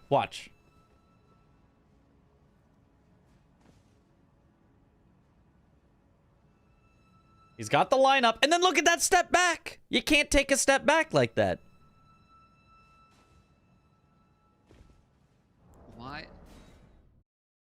Why does the backstep lame ass? Is there a tracker that can track across 4 games? Yes, there is. I'm covering it with my camera, but they're right here. There's a number that says out of 207. I don't know. That's all of them. I haven't had trouble with it. See how he didn't move there? See how his character didn't actually move out, and then it works. Yeah.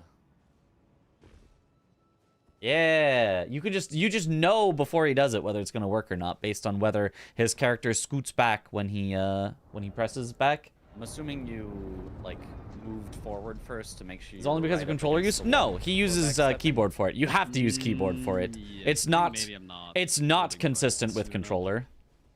Oh, that could be, yeah.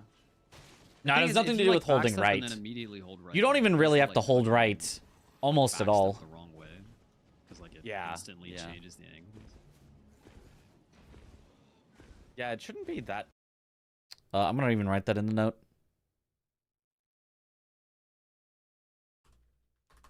The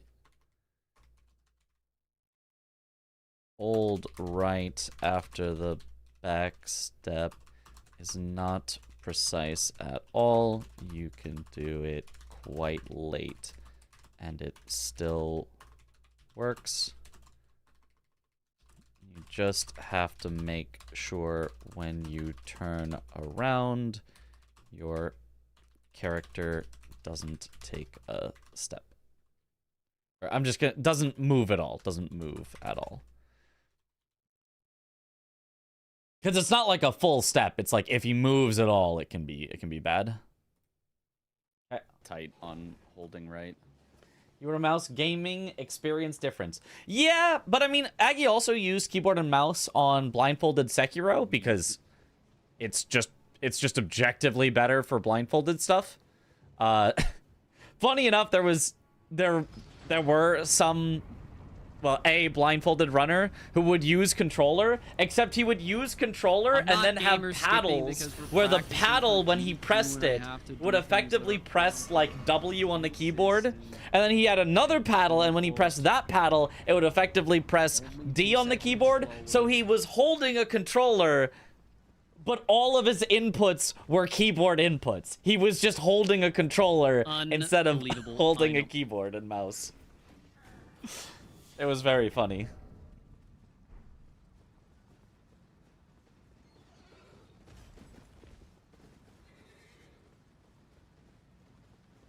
But yeah, Aggie does have experience from Sekiro blindfolded for actually using keyboard and mouse and trying to get like small tap inputs because some setups required them. You get it. These people have lost the plot. It's all about being cool. B2 battle taking it to 3 years. Holy.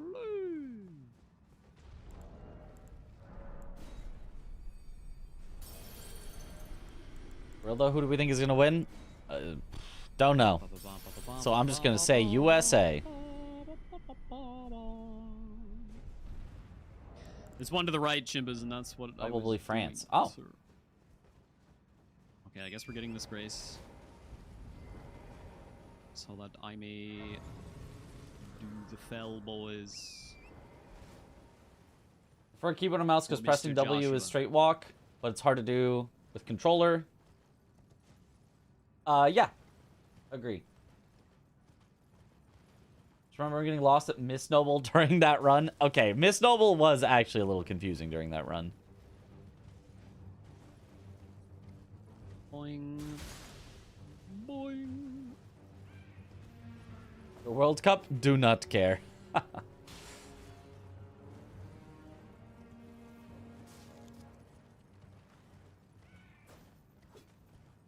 Hum dee dee dum dee dum dee dee dum bum dee dee dee doo yibbity dee doo boo.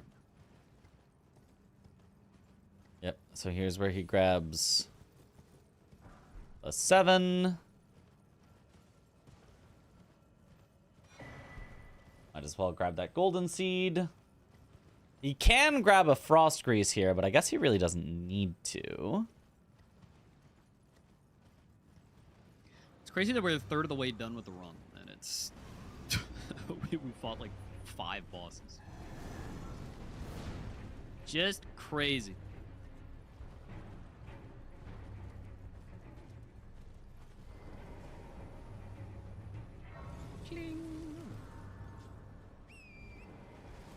Oh, I'm gonna write down, because I forgot to earlier.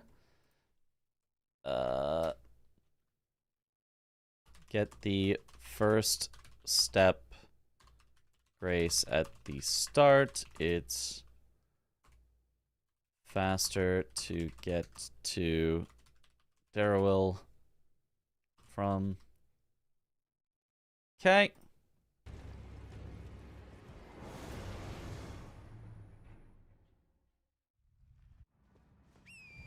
Alternative video title, my game crashed how many times during this, Archie? Yep. Aggie would like more frost grease. He probably doesn't know it exists. I also returned from Gamba Purgatory. Does he? Would he? If so, yeah, I mean, there is one on the left. I'll write it down. I'll write it down. Okay. If you want more frost grease. There is one in the Forbidden Lands left of the gargoyle. You can grab it and jump up like in any percent glitch. Well, they don't do it in any percent glitchless. Like this. We'll make a quick clip to show it. We'll just make clips. We'll just be clip farming, but not like in that way. We'll be like making a bunch of clips.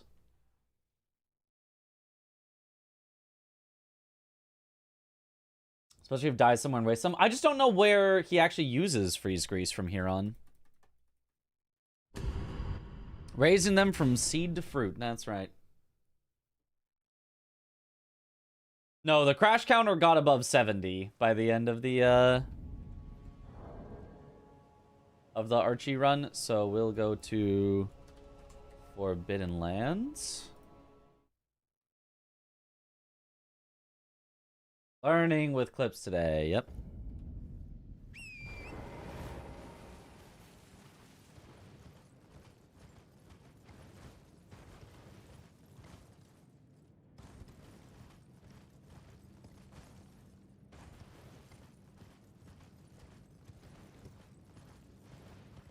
Is the Erdtree avatar surely on Melania? I would think surely on Melania. Yeah.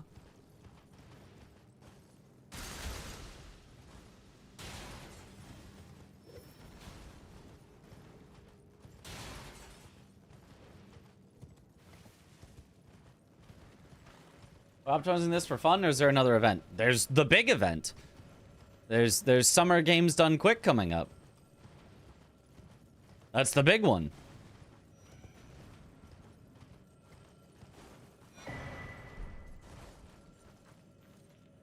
Alright.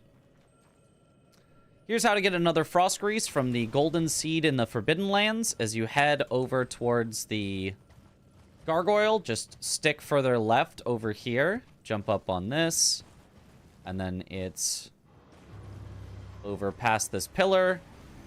There is this freeze grease on the ground right here. Just one. And then if you go all the way over up into this corner, turn around manually, do a neutral jump and then a forward jump, you'll make it up. And you can get by the gargoyle that way. If you do it fast enough, he can't hit you at all. If you're a little slow, he can, like, yell at you, but you have enough life, you'll live. Okay, somebody clip it.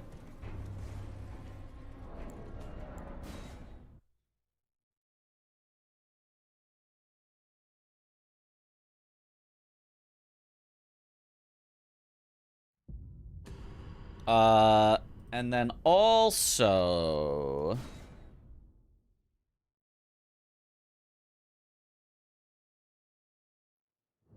wonder if the game took us doing Shura for all item release or true ending for all item release. No, it was just broken.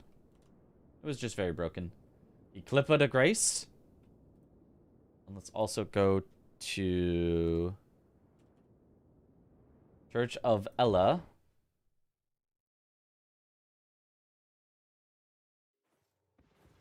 This way, tarnished. May I have a word?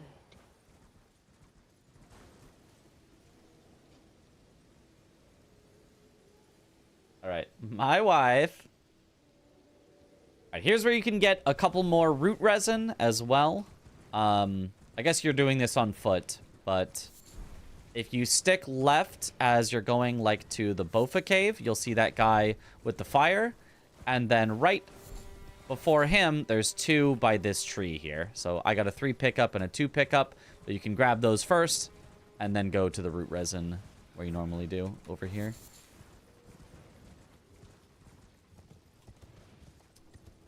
All right, thank you, Mechanical Snail. And then if you could also clip that root resin right there.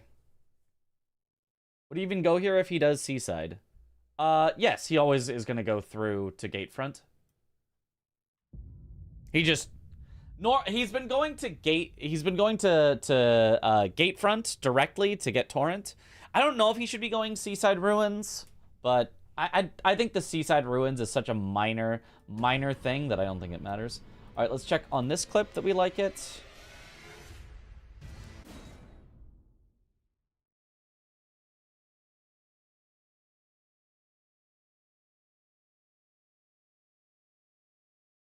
Yo, what up, copy? Kind of found it funny seeing my comments being read in the video and them not being displayed on the left for Twitch chat. Yeah, that does happen. Thank you for the hydrate.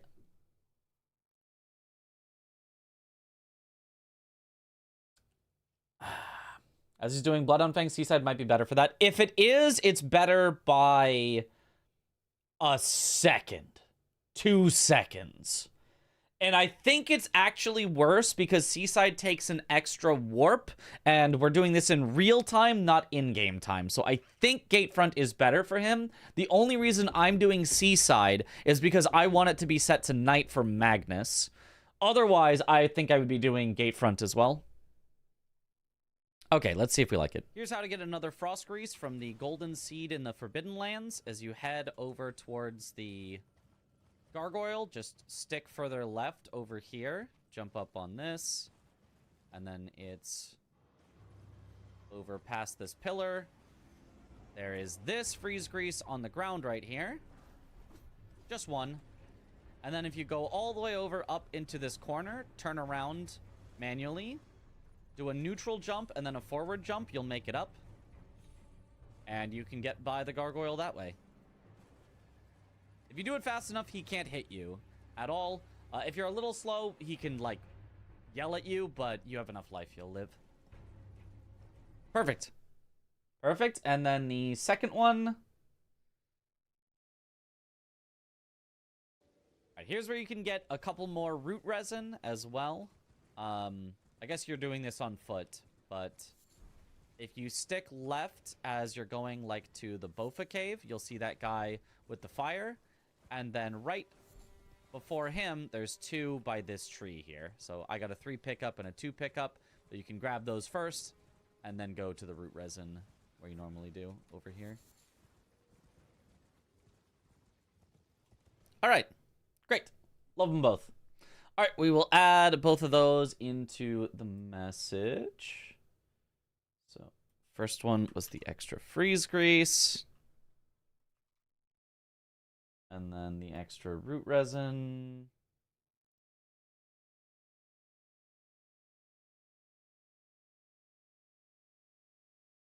Extra root resin at the start. All right.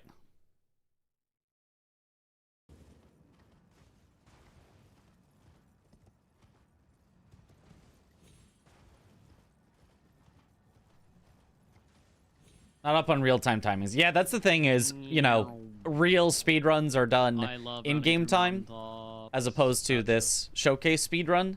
So it's so fun.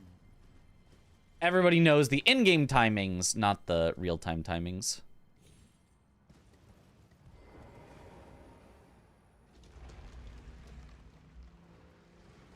Really being a teacher in spirit still, helping his students improve and explain them. More setup is unfortunately. What if it's the reason your speedrun explanations are popular? Such is life. Probably. I got some experience. Imagine if you had to go through Godric to get to Liurnian. Because I'm a YouTube chatter, not it being broken. Yeah, I know. That should have been how YouTube chatters not showing up on the Twitch chat overlay. Yeah. But alas, it is not. It's funny that you remember that I was responding to you with those More comments. options is not always more gooder, chat. Turns out. Given the opportunity, players will optimize the fun out of their game, as they say.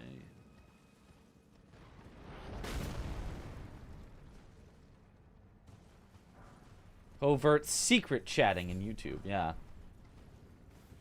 Stealth chatting. I will at some point on Full-ass some day, inventory, bro. probably swap over the on-screen so that it also shows YouTube chat. The only thing is, like, I kind of... Like, I like having the on-screen chat. But I'm always kind of worried. I'm always kind of worried because the on-screen chat shows, you know, immediately it's like when someone says something bad and you need to, you know, ban them and whatever, like, it's still on screen for a bit and gets kind of like baked into the video is always just a little like, and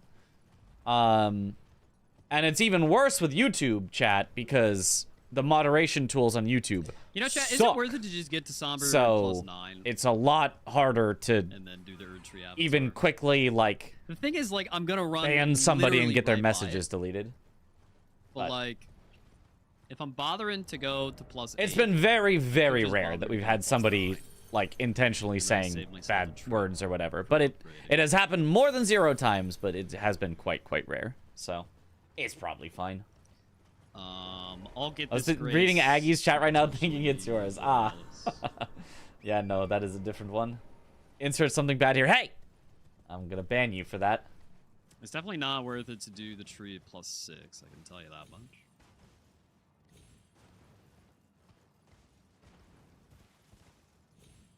Yeah, I'm gonna call an audible here.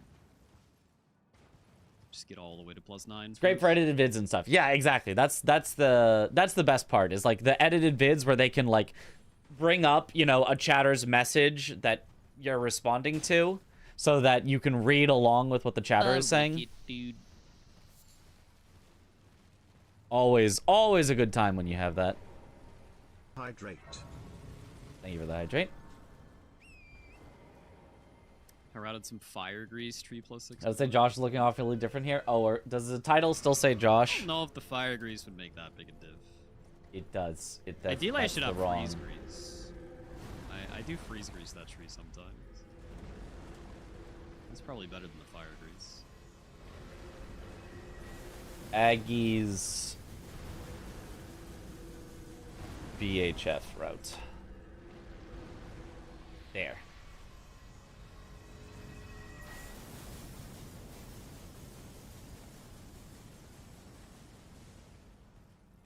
YouTube chat got a spam safe for work Sasuke anytime a bad message pops up. Is that a thing? Is there a copy pasta for that? I don't know what that is. It's like, this is a lot of movement to get a somber 9. Like, originally I would kill the mountaintop Erd tree and then grab this. And then,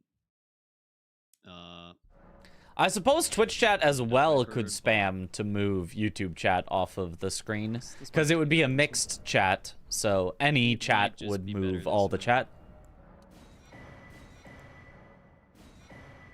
Old screenshot of a Okay. text conversation. Ah. Even like 3 or 4 days for GDQ. I leave on the 8th. The night of the 8th. So, no. I do not leave in like 3 or 4 days. I leave in like a week. Well, then I presume. But GDQ starts on Sunday. okay. Copy pasta? Me when I make pasta? Yep. I wasn't paying attention here. Hold on. There was something we wanted to look at here. Hold on. Holding. So. Where does he upgrade his Bloodhound Fang? Is it right here? It's right here. So he gets into the mountaintops with all the stuff. He I'll grabbed get this the Grace. to potentially Borealis. Oh, he doesn't grab this Grace. He keeps going. It's definitely not worth it to do the tree at +6, I can tell you that much. He says it's not worth it to do the tree at +6, but it might be. Yeah, I'm gonna call an audible here. Just get all the way to +9 first.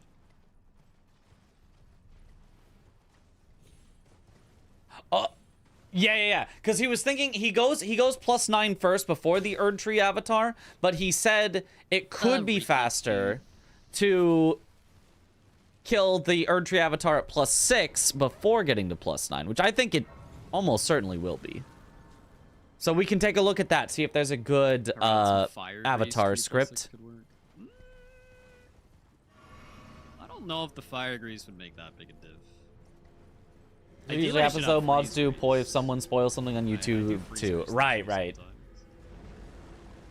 That was the 4th, which is Saturday. It's like Saturday night, Sunday morning that the marathon starts for GDQ. And then it ends like Saturday night, Sunday morning of the next week. It gets Bridgestone. Okay, let me see.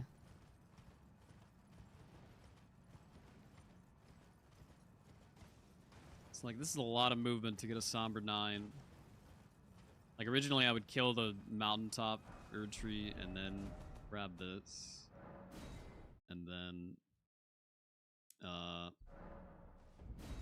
to Deathrite Bird, but this might just be better this way. It might just be better this way. So instead, he would grab that while killing the Erd Tree avatar. He was previously getting to +8, then after the avatar +9. Right.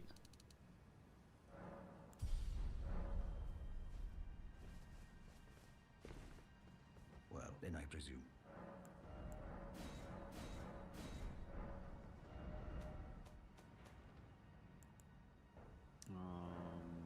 Okay. Snow Valley Ruins Overlook.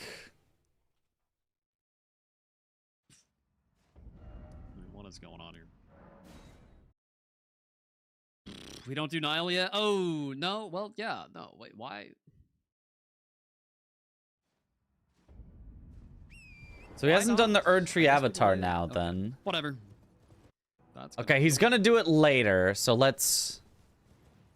I guess the idea of figuring out when he should do it. But if we're gonna make a script for him, or at least look for one, it would be with the stats he has right now. But this might just be better this one. So let's take a look. Let's take a look at how he levels here.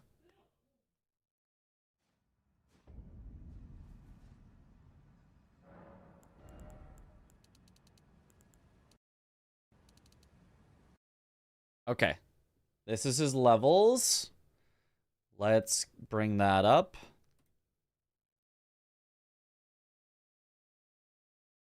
So Twitch recently removed the stupid ban on showing other platforms' chats on your Twitch stream. Oh, yeah. Yeah, they did. That was stupid that it was banned in the first place. Is that how you go to EG? If so, he shouldn't upgrade at Roundtable, right? Yeah, he just shops. Yeah, he's just shopping. Just a little shopping.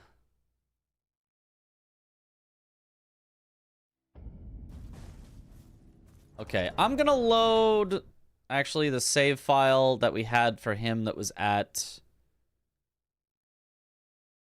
Noble, because that's got more of his setup that I won't have to redo.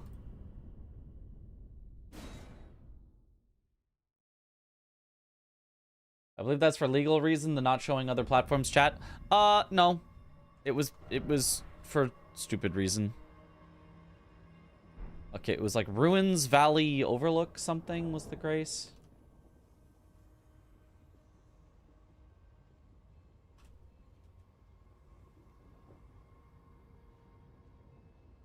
Ancient Snow Valley Ruins Overlook. That's it. Because that's why they released the you can't do that, and nobody went, oh my god, everyone's gonna get so sued. It was just like, okay. Awesome.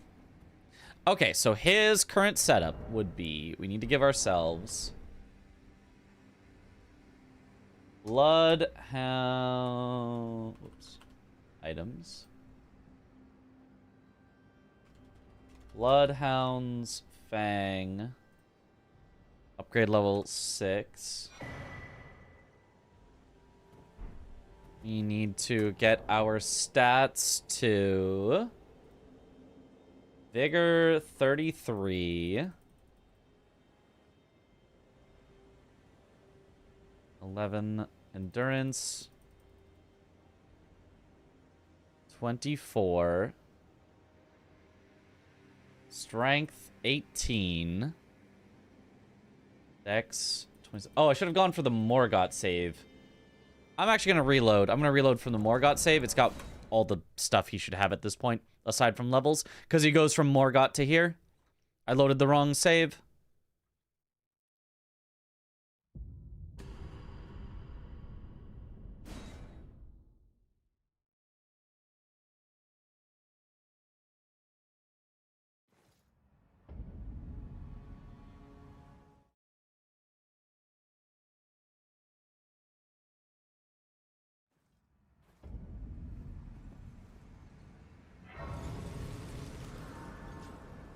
Okay, now player.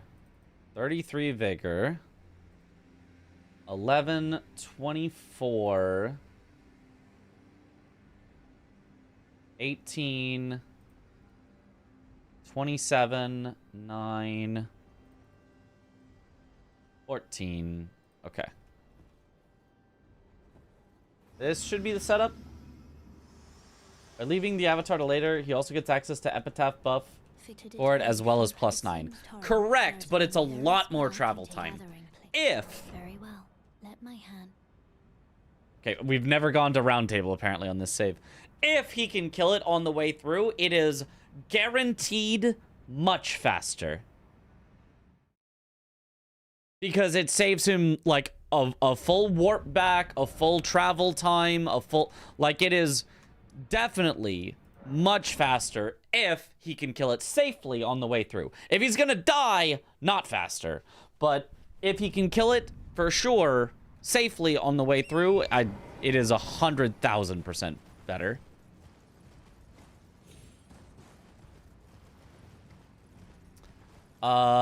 Anyway, where is it actually at? I don't know my way around the mountaintops. Is it across here?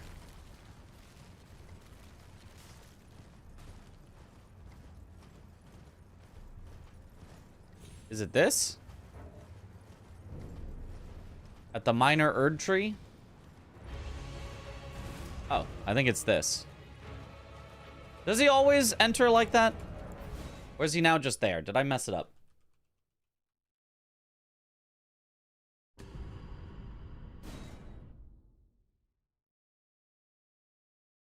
Is Epitaph buff even that good for Avatar? It's like 10% extra damage, so it's not bad. It would be this one, right? I don't have the map, so like I can't... But I'm pretty sure it'd be this one. Bro just descended.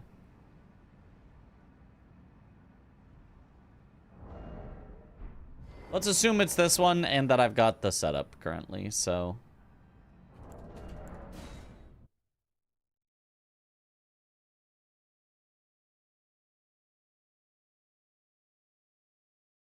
The Aggie Mountain Tops Avatar.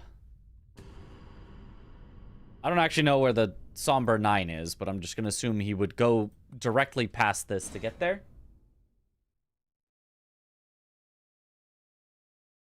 Get a Golden Vow. Oh, yeah, no, he already has Golden Vow, so he wouldn't actually use it even for this Avatar, now that I think about it.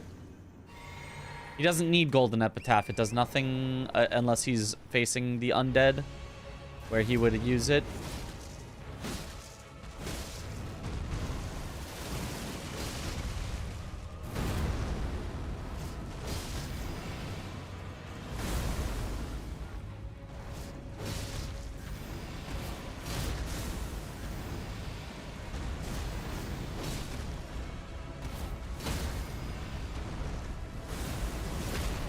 Yeah, I didn't get the stagger right before they split, which would have helped a lot. Yeah, that's the big thing, is this is the splitting one. So you really need to kill them right as they split, or else it gets really... Whoops. Do Earth Tree avatars freeze?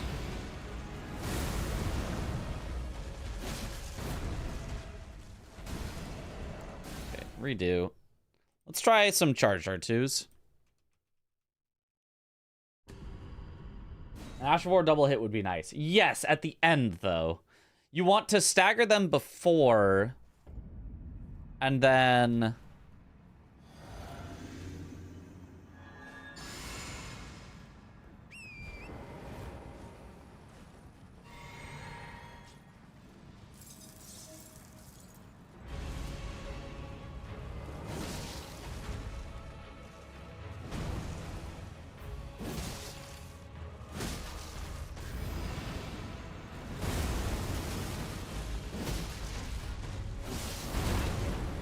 They do freeze. Oh, but if you freeze, then he splits too early. Ah, okay.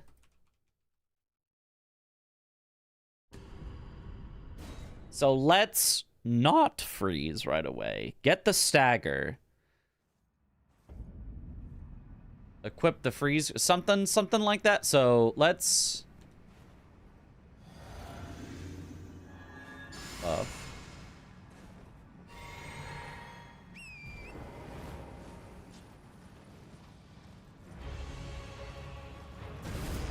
descends.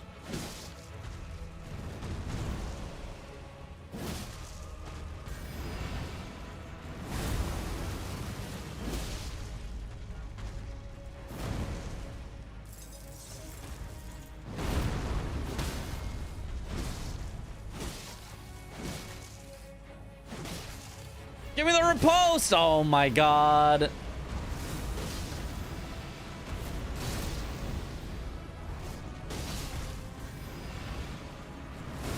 If I got the riposte, I think that was it.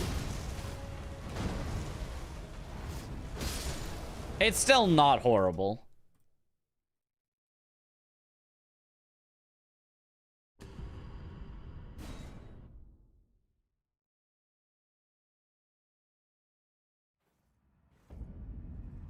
Any easy fire grease on this route? What would... Oh, I guess they are weak to fire grease. Nah, freeze grease is probably still better.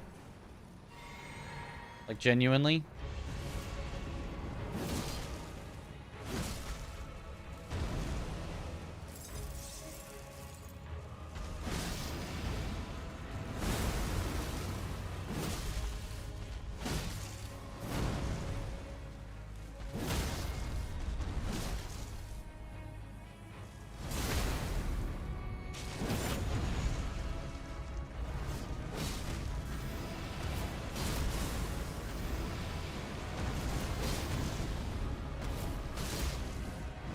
Oh, I thought I could double hit and get the kill. Ah! Have we learned anything today that people likely use? A whole lot. We learned a better route to make Noble super free. Better Darrowil. What else? Let me take a look at all the things I wrote down. Extra root resin at the start. A better grace for Aki to get at the start that's a little closer. A little tutorial for the backstep version of Gamerskip. Extra frost grease in the Forbidden Lands. We got stuff. We got stuff for sure.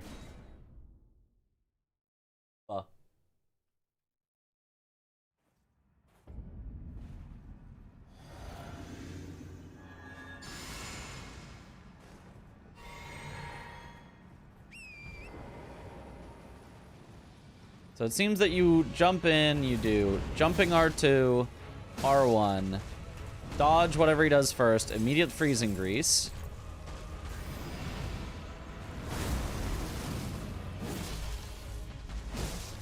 Just fight him as normal. You don't really need to do anything special.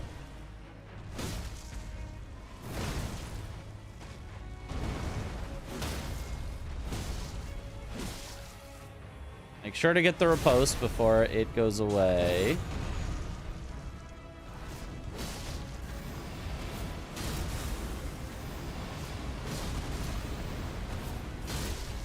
Oh, the double hit almost gets the insta-kill. But I mean, that's... I feel like that's pretty good. Just make sure to get the double hit. And it's pretty good enough. Although Mitch is the guy in the group project who does all the extra work. I used to be like that. I mean, it's also, it's fun for me. It is work. It is literally work, as in, like, you know, it is semi, you know, mandatory, like, stuff that needs to get done, as opposed to, like, the exact thing I'd be choosing to do at any given moment. But, like, I don't mind doing it at all.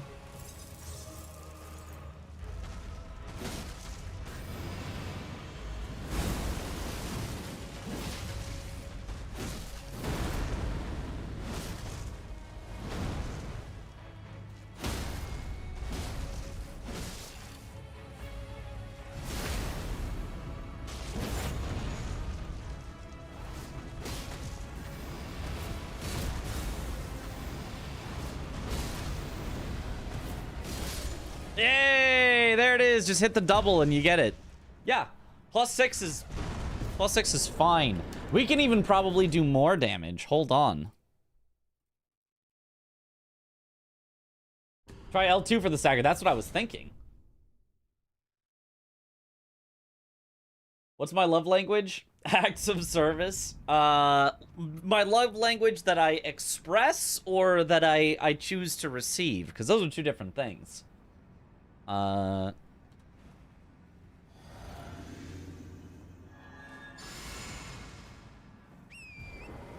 Both, I suppose. I'm not even sure I've thought about it.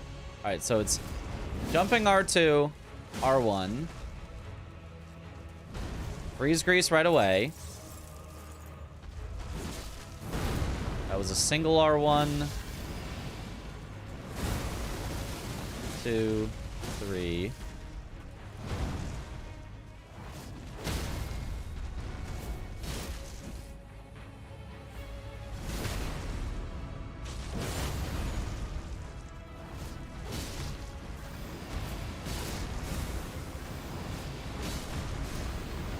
You don't even need the double. You don't even need the double. That killed without the double. All right, this is free. My love language is simply keyboard and mouse. True.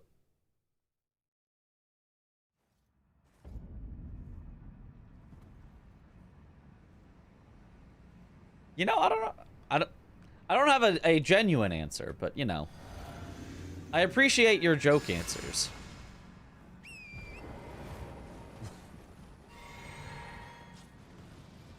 All right, so it's just jump R2, R1, dodge whatever attack he does, freezing grease. 1, 2, 3.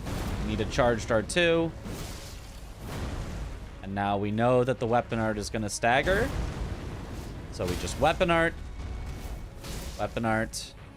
take the riposte.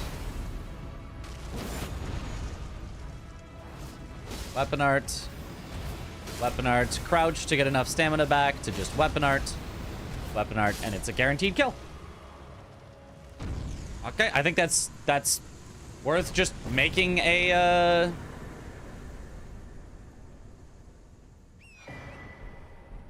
clip of, I think. I mean, not this one. I'm gonna talk through it next time, like in a more confident way. Where does he go from here? To what bridge has the 9 on it? It's not this way, is it? No, there's no bridge there. Is there?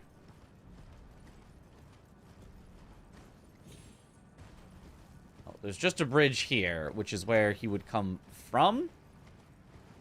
Bridge with a 9. Yeah, there's a bridge with a 9.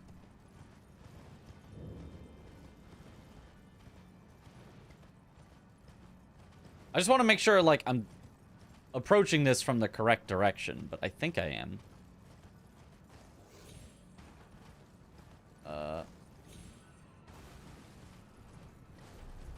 Not a bridge over here, is there? No. Over here? One with the chair. Yeah, it's the one with the chair, but I don't know what the one with the chair is. It's not the invisible one, and it's not... It's this one. Okay, it's this one. So I think normally he's been going around that way to get to this one with the chair. And then later he's been going that way to get to the Erd Tree Avatar. Would it maybe be better for him to instead go to the Erd Tree Avatar, then over to the chair? Probably, right? That seems like the fastest triangle to get all the stuff. Yeah. Okay. I don't think it really matters what direction he comes from, so I think we can make the clip regardless. Never knew about this. Me neither until I saw Aggie do it. I was like, oh, wow.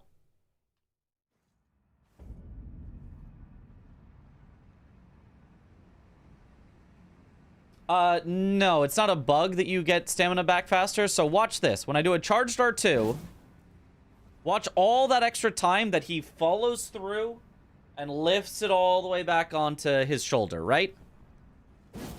During all of that time, you don't get stamina regen if we were in combat. Whereas if I just buffer a crouch, see how much faster he, like, flips it back onto his shoulder to crouch? You start gaining stamina as soon as that crouch animation starts. Because you have canceled the ending lag of your previous move and gone into a neutral animation that gives you stamina back. When you crouch, you are regaining stamina. When you're in the middle of an attack, you are not regaining stamina. So if you let the attack finish, it's very slow. And if you crouch, it's very fast. That you get back to a state where you can recover stamina. That is why. The truth of crouching makes you regen stamina faster. No. It just earlier.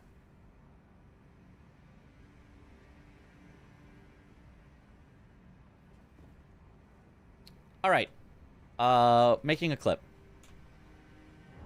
Okay, this is a +6 Bloodhound's Fang script for the avatar in the mountaintops. Obviously, buff up as usual. Do not frost grease at the start. And you're going to ride in, do a jumping R2 into R1. You're then going to get a charged R2 when you can. And make sure to apply your freezing grease. It's going to be in the middle of the fight, so it's going to be a little wonky. And you want 3 R1s. 1, 2, 3. At any point, you can do it between his attacks. And now your weapon art is going to stagger him. So you weapon art into his face. Take the riposte. And then it's 4 weapon arts and he's dead. You don't even need to double weapon art on both of them. It's just 4 weapon arts and he dies.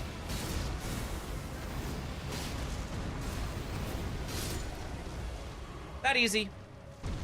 Yeah. That's it.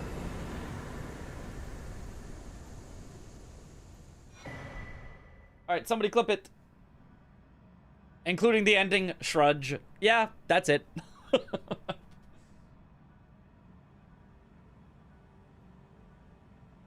There's too many speedruns of Bingus and too much Mitch, and now I just crouch all the time unless I need to roll fast, and I probably get hit because I crouch sometimes. Yeah, that's the thing, is I do not crouch all the times. I only crouch for ripostes because that's the only time I know for sure the enemy is not going to hit me. How do I know they're not going to hit me? Because they're staggered. So that's the only time I crouch. What's the benefit of holding block while running or whatever? It's if you want to do multiple jumps. So if I'm going to jump, watch what happens if I jump once. Looks good, right? One jump. Looks fantastic. I run, I jump. Watch what happens if I jump twice. Ugh. What was that second jump? Ugh. What was that third jump? Ugh. Ah. I'm going nowhere. My character slows to a crawl every time I jump.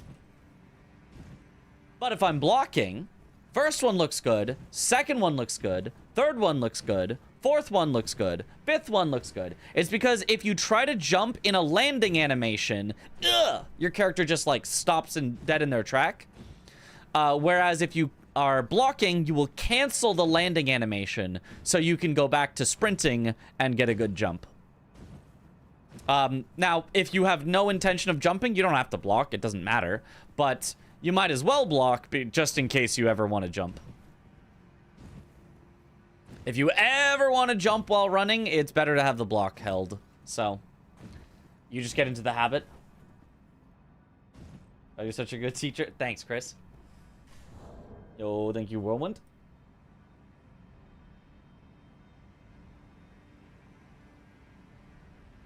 Alright.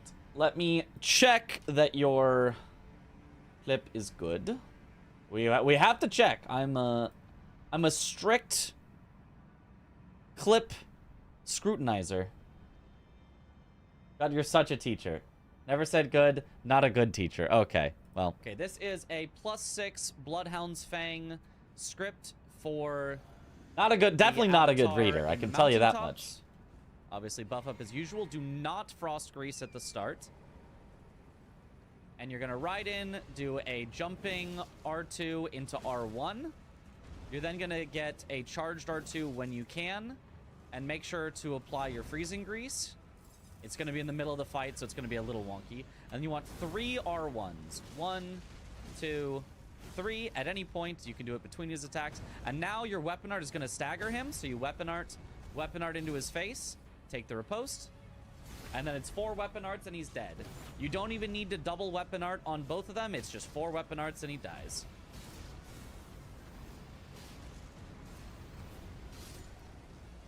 That easy. Yeah. That's it. It happens to end perfectly. Wow! Beautiful. Wow!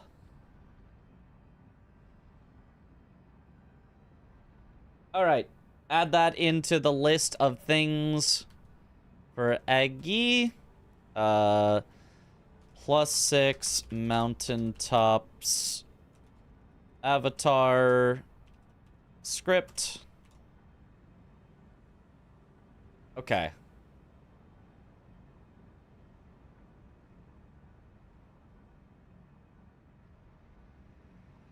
And so we can close the game and keep watching Aggie and see if there's more.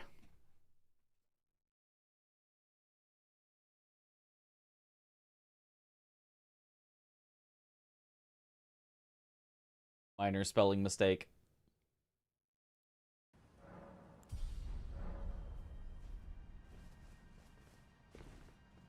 Well, then I presume. See, the thing is that you'll learn is that streamers optimize reading for speed rather than for accuracy. What is going on here?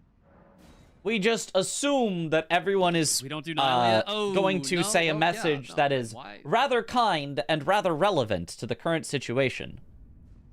So when I read not? something, I I guess just we'll assume that they're Whatever. not being a jerk. Whatever. And then I read Chris's messages and I read them wrong all the time. Wonder how that happens.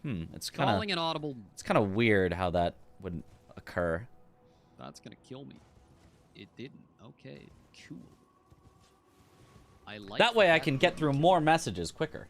The chat % world record, let me tell you, I'd have quite it. convenient. Not the correct chat %, but the reading chat %. I got that one, for sure. Can you just assume everything Like I 4 write hours is in the game is hilarious? brutally have a horrible- Yeah, Were totally. you outside? Good one. Bro. Spelling isn't super important for communication because of skimming. Yeah, it really isn't. Like, I'm just gonna assume you spelled the word correctly anyway, unless you spelled a different word. That's the only thing. If you tried to spell one word and you spelled a different word, I'm gonna get a little confused. But if you spelled a word and it just wasn't all the correct letters, Yeah, but we have a whole. it gets the point boss across, is then I'm gonna be like, okay. Clean up that any of the 4 of us can do. The any %, yeah. It's accounted for. In this between room, like a greenhouse. Ew. I have no idea. Well, actually, I do know how to get through here somewhat quickly, but I assume Aggie does as well. I will watch through just in case, but oh, okay. Fucking Yeah. bitch. Unbelievable. What are you talking, Achu? Yeah. Imp moment. Surely a chew is not a different word. And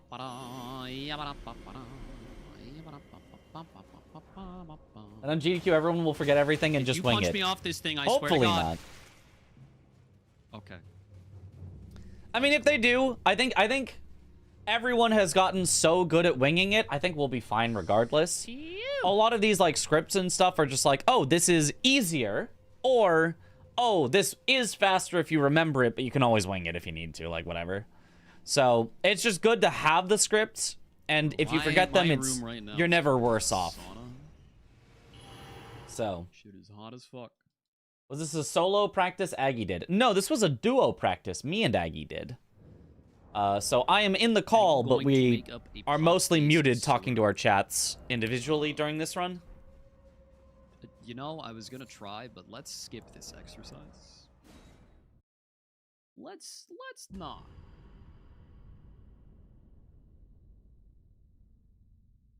When is the run? It's on Thursday, the 9th.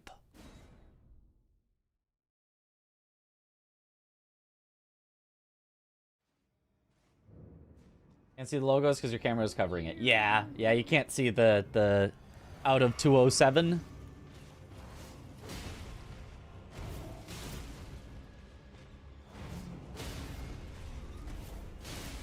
Nice.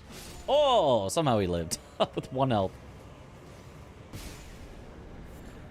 The thing is, they don't talk much because they actually hate each other and are not friends. That's true. That is what we do. I thought I was so clever in this dungeon using rainbow stones to mark which parallel version of the dungeon I was in. But they deload when you teleport? Oh, that's devious. That was a smart idea. That was a really smart idea.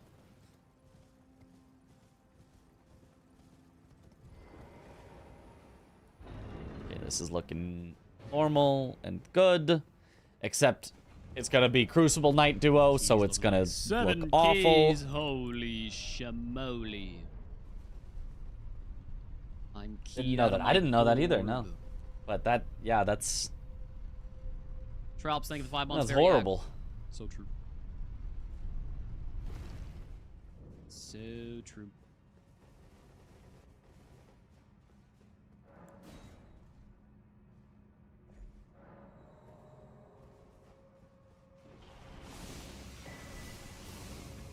Golden Epitaph.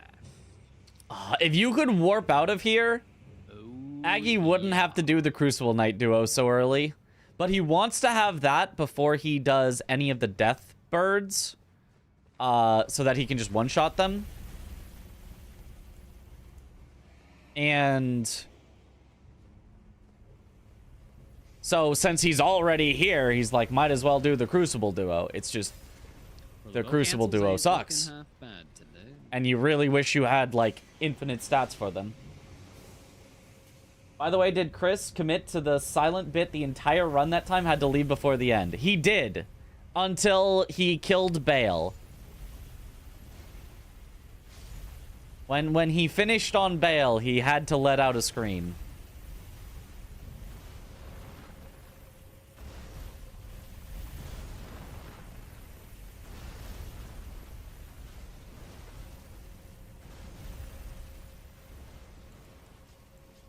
Oh, what a place.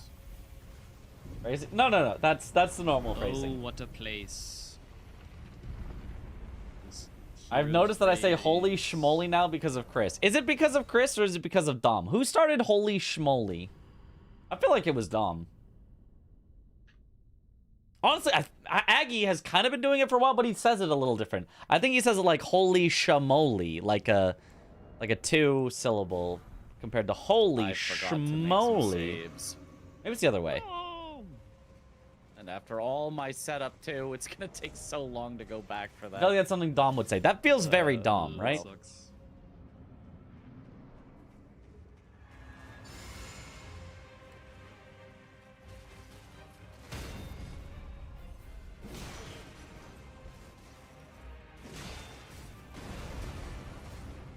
Yeah, I mean, Aggie does these as well as you reasonably could, because there is no good way to do the Crucible Knights.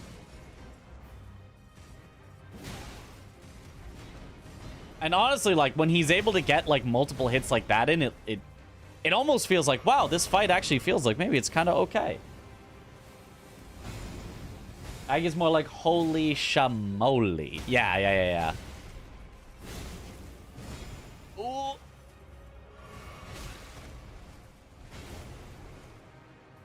so sick of these fuckers.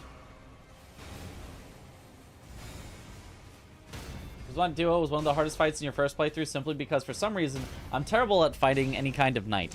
I don't think that's why. I think it's probably because there are two of them and the intern that programmed their AI just forgot to make them take turns sometimes. Sometimes they just both attack and you can't do anything. Like, stuck on him. That was weird. Do something! Do something! Not that.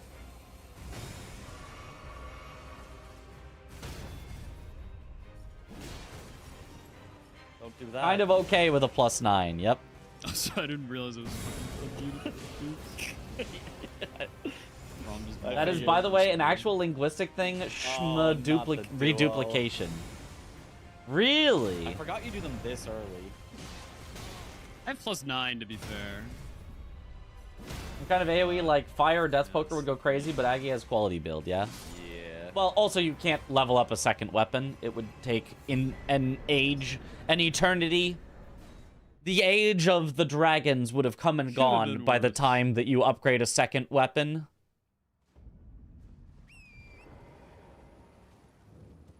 Oh, whoops, I didn't make it knight. You can parry the golden spin attack? Wait, can you? Really? Would hate to speedrun this fight? It's tough. It's tough.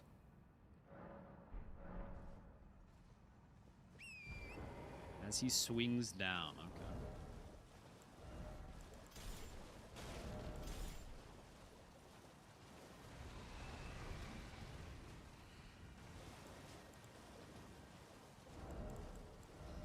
Very interesting, very interesting. Unless you're Josh, who just says Somber 7s out the wazoo. But I mean, still, how are you going to get the 5, the 6? You could get a +4. You could get a +4 Death's Poker. The other problem, though, is to get the +4 Death's Poker, it's a Death Bird, so you'd want to have Golden Epitaph, but to get Golden Epitaph, you would want to be in the Crucible Knight place. You could just do a Death Bird without Golden Epitaph to get Death's Poker, to then upgrade it, which costs you a bunch of money and a bunch of time, just to have Death's Poker for Lamau. Bye-bye, bird boy.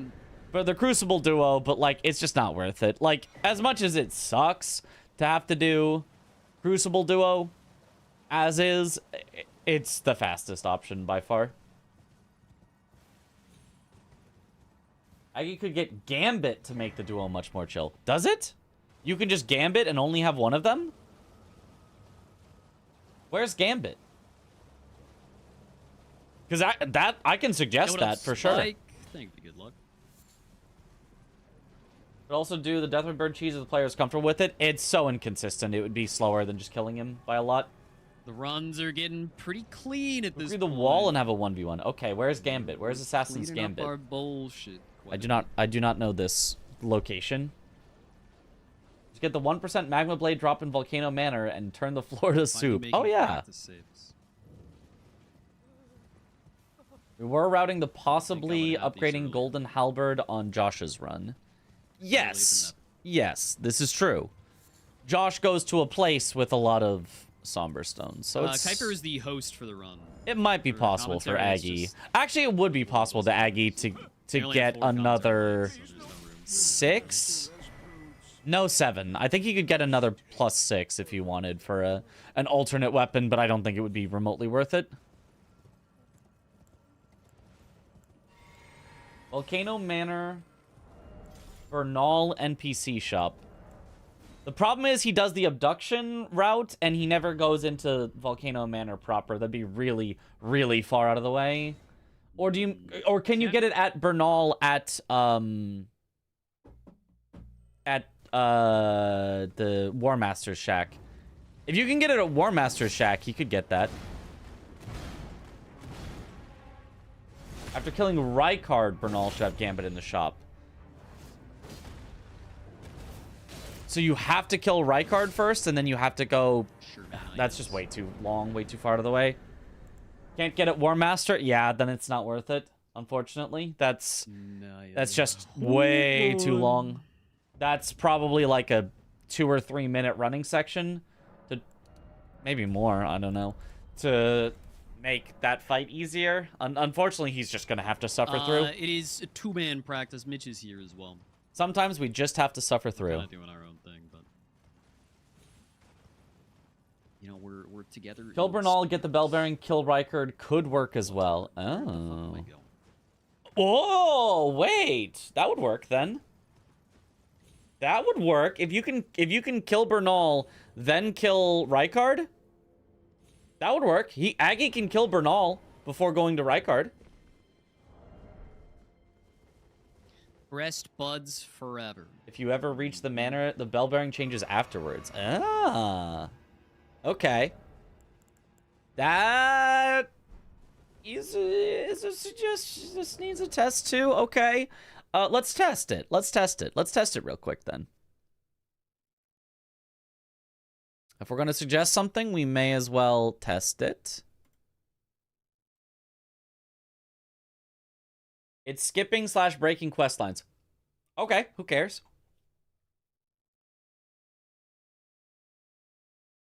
As Bernal dies at some point through the quest line. Right, right.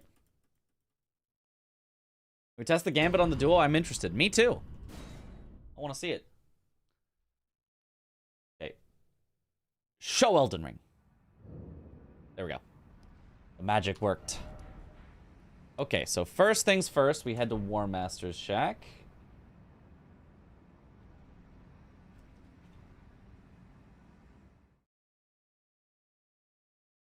Oh, we've been to Noble, though, on this save, right? Oh, but he's still here. Haven't we been to Noble on this save? Does he disappear after you go to Noble? Or...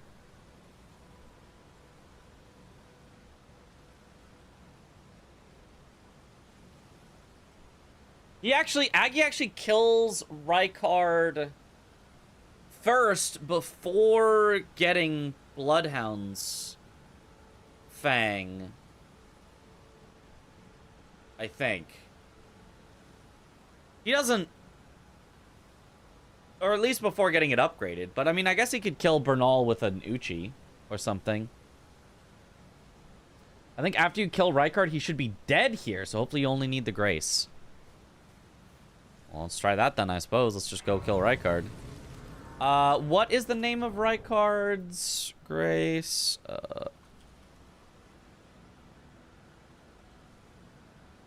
Audience Pathway? I want to say it's Audience Pathway.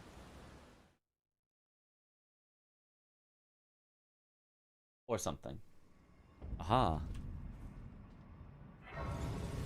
Have to talk to Tanith, pledge allegiance for him to move, which he will not do. So if you just...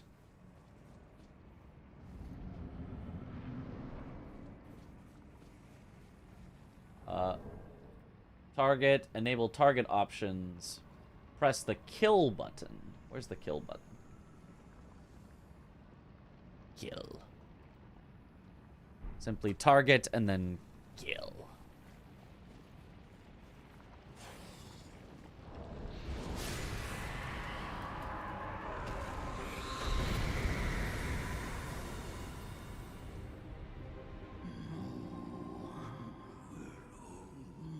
Oh, it kills both phases.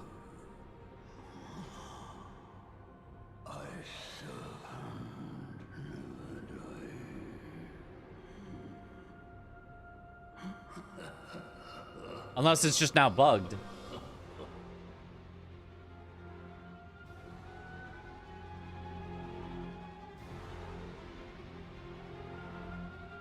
I'm gonna go with it's bugged. I'm gonna go with we should not kill it like that.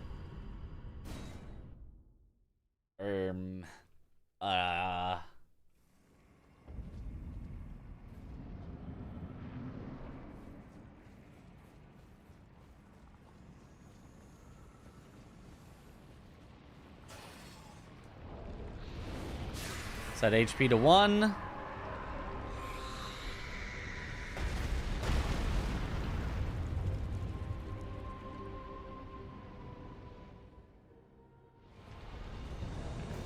Kill.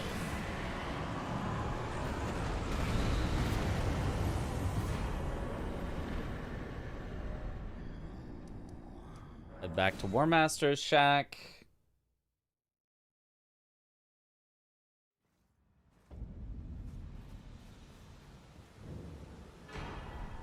He's simply gone, and you can get his bell bearing without even having to kill him.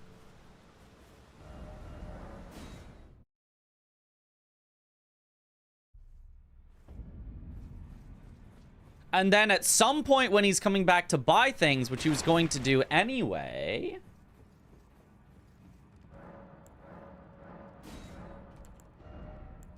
you offer bell bearings... oh, and he doesn't sell. It doesn't work. It does not do. No Gambit. So how do we get it? We don't. It'll be too slow. You'd have to actually do like the quest line. You'd have to actually like go and talk to Tanith, which is way too slow. So it's just not an option. Is there like a alternate version of Assassin's Gambit? Is there like a oh, a less powerful Assassin's Gambit is this, but it can still work well enough?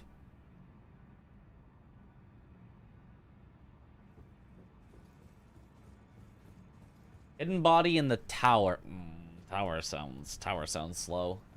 Unseen form is pretty good. Where's hidden body? In what tower is it? What tower are we talking about? A tower sounds slow, but I don't know which tower. And where's unseen form as well? Where are both of those things? Also, you'd need stats to cast those, right? They're not Ash of Wars. Near Wormface. Aggie doesn't go near Wormface. That's Chris's job. The assassin armor set, but I have no idea where it drops. Oh, from like a Black Knife assassin or something? The Imp Sigil 1 in Altus. Oh, that sounds... no, that sounds horrible. The assassin set by Ordina. That's later. He's not going to go there yet. No, I don't think we have... I don't think we have any way for him to make the fight nicer. Lamenter's Visage. Oh, so true. Just go to the DLC first. That would work. What's the issue with Duo that we need something like Gambit? The issue is that Duo sucks. That's about it, though. Just watch this. Oh, that's way too far back.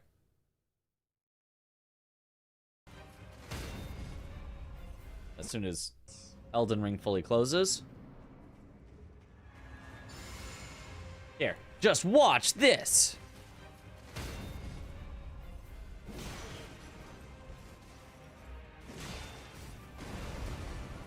Actually, kind of good start. Their attacks happen to line up nicely that he could dodge both of them, but that is just a nice coincidence. Oh, and look at it. He's being so nice and just leaving him alone. Just kidding. Just kidding. Did not leave him alone. And you get into a situation where just both of them are attacking and it's really slow and annoying.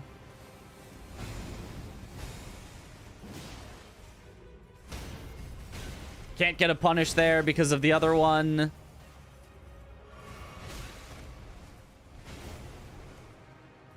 so sick of these fuckers. Dagger Tally, not like it makes a big difference. He's not doing riposts on the Crucible Knights. Dagger Talisman is pretty far out of the way. Not worth getting.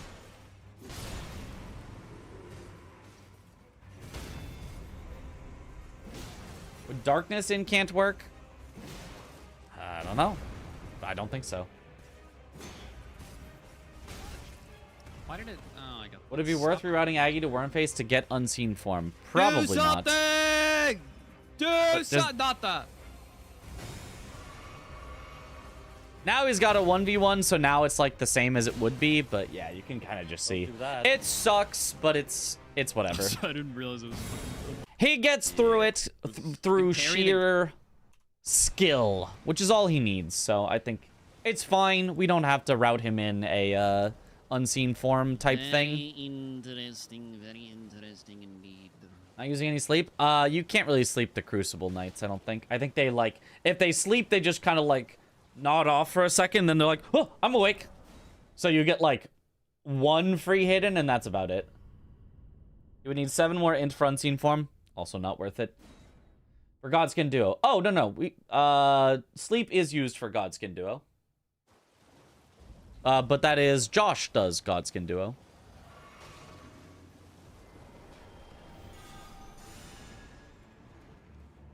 I'm getting a Spirit Ash to distract one of them. The Spirit Ash would die instantaneously. So, and maybe both of them get distracted by the Ash. And then it's kind of just as annoying as if there was no Ash. And like,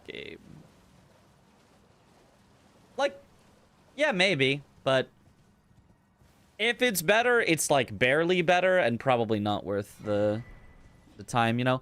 And then from here, he will have both strength and dex tier. And he didn't want to do it earlier because he wanted to do it with the Deathbird on the way. Spike? Makes sense. Good luck. Don't you have to travel through the whole Wormface Valley to unlock the tower there anyway? Seems very slow. Yes, also that. It is also very slow, so we're not... are getting pretty clean. We're definitely not doing that anyway. Yeah. We're cleaning up our bullshit quite a bit. I think Aggie is fine. Aggie has 1 fight that sucks horribly, the Crucible Knight duo, but I think Aggie can make it through that one, and it'll be fine. It'll be all right. I've got a couple of fights that suck, like Rakshasa. Chris has a couple of fights that suck, like Senesax. Josh has a couple of fights that suck. Kuiper is the host for I don't remember exactly which ones. We just went through his route, but I don't remember which ones suck, because like we got a lot of them that did suck into no longer sucking. But yeah, we all just have a few fights that suck that there's sometimes nothing you can do about. The fastest thing to do is just to go through the fight. Are skips allowed? Yes, as long as it's following the glitchless rule set. So some skips are allowed, but you can't like wrong warp or zip or something like that. Fia's for Josh sucks. Yeah, Fia's is the one that really sucks for Josh. Plassy is like okay for Josh. It's not fast, but like it's kind of semi-scripted because he's got a lot of phase transitions. So it's like it's not that bad for Josh. It's just really, really slow. So if we deathlink him during it, it's gonna be pretty sad.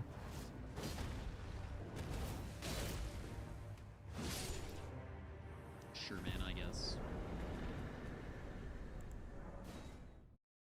The skip from mountaintops to snowfield. That one is not allowed in the glitchless rule set. Because that skips key items. That would be considered a sequence break. And so is not allowed.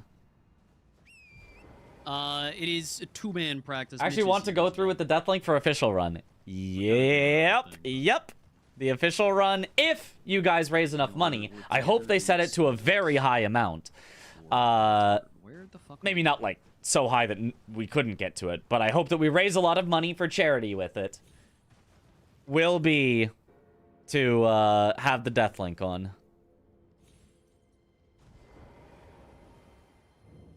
Maybe stupid question, is Mimic banned? It is not banned. Breast buds forever. I could maybe White Shadow's lure one of the Crucibles. Not sure if it works on bosses or just regular enemies. The problem is not the... Like, the lure, it would only work if you're not in combat with them already. If they already see you, I don't think it works. I'm pretty sure that's not look on the stage. how it works. You'll I see could all be 4 wrong, of our but POVs at once. I don't think that's how it works.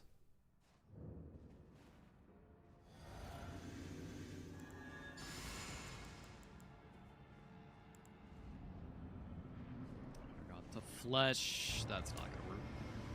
I'm gonna be late.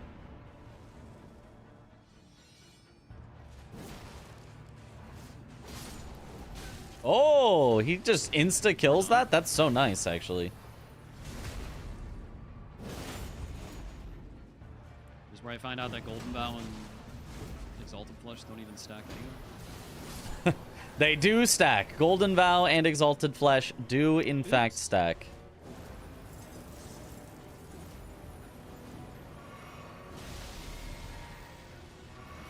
I should probably Man, learn Aggie has parries for so this. much stuff on his bar. Does he even use his like I mean, quick I've carried use slots? It's not part of my He game has like plan 20 things on his regular in use this bar. run, but it probably should be. Works in combat, but not versus bosses. Okay. The dashes aren't banned, but they break the scripts, make some bosses way more unpredictable, and take extra time to upgrade, etc. Generally not worth it to bother. Yep. Not good for speedruns. Obviously very good for casual playing, but not good for speedruns. Where the goal is to consistently kill bosses as fast as possible. Sometimes you could get a fast fight with a Mimic tier. Maybe not. Sometimes you'd get a much slower fight with a Mimic tier, because everything would That go was weird. Pretty decent. And all of the time, you would lose time getting it, upgrading it, you know, summoning it, etc.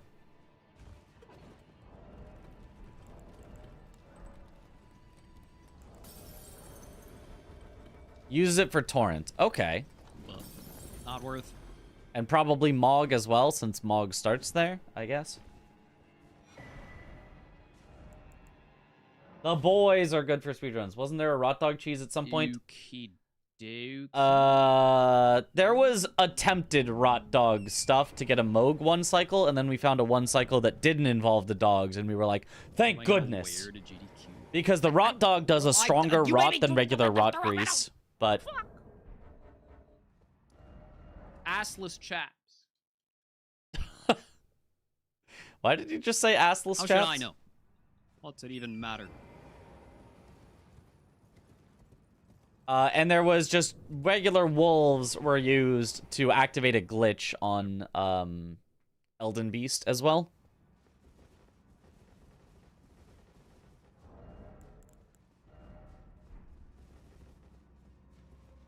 Okay.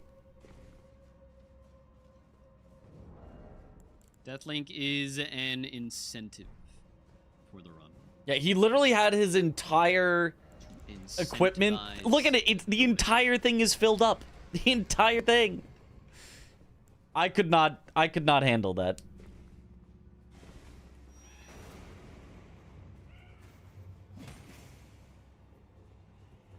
I need to have it with minimal things on there. Only the stuff I will absolutely need right now.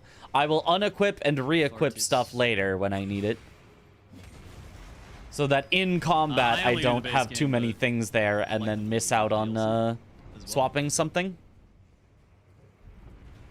A chatter asked what he would wear at GDQ. Ah, of course.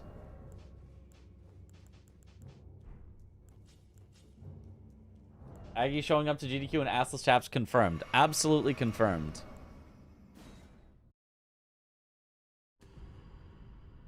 Number keys work for items on keyboard and mouse, right? Sure. Yeah, definitely. The game isn't from the 1990s. Yeah, no. Definitely works. Oh, he's giving the Mimic a dagger? Yeah, it's a dangerous game to play. What if he shanks you?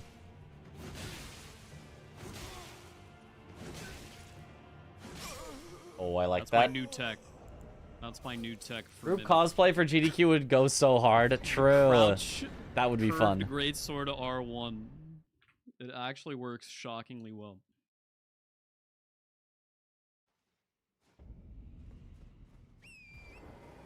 Bros panic rolling. Mhm.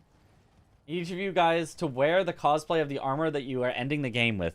Okay, make me... If you make me a full Rakshasa's armor set cosplay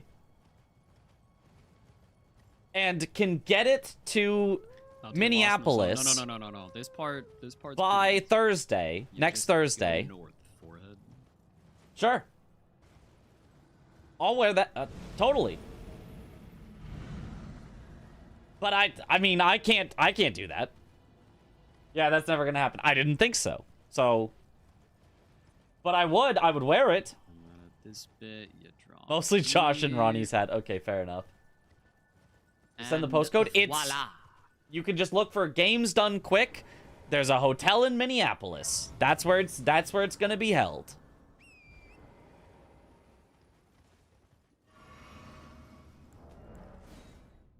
guess I'll make a save for Anastasia. Why not? You can look up the hotel address is right there.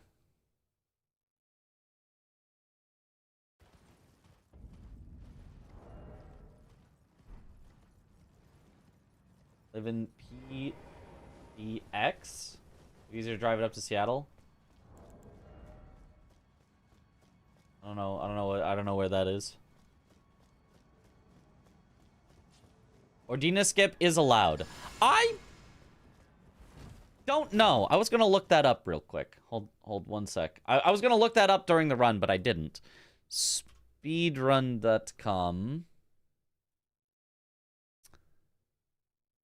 Why am I logged out?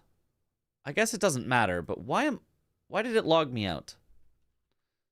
Elden Ring. Elden Ring The Convergence has its own speedrun.com page. Neat. Let's go to all remembrances, show rules, category rules, glitch lists.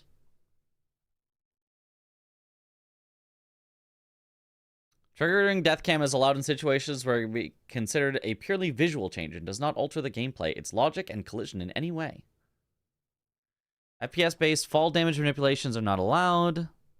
Sequence breaks are allowed as long as they meet the following criteria. They are purely based on movement and game mechanics, but don't rely on the execution of other glitches or quitouts. They don't go through areas that can be considered out of bounds. They do not allow you to proceed through an area without having defeated the bosses that would normally block progress.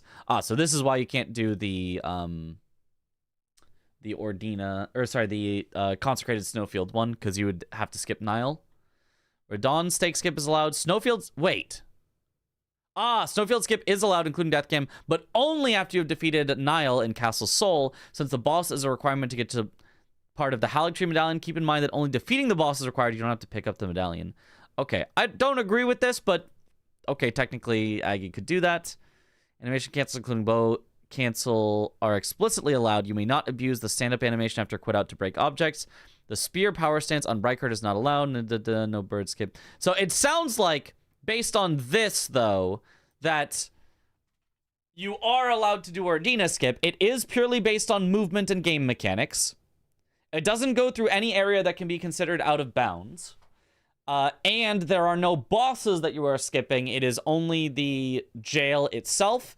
And given that this one is much more egregious, Snowfield skip is much more egregious than Ordina skip, I would say Ordina skip has to be allowed for sure. No bird skip? Bird skip is allowed. Bird skip is allowed in glitchless. It is purely based on movement and game mechanics. Doesn't go through out of bounds areas. Doesn't skip a boss. What's the spear power stance? That is if you have a spear in your offhand while you have the Serpent Hunter in your main hand and you do crouching R1s, both weapons will get the wind attack like Serpent Hunter. So basically you can turn a second spear into Serpent Hunter by doing crouch attacks while power stancing.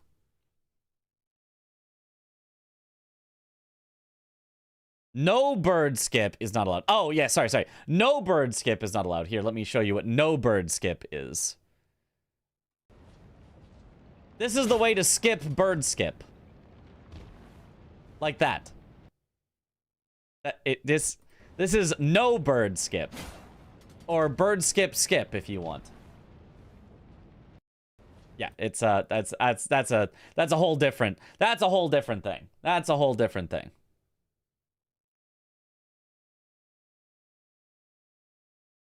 Okay.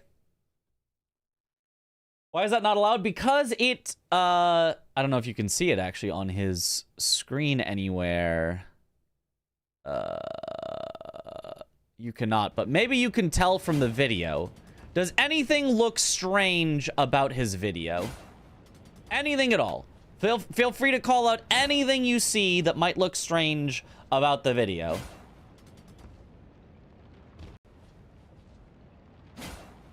Looks low FPS. Correct. Ding, ding, ding, ding, ding, ding. It only works at low FPS. Specifically, like 20 FPS. It only works down at like 20 FPS. I know it just kind of looks like, oh, that's just a shitty YouTube video. No, this is... apparently you can only run it up to 48 frames per second for this particular video. That's kind of funny. But... it is very low frame rate.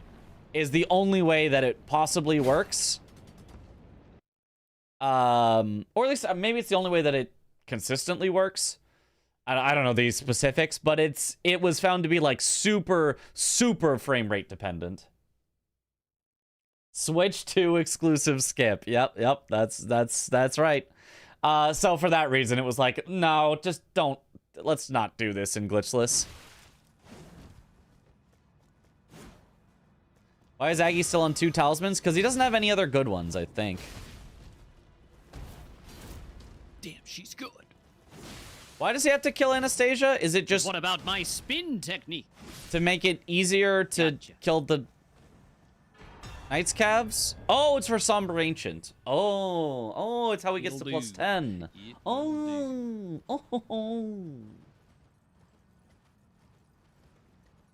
I didn't know she had a plus 10. I was no idea there.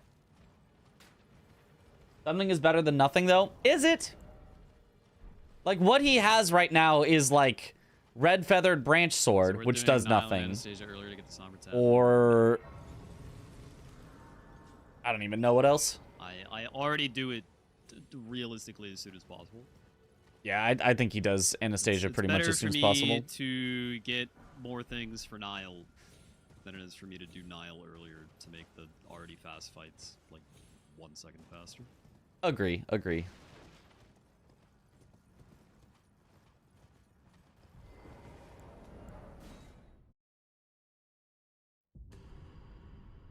Basically, it would be faster to kill Nile and go insta-do the skip. Yes, it would be a little faster for him to kill Nile and then learn the Snowfield skip, but, like... Is this the lineup? That one feels like it gets into, like, a bigger can of worms. FMCL. FMCL. I think I want to be like ever so slightly more east than that. Pockets are from what? Margit, Goldfree, and Enya. Yes. We're not doing an incentive for a group cosplay. No. It's all already organized, guys. We're not doing an incentive for a group cosplay? Suggestions. Aww.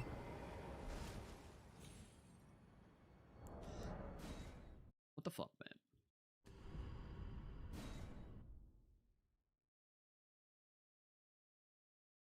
Did he enter the Everjail? If so, why? He did not enter the Everjail. And if not, because you don't need to do the skip.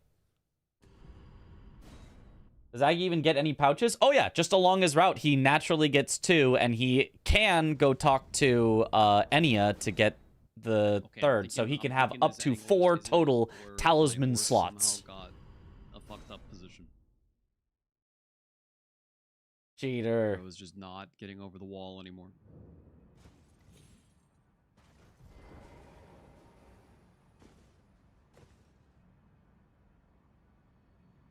I'm not consistent with the skip either. It's a really tough one.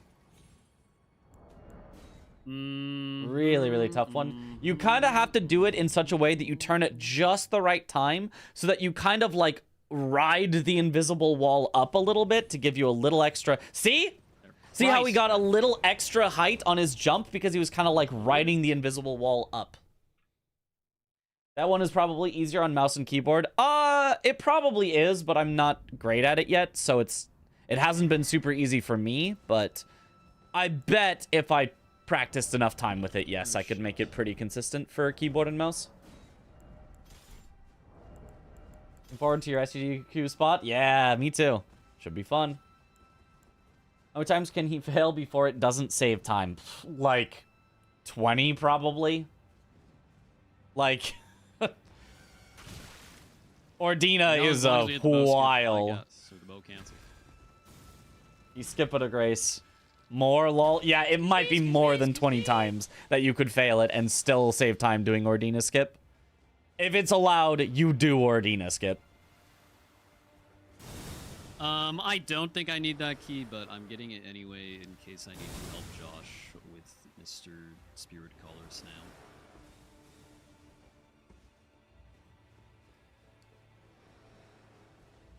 What's the reason he walks with the bow and shield? For bow cancels. Whenever you drop somewhere, if you swap from one-handing a bow to two-handing a bow in the air as you are falling at a specific timing before you land, then the entire landing animation is skipped. So you know, normally you land and you can do like, you know, the sort of the splat landing or like the superhero landing where like it loses time, where, you know, your character is kind of stuck in place for a second before you can move. If you swap to two-handing a bow, then that's entirely skipped. So then why the shield? Well, it's because he wants to be able to block while running for the reason we discussed earlier, that if you want to be able to jump while running, you need to be able to block. And if you two-hand a bow, you can't block. It just aims, so you need a shield in the offhand. Bow cancel, my beloved, always so cool. Yeah. A little faster than that. Looks so smooth in Landell, for example. Looks, yeah, I mean, it looks smooth everywhere, but yeah. Especially when you combine it with other skips. Doing the Archipelago run with Aggie, Star Chris, Lobos Jr., etc. Yes, I will be doing that. We will be doing it after GDQ, though, because it is right before the event, and it's too much stress added into our lives, probably, to try to worry about doing it now. So we're gonna move it off till after. What time is the run? I think it's 9:30 local time, which is 7:30 Pacific or 10:30 Eastern. Seems reasonable. Yeah, we just have so much like practicing left to do that it's like, you know, or at least we don't necessarily have practicing left to do, but I want to do a lot more practice. So I'm not gonna rest on it and just go, I'm good enough. Who cares? I'm good enough. I'm gonna make sure that I am as good as possible.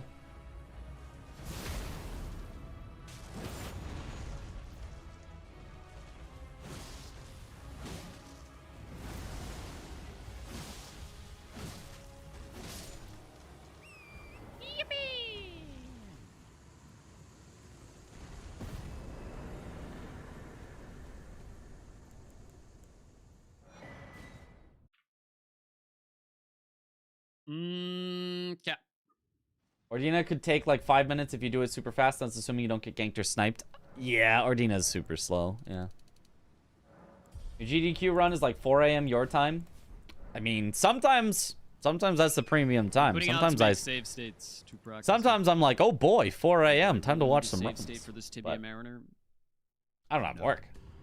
I'll be there. I'm going to make one anyway. So I'm just gonna always have something coming up. That's kind of the goal. The goal, if you're a streamer, is to always have something coming up. If you ever have just nothing on the horizon, it's like, hey, so what's up next, Mitch? And you're like, I don't know. I don't have anything for like 6 months. It's like, oh, that sucks actually. Like you want to be going from fun event to fun event. If you don't have anything planned, you want to make fun events. You want to like be like, all right, let's get something together. Let's ask the gang about doing a randomizer race or archipelago or something. First message, and I just got to say, you're so handsome. Thanks, Grandma. Or 4:01 a.m. for us Europeans. Such a friendly time. Yeah. Is fire grease a bleed tier grease or a festive grease tier grease, in your opinion? It's in the middle. It's in the middle. Fire grease is... I've decided it's not worth really using on things that are super fire weak, but it's a whole lot worse than like a frost grease. I don't think it really helps me. It's usable, but it's not... It's convenient, I guess. It's not, like, super great. Unnecessary. Who's getting Sonic Adventure 2 the next archipelago, though? You know, I just might. The thing is, I kind of don't want to because Lobos will be there, and I don't want to... You know, I don't want to subject people who we have not done our death links before to it. I want to do Sonic Adventure 2 the next time it's just the usual gang. And I want to subject everyone to me dying over and over. Because that sounds funny. Didn't you do this walking right after Darrowell? Yes. Yeah, yes. Rune Bear. Yes. That would overall save time. Where does he go from? Let me double check. That's a good call, though. I wasn't paying enough attention. So he goes I'm putting out. from here. He goes to Aguil Lake South. Yeah, and he just has to run all the way back by Darrowell. Yes. Good suggestion. Good suggestion. Let me call it out. After Darrowell, it's faster to run to the cave. Grace in Weeping and port out from there rather than running right by Darrowell again later. Okay. First message, and I just got to say you're so handsome. Chris's face when Mitch doesn't die once in Sonic. You know, it's possible. I don't think it's a huge time difference, but it seems non-zero. I mean, I think it's probably a solid, like, 5 seconds. And now I'm skipping the talisman. The only thing is that going back out of the cave really is maybe, like, you know, Cost loses me back and, like, an extra 30 seconds some of the to pick up. time, but I think if it was not for that, I I don't think think it doing really it would helped. save like 10 seconds. I think having to run back out It's makes it only convenient, save like yes. 5 seconds. I think. But But I don't think running back out of the cave is that far for this one. Let me double check. If running out of the cave is really far, then maybe we delete the suggestion. But no. It's pretty close. It's pretty close. Yeah. You can grab this and then walk back out in just a couple seconds. You do have to grab an extra grace, which does take time, but it should still be a little faster. Like, it's faster when we go to, arena later, even though it's a less efficient pathing. Although we also don't care about warps in that. No, it should still be. It should still be. Yeah. Rune Bear. Doing this early means you have to wait for the Everjail to release you. No, it does, but it should still be worth it. Based on everything I know about the timing from any % glitchless, it should still be worth it. It should still be worth it by a good several seconds. Not sure I had to heal for that, but whatever.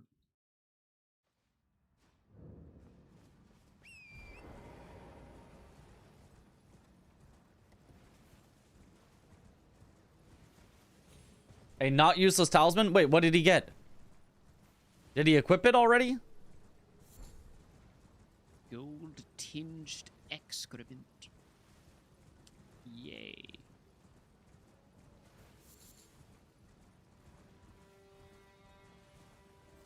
Magic Drake 0? I mean, that's kind of a useless talisman. Just don't get hit. What do I need a defensive talisman for? I just want more damage. Aggie did say he used to do the turtle talisman, but has cut it out of his route. And it does not seem like he needs the turtle talisman for anything so far. Stamina is just like never an issue.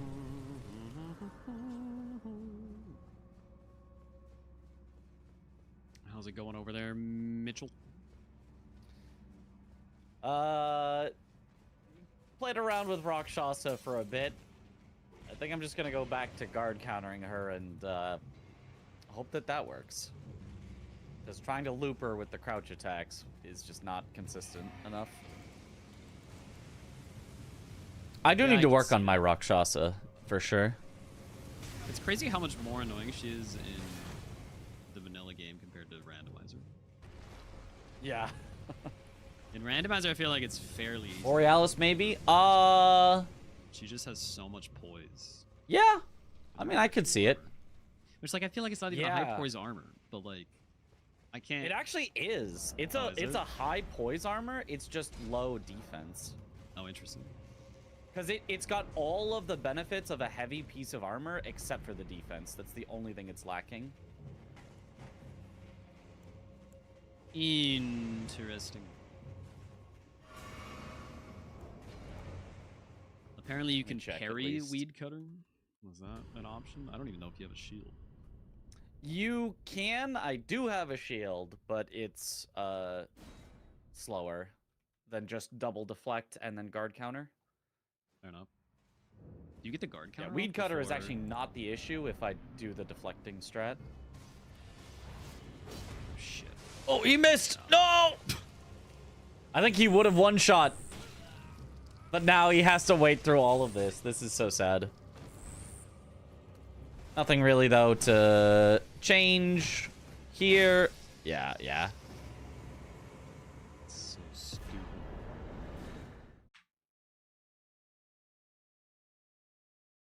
Oh, this would be technically a non-useless talisman here. From the Ancient Hero of Zamor, he can get Radagon's Sore Seal. Or Scar Seal. Radagon's Scar Seal. But... Excuse me. It does make you take more damage. But it does give strength, dex, vigor, and endurance. Bless you. Thank you for the bless.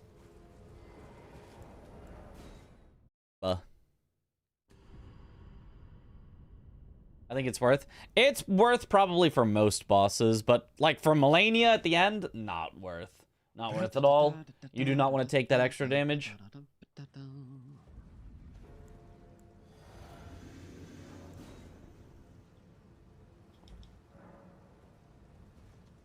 I'm sorry, the correct answer to favorite Pokemon gen is just... it's just one. I'm sorry, it's just one. Correct. I'm sorry. The best has to Pokemon be gen is one. Let's not kid ourselves. Aggie and Knower. It's not even about being a Gen 1. It's just the right answer. He does equip it. He does equip the Scar Seal. It's actually 8. There are that many already? Okay, but his second best Gen 2. Yes. Yes. I'm gonna go with yes. Anyone overrated? Only because Pokemon as a whole is overrated. Gen 1 goated.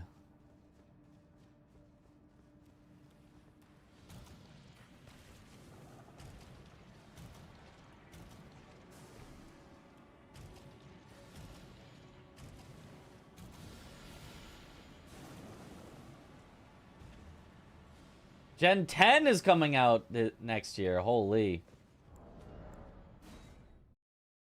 Definitely need to practice safe for Miranda Flower, dude. Holy shit.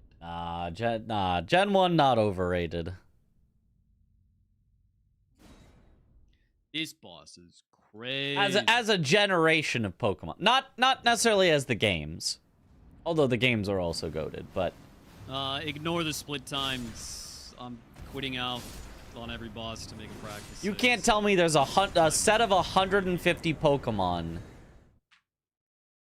that are cooler than the first 150. You can tell me there's individual Pokemon from other gens that are cooler than individual Pokemons from Gen 1.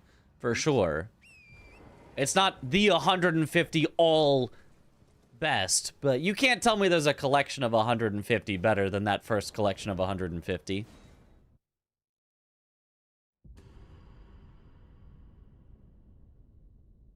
Gen 1 only good because Eevee exists in it. Well, but there you go. Eevee does exist in it.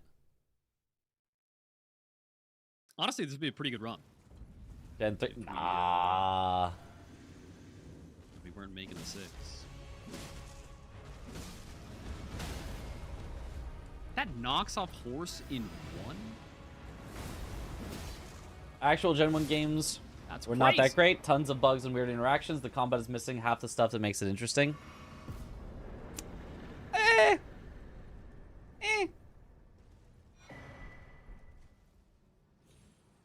I mean, bugs and stuff, yeah, for sure, but I think it still had its charm.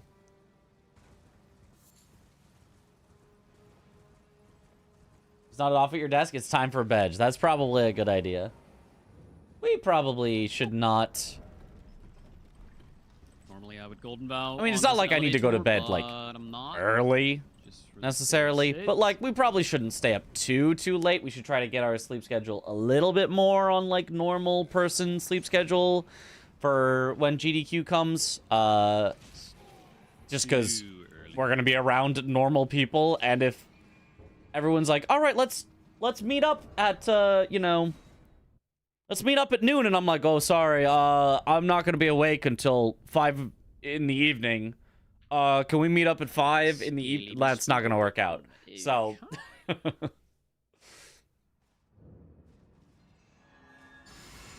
I gotta make my sleep schedule somewhat normal person for then. Not that we have to do it all right now. We've still got a week to do that, but I should not try to be up like super late tonight. Normie schedule, yep. Yeah, that would normally one Red shot. Bull is not a replacement for sleep, It's still Dex exactly. tier active. For a single day, it can kind of work, but not for, Doesn't matter. a whole extended weekend event.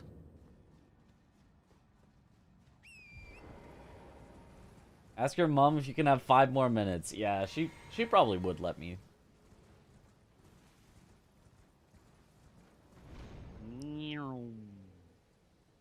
Keep your schedule like this for streaming, or is it normal for me? I don't know. It's just, it kind of is what it is. It's kind of for streaming because this is when, most of my audience is online. But then because of that, it also is normal, as this is just like, it started with this was kind of normal, not like normal, but like I had to stream after I was working during the day, and I tend to just be a night person anyway, so I would just stay up pretty late, not quite maybe this late, but pretty late.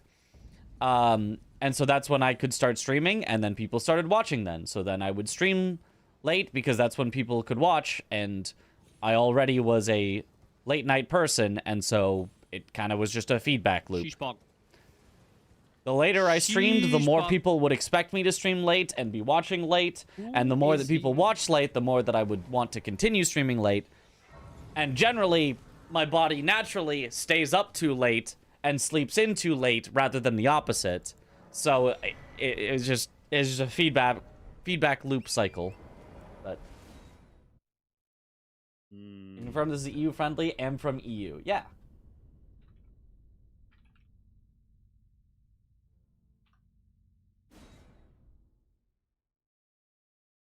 I always enjoy waking up Europe time, and the stream is already going for a few hours, still goes for a few hours, helps you starting the day. Let's go. What are we doing here? What are we doing here, Knights Cup? What are we doing Oh here? yeah, let's just do it twice. Oh, thanks. I don't know man. that there's anything I could really help Aggie with for, like, Weeping Peninsula. I assume he just knows the stuff and the routes and the things.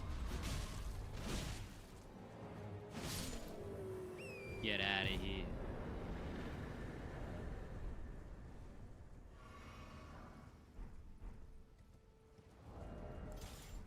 Alright, Golden Epitaph, of course, so that he can one-shot the Deathbird, presumably.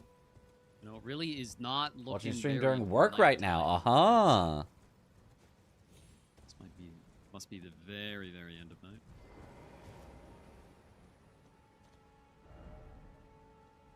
It is no longer night. It turned to morning. Come on!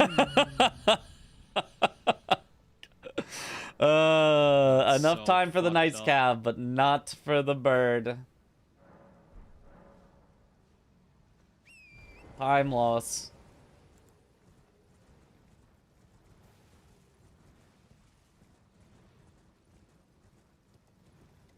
Of course. She indeed.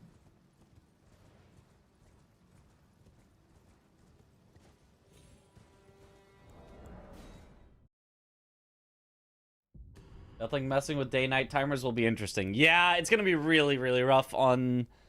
I think Aggie has the most death bosses, but Chris, I think, has a few, and Josh, I think, has a few. But yeah, I think Aggie especially is gonna...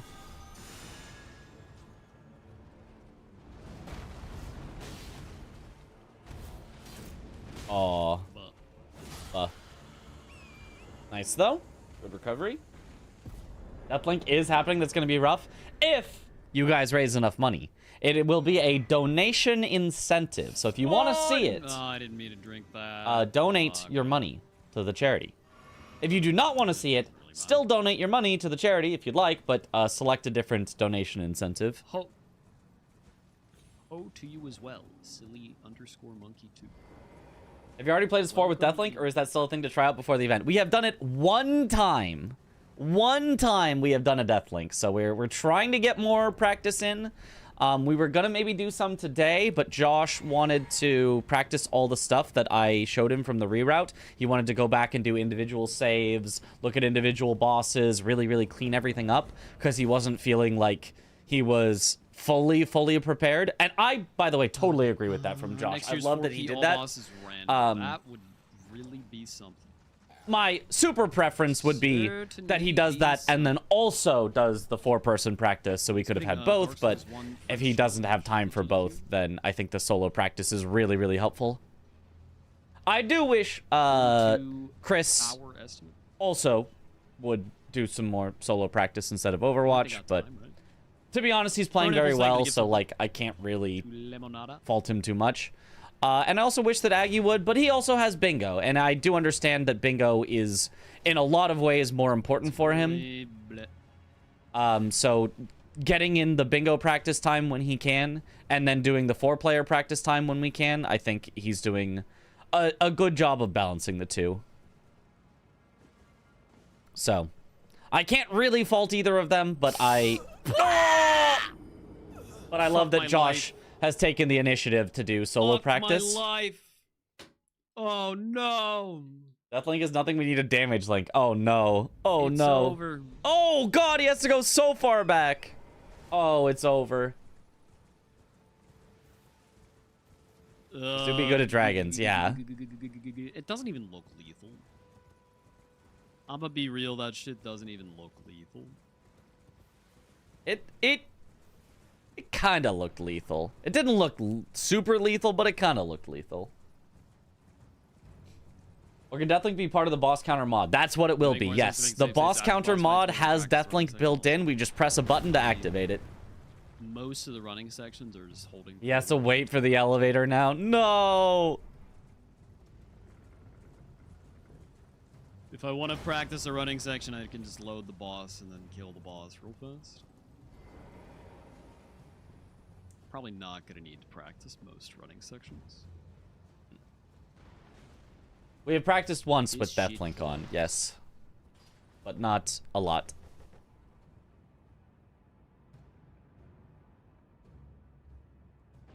You could quit out, but quitting out takes a lot of time in real time. So waiting for the elevator sometimes is just faster. He's got some nice pathing through the castle. Yeah, I mean, I don't... The way that he does the end there, it feels very risky to me, but I like that he's got the skips. I think his pathing through here is good. Did y'all, Matt, figure out the stake skip stuff? Yeah, basically Matt told us, yeah, the Deathlink doesn't really work for that. Stop trying to do it at the same time. And we were like, okay, that makes sense.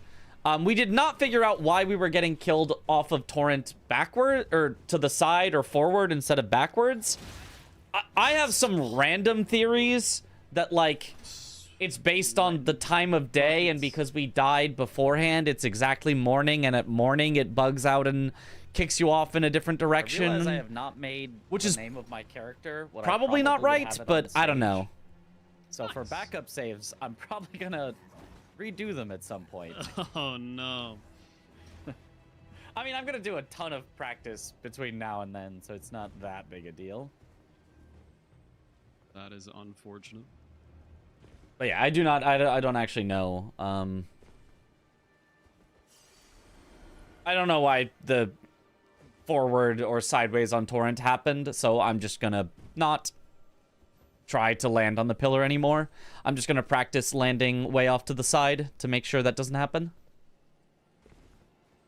I mean, it's not like a huge deal. Or Any other games you're looking forward to watching in SGDQ? It's not I a don't know huge yet. deal, but I it's don't also not a know huge the deal to full remake the saves lineup. I later. haven't looked through it yet. Speak for yourself. I would hate to go redo these. Painful enough as it is.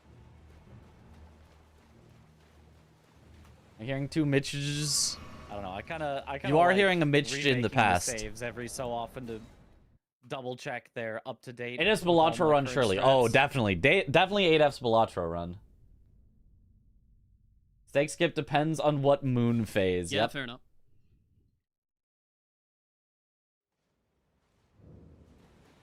How long was it with Deathlink? Like 3:30. Yeah.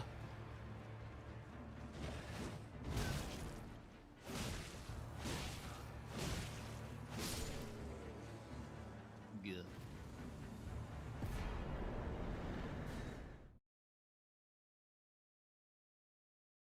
Now that's a Ooh. mess. Where future Mitch? You'll just have to wait and find out. The real slog part of my route. Oh no.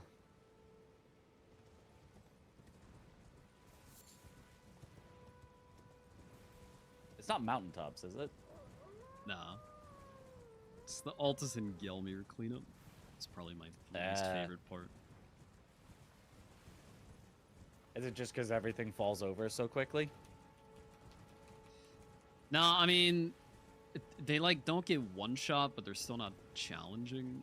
Like at least Weeping is like one shot, one shot, one shot, one shot, and like the travel Yeah. times are like really short. But, like Gelmir, it's like ride 5 minutes and then fight this boss for like 10 seconds, but like you still have to pay attention because they could technically kill you.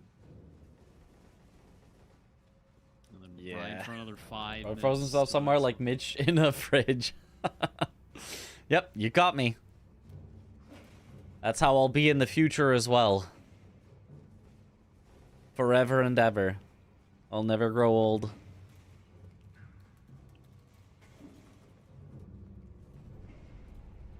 Favorite game? I don't know,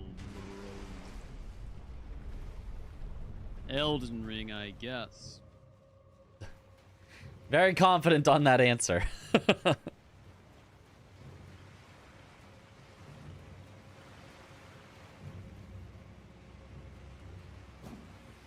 Come on, Aggie. You know your favorite game is Sekiro. It's everyone's favorite game.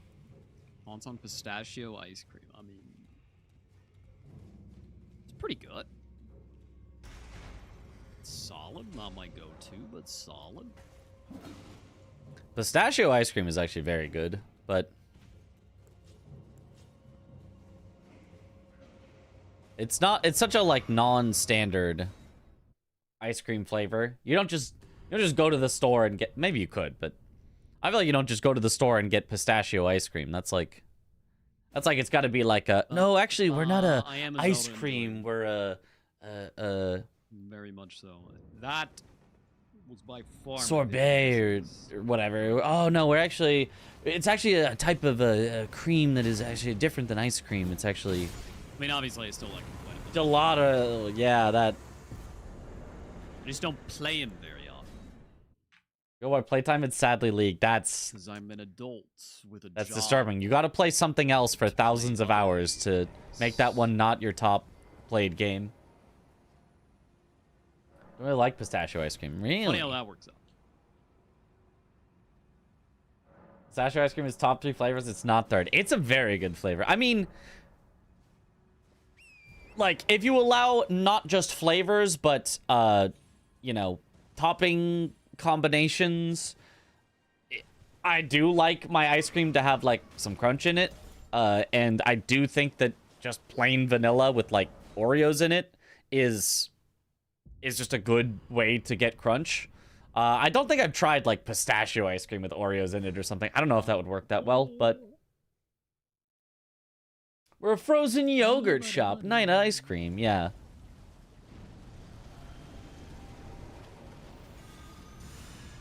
Regular pistachio greater than anything pistachio flavored. That is true. Pistachios themselves are, yeah. Freaking owned. So good. Oh, However, yeah, for some baby. reason, shelled yeah. pistachios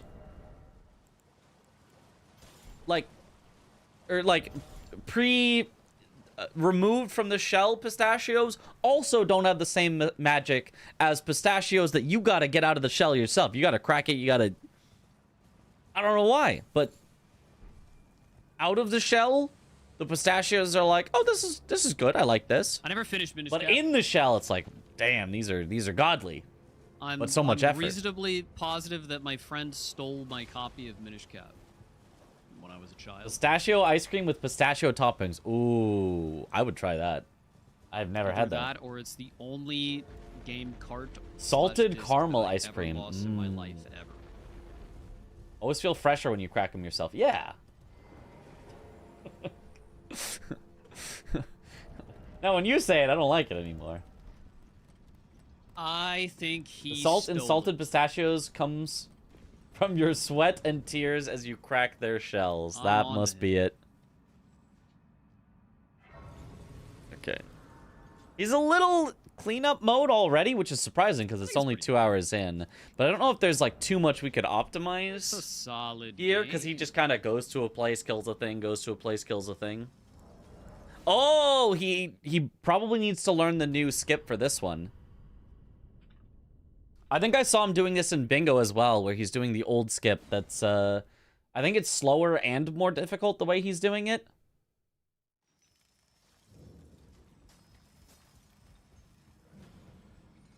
Oh no, he does know the new version. Never mind. Was he doing the other version for a particular now I reason get then it. one Yeah, time? Now that I'm not in a bingo game, now we get it right. Ah, yeah, okay. Sure. He just reverts to the other one when he fails this one in Bingo, I guess. Okay, never mind. He knows.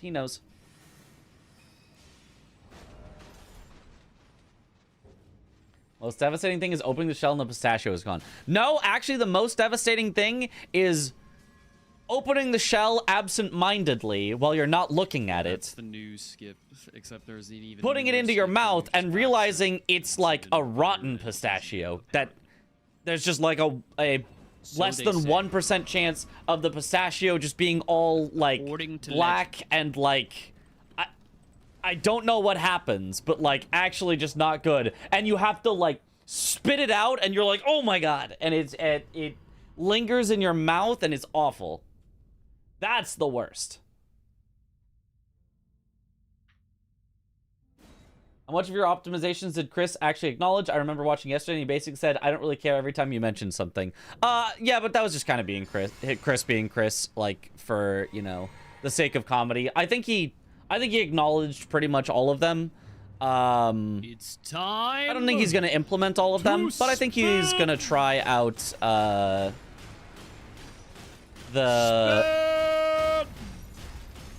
Spin! Yeah, baby. God, That is what a funny. strat. I think he's that at least went going to try out perfectly. doing Commander Standard on more bosses. That's some ideal and- spinach right there. I typed a few things out to him. Hold on. Holy. Well, if I look at it now, it would take me away from my drafted message to Aggie, so I'm not going to look at it. But there was like 5 or so things that I timed for Chris and was like, this is actually slightly faster by this. It was all relatively minor stuff, though. Hope they go full screen for that boss on GDQ. Heck yeah. The spin! What about the pistachios, which have no crack shell to Twilight split it Princess is pretty open? good. You have to Majora's bite them Mask. open. As someone who used to have braces, it's not fun. Ocarina of Oh, I Time just... and Wind Waker better. I would not bite them open. I will either Twilight just Princess is be like, the well, best 3D Zelda. nope, I like it's it not more worth than it. Breath of the Wild, Or I will like and definitely more than actually Skyward break out like the Sword. walnut cracker and just like, you know, break it like that if I have that around.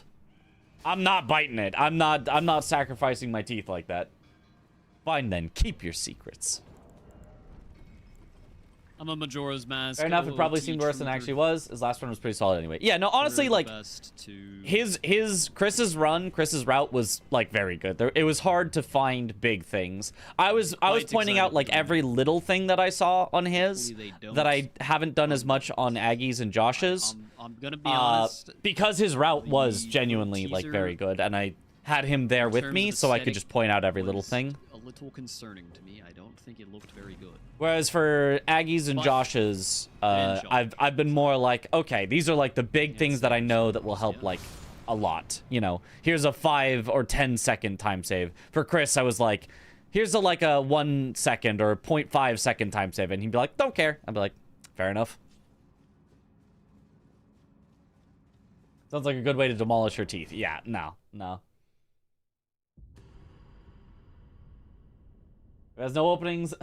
God didn't want me to eat that one pistachio. Yeah, that's divine intervention right there. I was wondering if you currently have any need for an editor for YouTube, or if you're set for that department. I actually just recently found a new editor who just edited my recent video that I just published yesterday. So I would say, as of currently, I don't think I have a need in that department. Sure, man. Demolish your teeth? How about clenching it? Or something. Exclamation video when? Good, I suppose.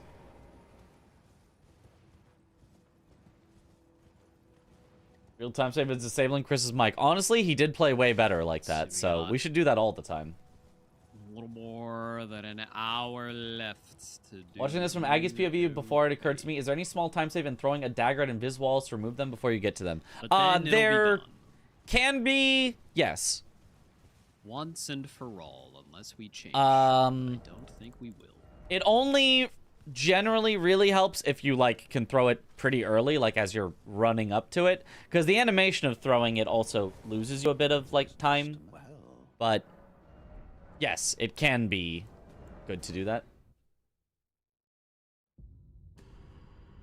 Should add the video as a pinned message in chat for people who didn't watch it yet. True. You know, of YouTube videos, I absolutely love the Sekiro Archie video. When was it done? I want to say like a month ago. But there is also going to be a new Sekiro Archie version coming out soon. But I got a little inside info that it will be updated soon. I don't know if I was supposed to share that information, but it wasn't said, hey, don't leak this. So. Good enough. Good enough, I guess. Just a tad too late. It was a great video, by the way. Thank you.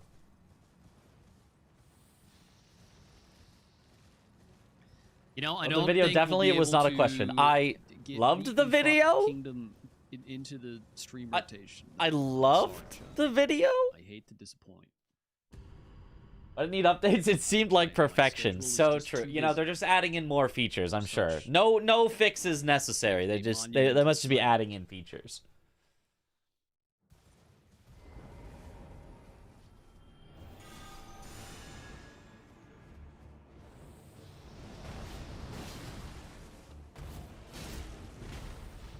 I missed the headshot. Oh, is he killing these so that he can warp out? Oh, okay, that works. Nice. Nice. Got rid of the snail aggro perfectly. Yeah, his routing here is feeling pretty good. Smile.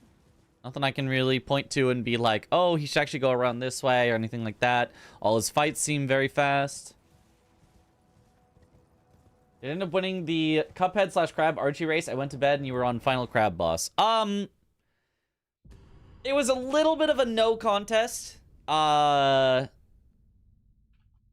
guess spoilers if you don't want to know the ending to that. I should maybe do the Stone Digger cover yours for like 20 seconds. But it it was a bit of a no contest because I was so far ahead. It was definitely not possible for him to win. But we were both on the final boss of one of our games. And so I just said, hey, for the excitement of it, do you want to just make it whoever finishes one of the games first wins?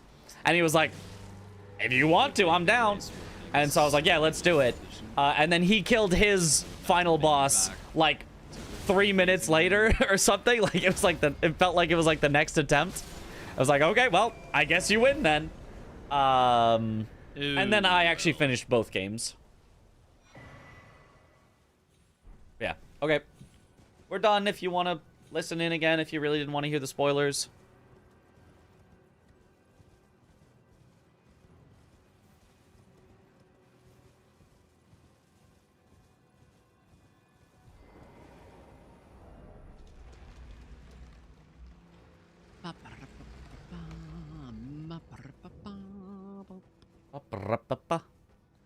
He's right. This section is kind of boring for his run. Absolutely not.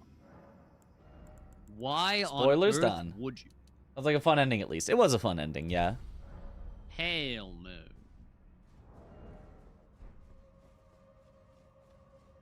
The Switch port is buns. The audio is all fucked up. There's also some other weird things that I don't remember. Lenny showed us. At Soul's Hollow. Oh no. Brought his Switch with DS1 on it. Switch with DS1.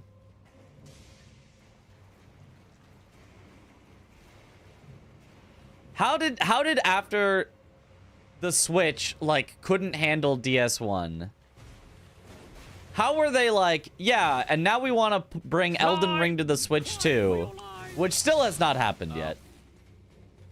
And we're like, we're gonna make our next game a Switch exclusive. How did this happen?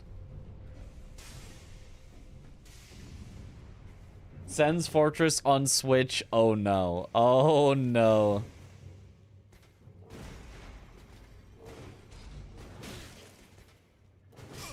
Yeah, just kill me, man. As if I give a shit. As if I care, bro. I'm trying to go back there anyway. Miyazaki just wants Nintendo to sponsor Elden Ring 2. That must be it. Switch exclusive Dustbloods is still mind-blowing to me. It's still mind-blowing to me, but... I mean... I guess I would prefer that Duskbloods is Switch 2 exclusive than that, like... Sekiro 2 is Switch exclusive. Then I'd be pissed. That's like 60k in Sen's like, I mean, once. normally I Dang. back, which would not definitely, but sometimes 60k in it's just DS1, easier yeah. to die. The enemies are gonna be jerks. I might as well just die.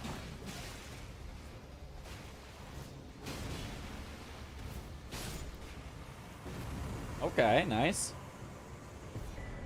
Didn't have too much problem with DS1 on Switch. Apparently, No, he was just definitely- saying like a lot of the I would attempt not to die. the sounds don't load or stuff like that. I don't know Non-deathlink, no reason everything, to but try that hard to not die.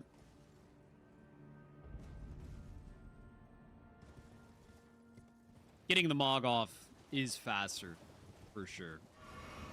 Skip the death animation, but if you're gonna have the to run Sekiro around anime a starting bunch this year, maybe until you find a good hopes time for to get it Sekiro off, 2 aren't as dead as I thought. the purpose. Yeah, maybe. Like $50 today versus $50 in 1950s or something. Yeah, $50 in 1950 is that was a lot of money. Or 1900. Did I say 1950? I had 50 on the 50.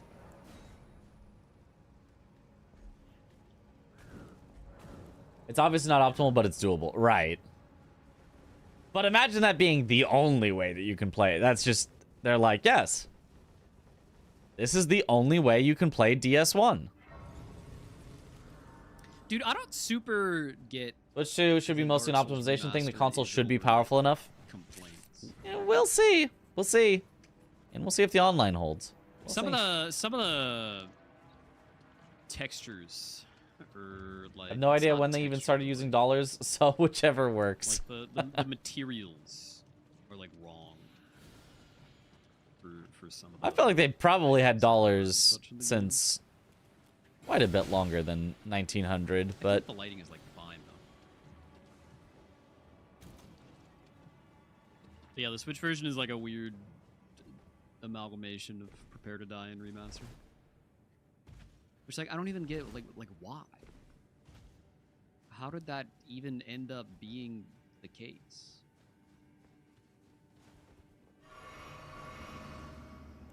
how was that the easiest way to make the switch port?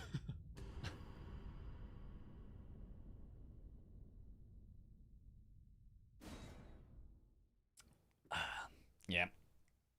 Oops, I started doing mod testing while a run was happening. Don't worry, I didn't fuck anything up, Smile. Matt, did you fuck something up? Matt! Getting real, you maybe fucked something up, vibes. But I can't say that I noticed what, if so I guess it's fine. Though I missed. Oh, I missed. He says the US dollar was introduced in 1792 at par with Spanish dollars. There you go.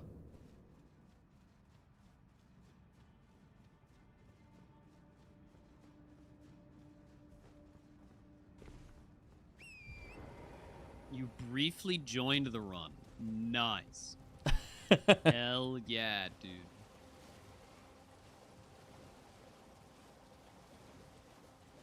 I don't even know, like, anything about these particular bosses and area. Like, I only do them in the French challenge or other all bosses runs, so I have no particular knowledge to impart for this area. Very on brand to use Spain's dollar instead of England's. Of course. Now, if you join the run and then Use the accident, you're England definitely gonna one. die. Now, that would be pretty fucked up. Where did I get the stamina talisman from, chat? Who gave me that? Where do you get the Lord of Blood's exaltation? Who drops the basic stamina talisman?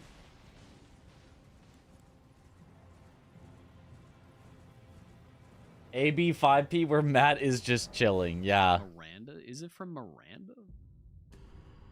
I feel like I Sewers don't from normally Escar. Oh, of course. I don't feel like I... Yeah, not very helpful. Josh is down there. Slowly That's this not gonna do it. That's weird. Very weird. I would throw it on, but I feel like I don't Josh with normally his have it. Alablaster will not make very much use of that.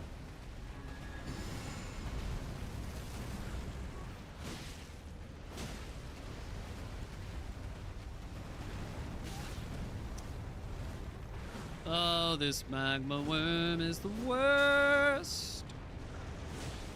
Holy shit, dude. Stop spitting lava!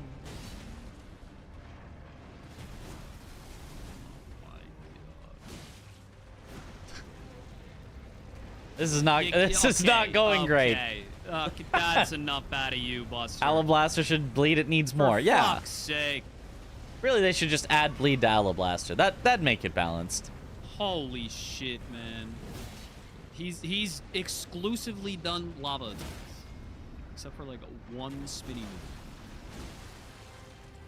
This is the worst magma worm I've ever had in my life. He's standing. For this run.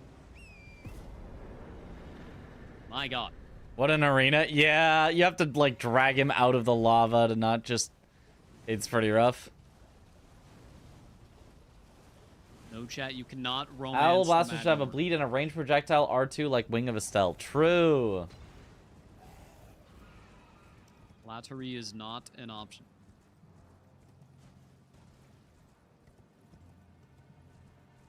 Can you believe there are people that We are don't think destined to be Alablaster is good? enemies. Can you believe that?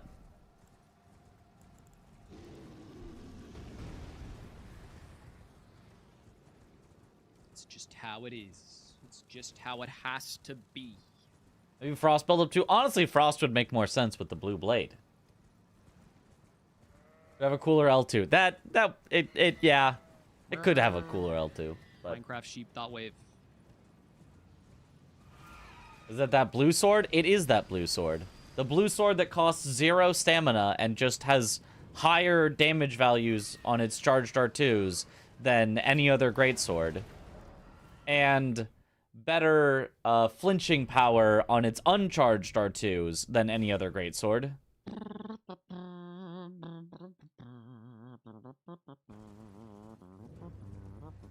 Most of the people ignore Alablaster in their playthrough. I mean, if all you do is R1 with it, you're like, oh, this is just like a random generic greatsword. This isn't even that great. I've played It's the R2s that make it shine. 2 Sekiro overhauls way back when. And I played a Dark Souls 3.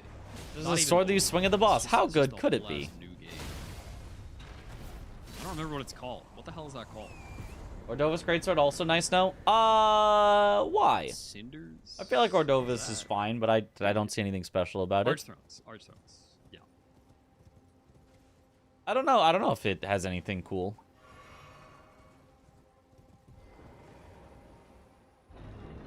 I don't know. The overhauls don't super interest me that much. They're cool.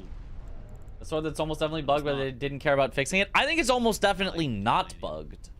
Because they also made it like that in Night Rain. Even after patching the game to, like, you know, to fix some stuff from Elden Ring, like, that is intentionally in. And I think it even has, like, a slightly different stamina value, but still lower than, like, what other greatswords are. So it shows that they actually adjusted the values of greatswords to normalize them. And then after normalizing them, they manually adjusted Alablaster's stamina cost down compared to others. Masochism. So I think it is on purpose because it's like a gravity sword. My masochistic sensibilities. I can't say that I like like a good fully challenge. understand, and I'm like, of course, with the lore of it, it makes perfect sense. But like, It's better content. I think it's on purpose.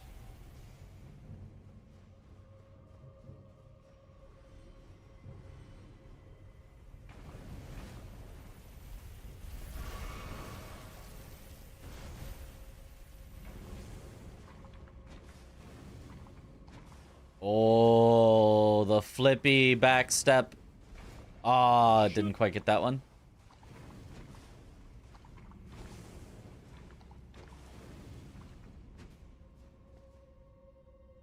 Sheesh bog. Ordova's is carried by its L2. Its L2, isn't its L2 kind of like not Not saying actually I'll never great, play though? an overhaul mod ever Like, again or anything, but for how long it takes? Isn't it like really I'm not long dying for to. I Especially mean not right now, solid because, like, I don't damage, wanna but like not so much damage that you're like this was totally worth it. competitions. It's more like this was It's just gonna fuck relatively with worth it.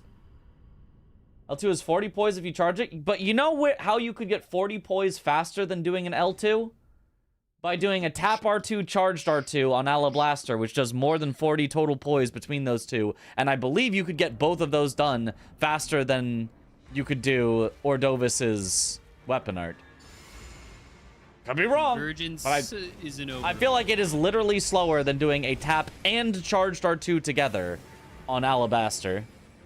For less stamina, and I believe, or less stagger, and I believe less damage.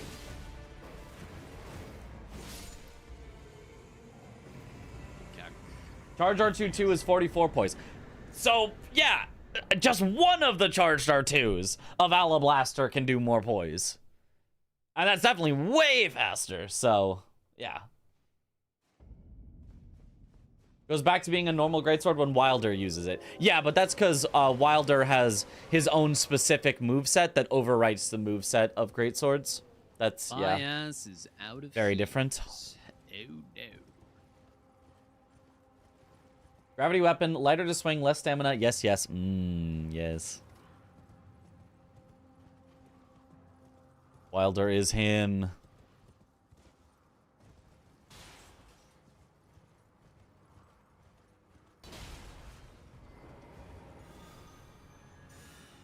Up we go.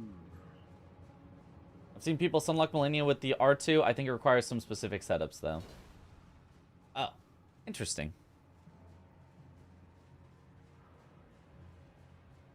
Yep, ladder. Let's play Undertaker. I love True, though. Play Undertaker, get Alablaster. I'm down. Ladders. Oh, yeah. Also, oh, fuck the gay people. Honestly, even Raider, you could. July 1st. Until next year. There they go. I don't understand why the special moveset in Night Rain feel worse than the regular movesets like half the time. Yeah, I think the only character that has a special moveset that feels definitely better is Iron Eye. Like, the Wilder moveset for Greatsword, I think is about the same. I don't hate it, but like, I don't love it more. The Raider moveset is definitely worse. Like, definitely worse. The Undertaker moveset, I kind of like the charged R2 on it at least. I feel like it feels all right. Can you get from down But there? like, it's not like to way up to the better. Tree Spirit? That part? The Executor moveset.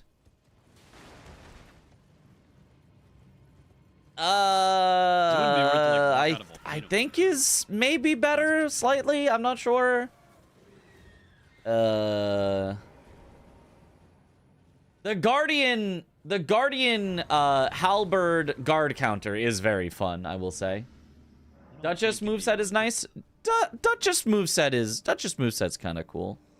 But then you have to use daggers, and daggers are, you know, daggers are daggers, so like. But she makes daggers kind of feel like they're good-ish. I do need this cave, yes. When normally daggers are like really terrible, so I guess, yeah. I mean, I could just. Whereas if you couldn't use the current weapons, what would you use for the speedrun? It's not impossible. Like, couldn't use which current weapons? Because you would just use slightly older weapons that have been meta. And if you couldn't use those slightly older ones that used to be meta, then you'd use slightly older than those ones that used to be meta. Mitch, is there a skip to go around Gelmir the opposite way? If you can't use any weapon that has ever been meta at all, You mean like the full-grown Falling Star Beast skip?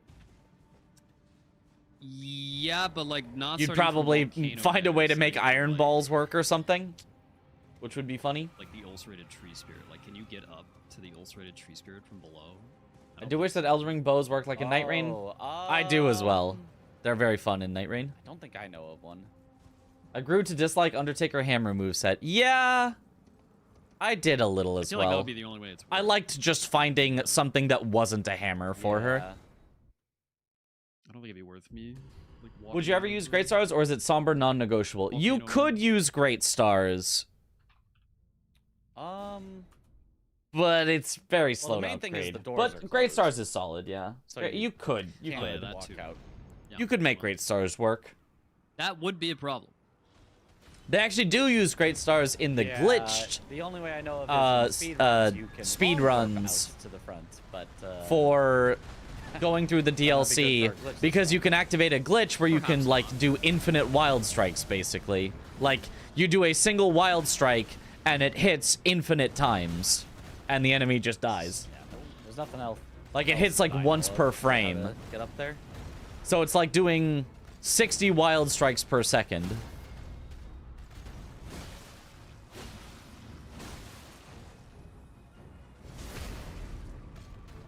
Hope they keep the Night Rain bow moveset for future games. I do too, but I don't necessarily think they will. Yeah, it's a very funny glitch.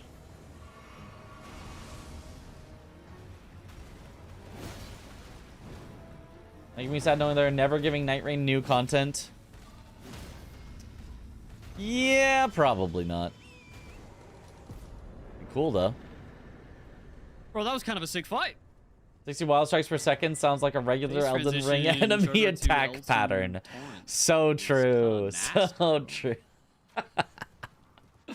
Sounds like intended behavior. Oh, yeah, super intended. I like that Super intended, for sure.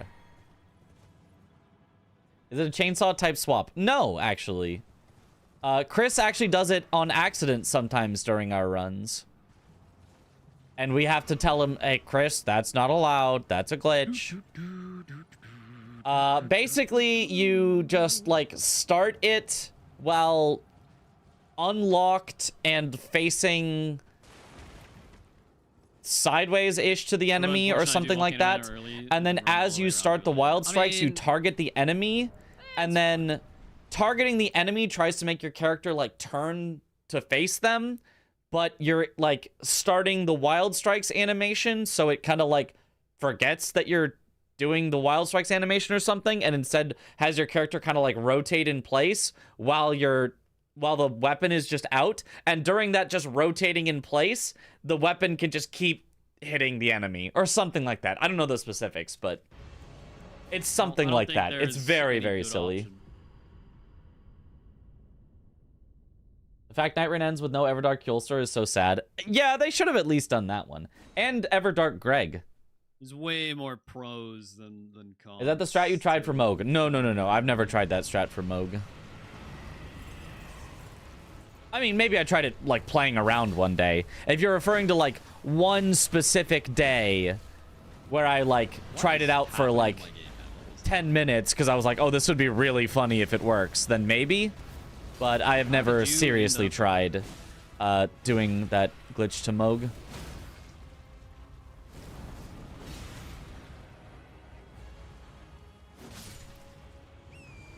Yeah, fine, I guess.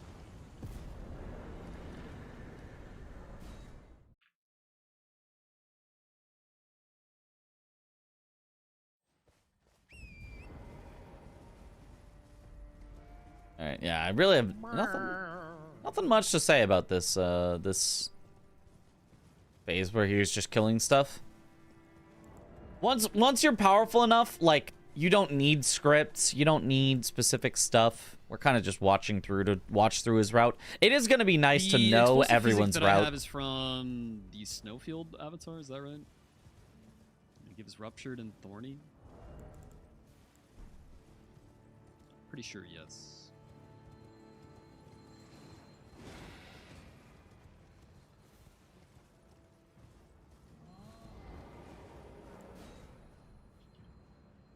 Oh, good morning. Surely there'll be a surprise update with the 2 missing Everdarks someday. Surely. Yeah. Probably not. Well, maybe. For the explosive physics square.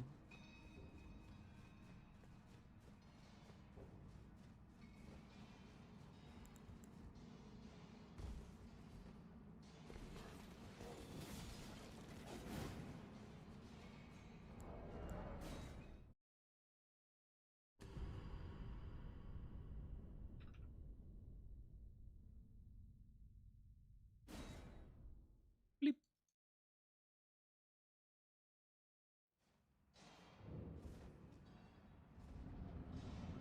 Does epitaph bonus apply to Splode tier? I think it should. I think it's all damage Don't know. for epitaph bonus. I mean- Oh, nice. I like the explosive clump strat. That's fun. Well, epitaph is just damage versus undead. It doesn't have to do with the What's the damage second type. one that's missing DLC boss? Yes, the final DLC boss. The final base game boss is not Everdark, and the final DLC boss is If it not was an like Everdark. Holy Cracked here that boosts holy damage, then it would get the boost from that. Because yeah, the explosion is holy damage. I also hope they update it to just all Everdarks are available at all times instead of being on a weird rotating schedule that is like, bro, who cares? You don't need to force people to play every week. Just make them all available. Unless they've already done that, in which case, I don't know.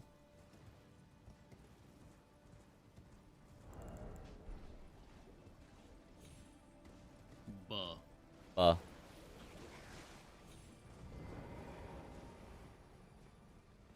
Is that a new Night Rain update? Doesn't seem to be much, though. Servers are being updated today, too. Oh. Surprise? Surprise Everdarks? Surprise?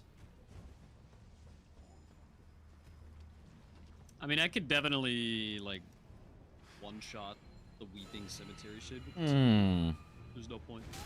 I one-shot the Weeping Cemetery Shade anyway. Except not this run, because I got grabbed like a bozo. But in theory, I one-shot it.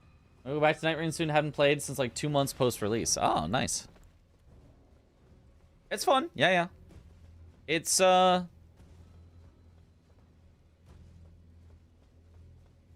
It's one that, like, you know, is supposed to last forever, because it's like, of course, it'll last forever. You know, you can just keep doing randomized runs, and then, like, the randomization is kind of so non-existent that you're like, wait, I've actually done everything in every possible combination already, and I've only done, you know, I haven't even done that many runs. I don't think so. And you're like, well, I guess I'm done with this forever then. Way for all the other Gelmir bosses. I don't think it'd be worth getting the Grace. Oh god. Oh, Aggie. Okay, he's fine. Only Everdark I'm missing is Libra. I don't know if I have it in me to do it. Yeah, Everdark Libra is pretty pretty rough. I feel like they just made an internal decision at some point that if it's a final boss, we aren't making an Everdark version. Yeah, but like, why though? The sun is rising. Oh no. Yeah, Everdark Libra is tough. Tough to, you know, slog through. Do I need all these buffs right now? No, but I would normally do them on the elevator. Oh, he even uses magic grease for Elmer.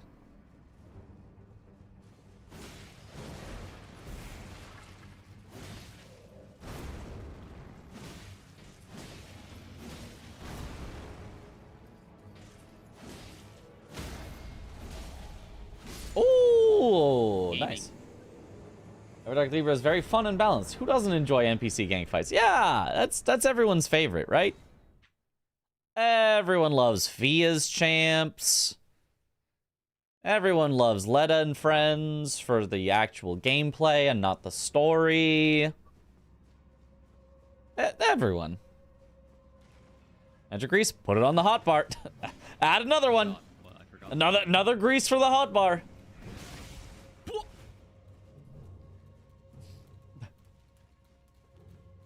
Really like the Hjolster fight as it was. I don't know if they could make it much better. Oh, no. I mean, I would say almost all the Everdarks they made worse, but like, it was so cool to have alternate versions. Stay away from me, you maniac. Oh my god. He really is a maniac. He's How trapped. Did I leave that, man? You're telling me he caught up to the falling elevator? Like, yeah, fucking right. I love Fia's champs and Leda and Friends. Yeah. So true. You son of a bitch. Get the hell out of here.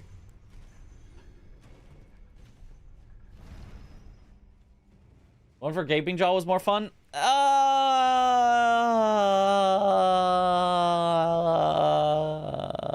Wasn't it like pretty much the same, except that it has then that one time where you're stalling because you have to like run away and then like leap up into the air to get back in?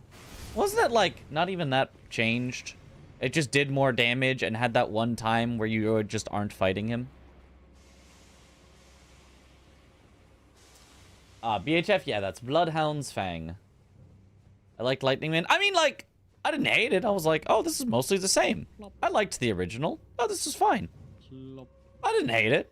But I don't know about it being, like, a lot better. In a rather boring time to join us. We're just practicing and I think the Centaur was the only one that I was like, this is good. You know, That's what I'm looking for. Yeah, but that's exciting, I guess. First time. For like an infinitely replayable game, every time that he would do the thing where we all just have to run away, I would just be like, oh cool, this again. Yay. Did Aggie ever use the holy grease he put on his hotbar? I think it's still there. I think he's still saving it.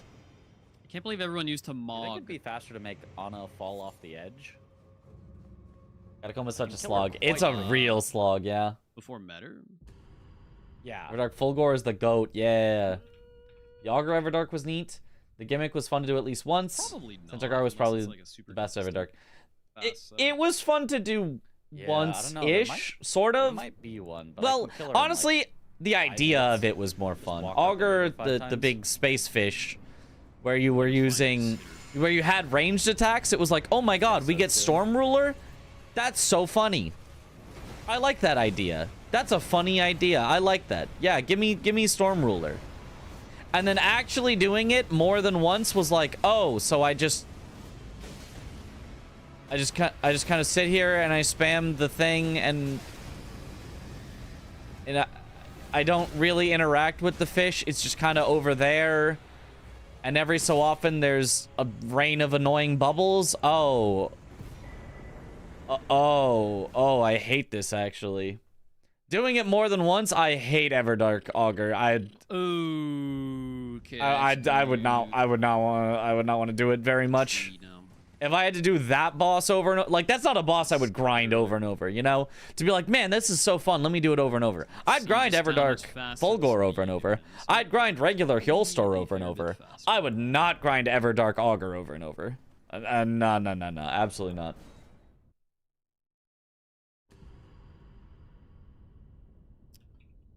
I like Plasty, great for the show, but boring after a few fights. Yeah. Also bad because to optimize it, you had to roll for skill damage increase, and your relics mostly just don't matter. Yeah. I really hope they add NPCs to Everdark ++ Augur. So true.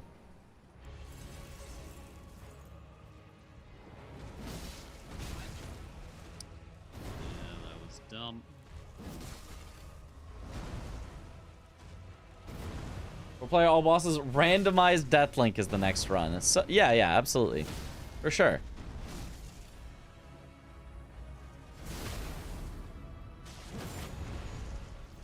Like Everdark Gladius, but I know that's unpopular.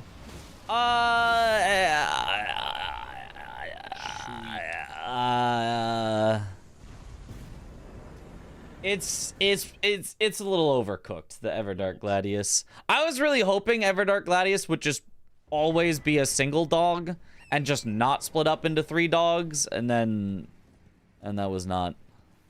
Okay, and this Death Rider can just be not really the case. And even when it is one dog, it does just like. Have you seen how like the hitboxes on it just don't match at all with the visual? I don't remember what video I watched, but it was something showing how the hitboxes just do not match the visual for a lot of its attacks.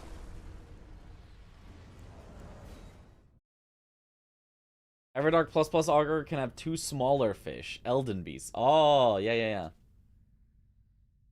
This talk reminds me that most of the Everdarks weren't great at all. Yeah, I mean, they were all unique, and they were all interesting, and they all like, are very Night Rain. Basically the same speed. And I'm glad that all of them exist. I would rather have all of them exist than not exist. But, like, if Elden Ring 2 or whatever, you know, the Holy Grease, here it is, we found it. Whatever next FromSoft game they make is a bunch of fights like the Everdark fights, I'll be pissed because I don't want all that for a game. Get down here. Oh, it was Drawstring Holy Grease even. Okay. Get down here. You cheater. This is crazy.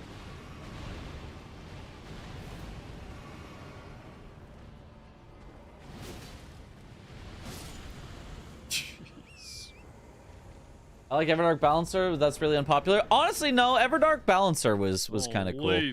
I literally, I think I've only fought it twice. But it was kind of cool. I liked that it was less of the gank fight. Yes, please. Please give me more fights that are not 8 random enemies that could theoretically randomly attack you at the same time with nothing you can do.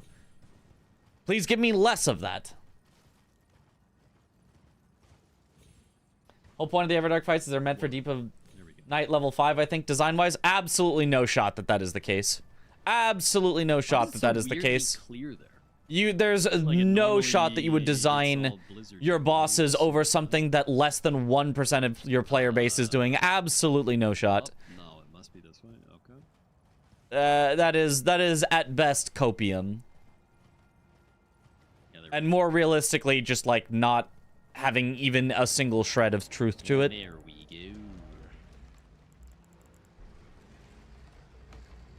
Night Rain does a good job at spectacles rather than focus on mechanics mostly.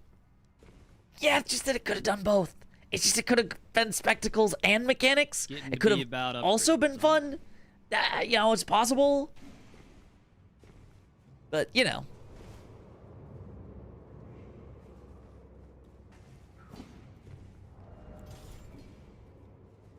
Too much to ask, yeah.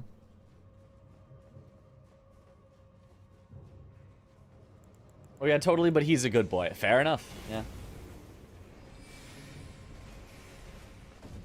Oh. Bro! Uh-oh. Any sprinters? Jesus. Oh, barely living. Everdark Balancers actually has a mechanic, so only one attacks one person. Really? Only for Everdark?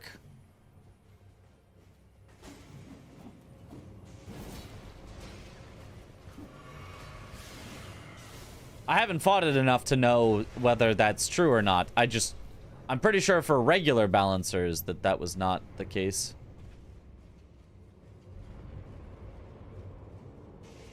Nice.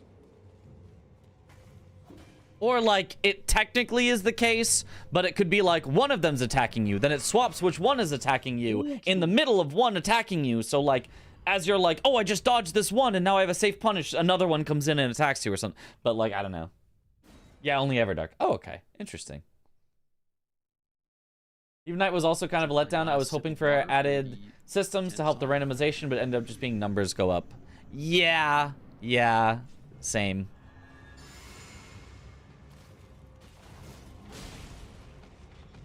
When it was like announced, I was like, "Oh, that's so cool! I'm gonna be the highest Deep of Night player of all time. I'm gonna go for the world record of the highest Deep of Night."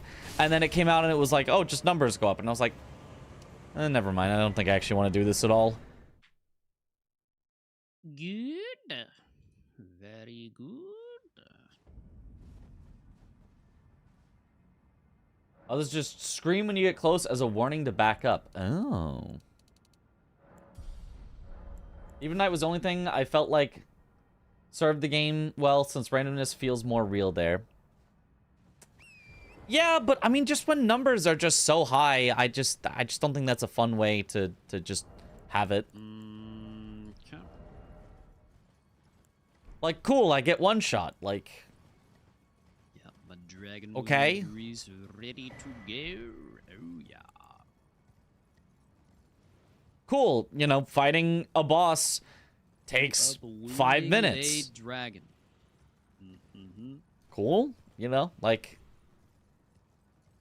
So true. All my friends stopped playing before the Deep of Night stuff came out. Just had no reason to play because all your friends and I picked new games to play. Fair, yeah.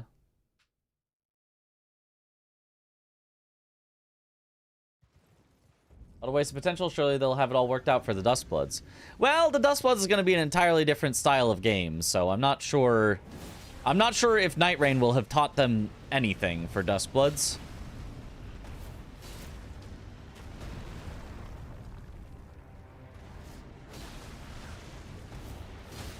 I stagger as he was about to run. Around. Thank you.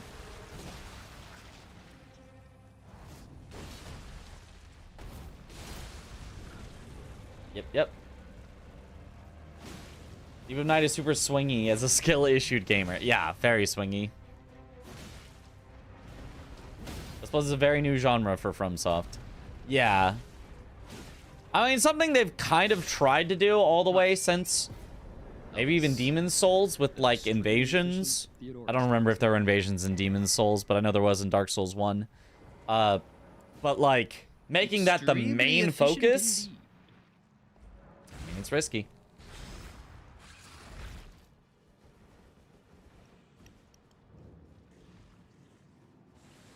Well, in Dustbloods will have a stable 30 FPS, but that's probably copium. But 30 is also so low. Why can't we get 60 in this day and age? Right, because it's on the Switch too. You gotta love the grind, brother. You gotta be passionate.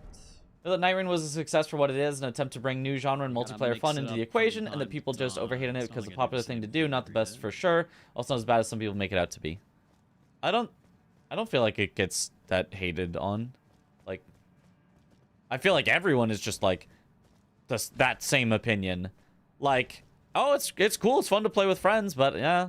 Plus, I take breaks fairly regularly. Wasted opportunity, wasted potential, I mean, breaks potentially. in the form of Maybe not wasted chores. opportunity. They made the opportunity. They created the opportunity from nothing, but some wasted potential, you know. I feel like that's where everyone's at. I don't think I've seen people be like, Night Rain is there's genuinely, you know, it's horrible. There's nothing to like. It's just like, it's fun with friends, but like, man, the bosses kind of suck sometimes, and you know, the randomization isn't there, and more like that.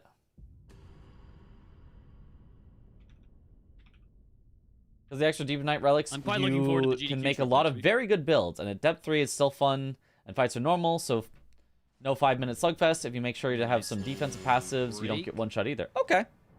Okay, maybe up to Deep of Night 3 it's still kind of fun. I don't know. Haven't done much Deep of Night at all. Yeah, we've been going back and forth on getting a Cali house or not.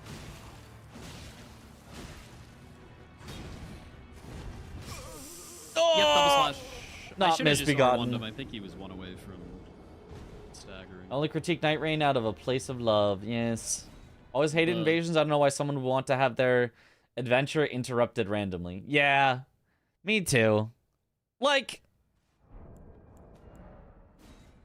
the first time it happened in Dark Souls 1, and it was like, whoa, that's a player? Oh, they're just here? Oh, it was novel. I will say, first time it happens, novel. Just a house in Ontario, bro. But like, you know, being like, dude, this is why the games are peak.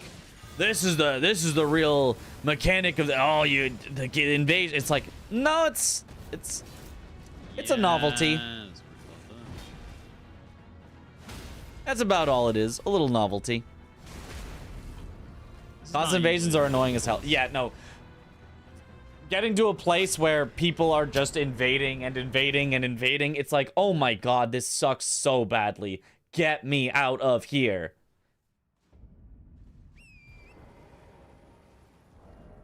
It's very fun in general, but the lack of real randomization took away a lot of replayability. Feels like the majority opinion on Night Rain. I think so, yeah.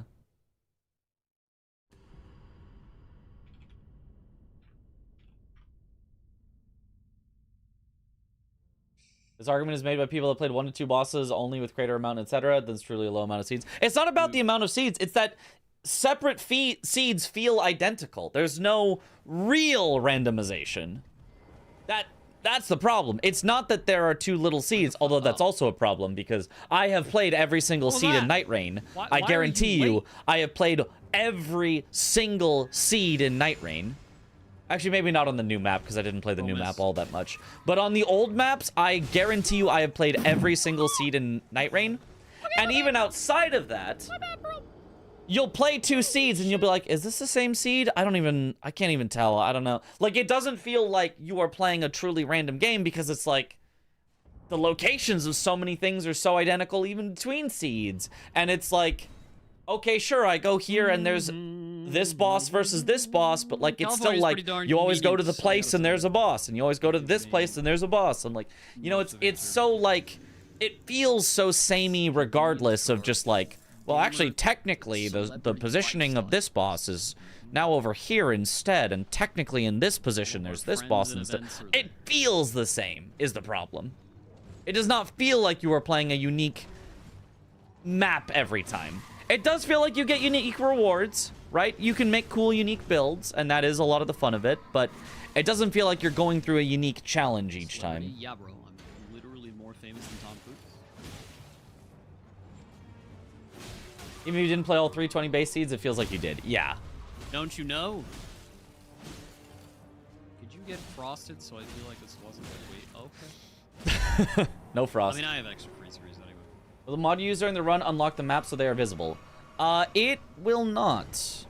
I suppose it would. Regular viewer, I think it will make things a bit easier to follow. We're hardly ever on the map, and I don't know that a regular viewer will even, like, be that familiar with the map. Maybe not. But I mean, I guess I could suggest it to Matt. Thank you, Knights Cap. Very cool.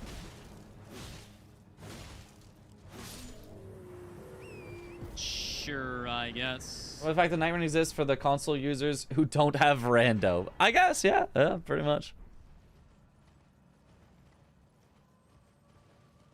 Bro didn't attack once, he just ran around. Yeah, that sounds like Knights Cap. Surely. Oh no, please no. That is a randomizer for Night Rain 2 that changes up the maps and possible night bosses a lot more. Yeah.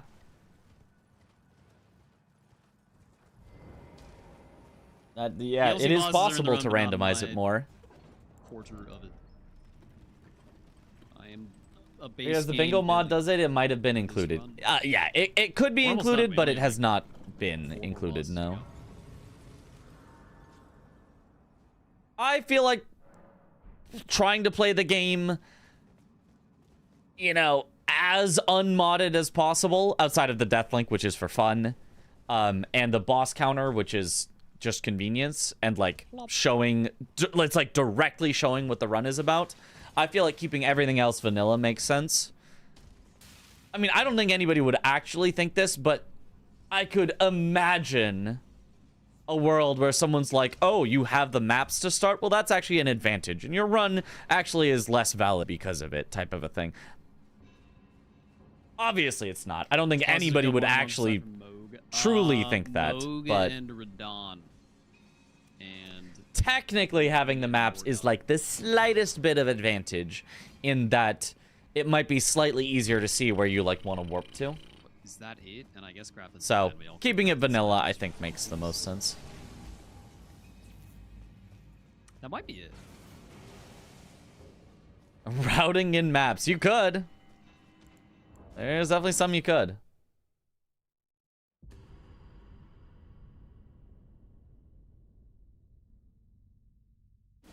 Coloring map doesn't help in visualizing the location. It rarely does.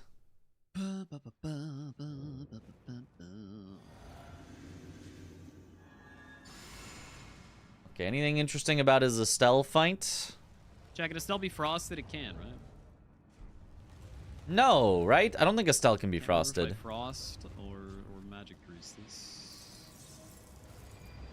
It right? Can't, I don't think. Well, then shit. It's supposed to be a magic. Yep. It's fine. I have extra frost grease anyway. Sadly, being able to see is a time loss. Yep. Broken bleed, but not freeze. Yep. Whack. One of the rare bleedable, not freezables.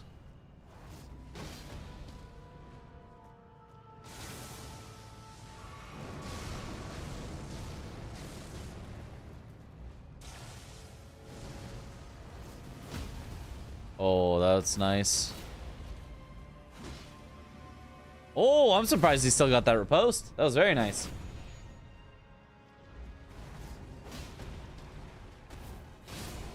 Oh! Sheesh, that was pretty good. I'll take it, man. That was really good. I will absolutely take it. Does they come from time, or come from space, and space is freezing? I guess it makes sense. Yeah? I can see that. That was good. Is that worth it? That's a lot of fucking damage. Holy shit.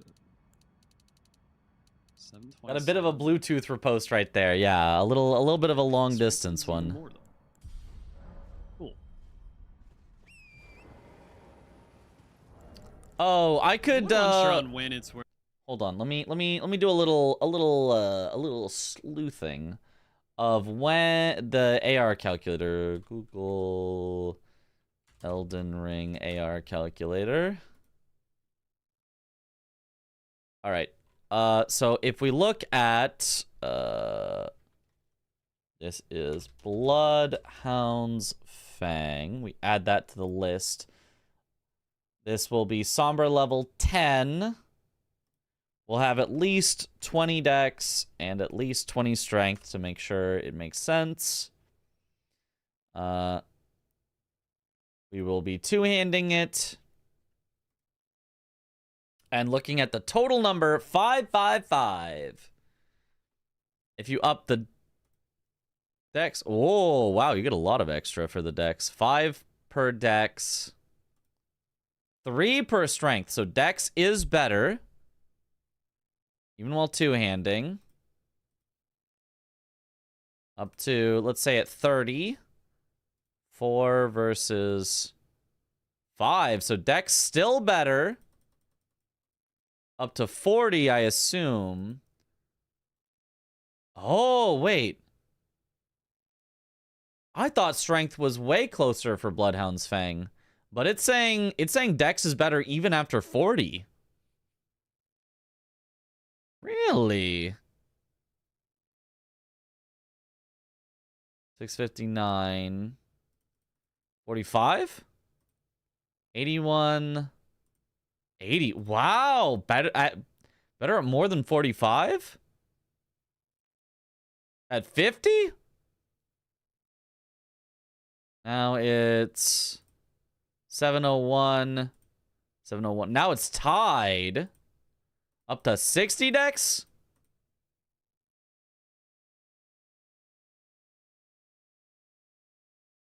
731, 734, 734. It's still tied at 60 dex?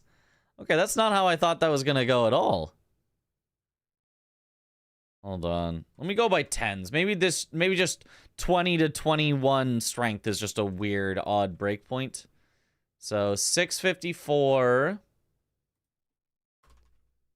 10 more. Makes 698. Versus 702. No. Strength is better. It's just 20 to 21 is a weird strength breakpoint where it seems like it sucks. So at 40 dex, strength is better. What about at 30 dex? What about at 30 versus 30? Let's say they're both 30. Which one should you get to 40 first? 654. 702. 691. Okay, you should get dex to 40 first. But then I assume you should get strength to 40 next. So 50 is 746. 730. Wow. Not really even. Those guys more like 16 Elden Ring, right? Still pretty good. Up to 80. Yeah. Mostly is pretty good up to 60, which is what this would be for strength. Okay, but let's say that dex is already at 50 and strength is at 30. Now what would be worth more? 10 more dex, 779, or 10 more strength, 783. At this point, strength is better. So it seems like it's generally worth keeping strength around 10% under deck, or sorry, around 10 points under dex at all times, is what it seems like.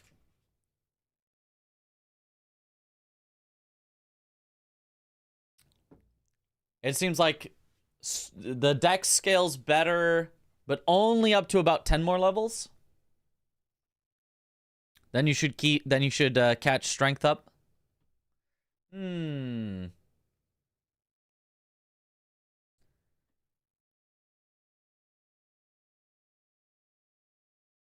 The Astral War counts as one-handed, doesn't it? Does it? I don't think I've ever heard of that, but if you say so. I mean, if so, then Dex, yeah, is definitely better. I don't know if you can see that in a calculator for damage. I don't know. Interesting.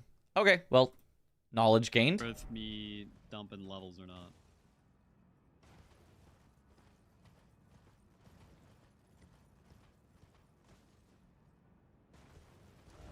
That seemed pretty worth at that exact moment, though.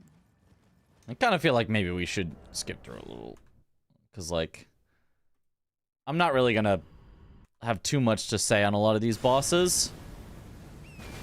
I do not know how to kill this Deathrite bird nicely. with all of this horrendous stuff going on. Come here, birdie. Come here. Why do the mortars not hit the Deathbird?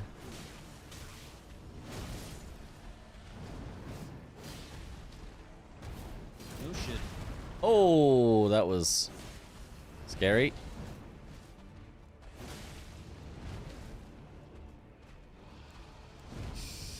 Oh no. Oh, he lived?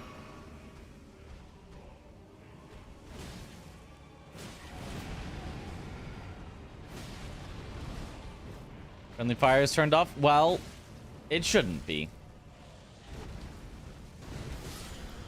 Nice. Fucking death right bird, bro. I'm sure most, if not all, Ash of Wars are one-handed. Probably some Good exceptions. Lord. Oh. Well, I'm nearly at the end of my route. So strength is just worse than it should be for almost all Ash of Wars? Okay. Interesting. I'm about to enter my cleanup, not like done Little with peck my move, it's so route, silly but compared to all his huge sweeping ghost swing explosions. Yeah. in the spot where Chris could take over, or I'd go to Limgrave and do that stuff. Anything positive for the player needs to get nerfed. Of course. Oh, I've of killed my course. final Of course. me-only boss. I feel like grease and infusion spells don't last long enough in Elden Ring. I agree. 303 with making saves. It's not bad. I feel like mine's been pretty good too. Only had to redo like 3 I don't like having to rebuff in fights. Okay, okay.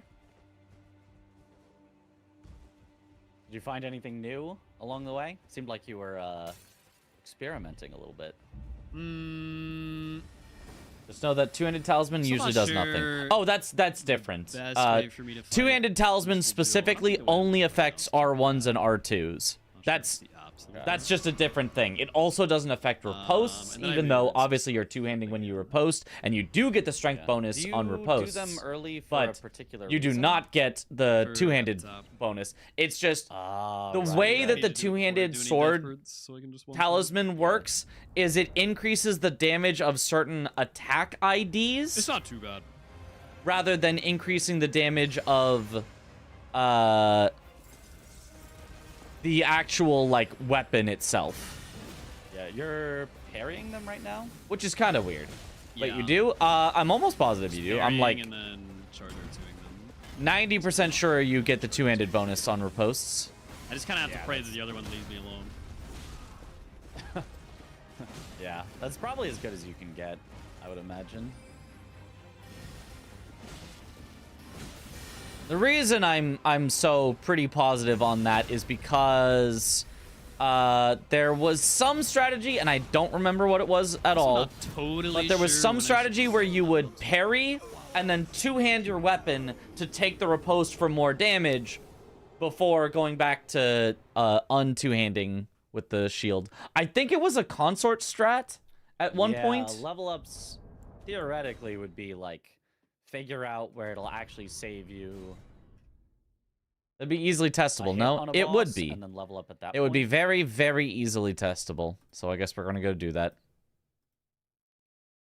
I guess I'll go test the things. I'll go put my money where my mouth is. Do you get different animations when you're posted with one hand versus two hand? I don't know, actually.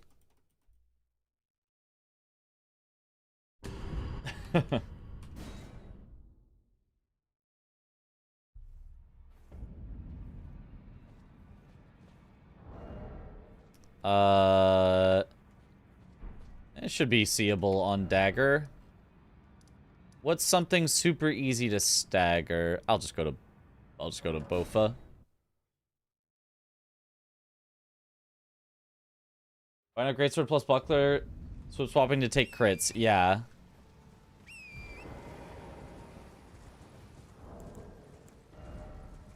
That should be enough strength to see a difference. Even if it's only a difference of literally 1 damage, we should see a difference. Honestly, Rick would probably be the ideal, but...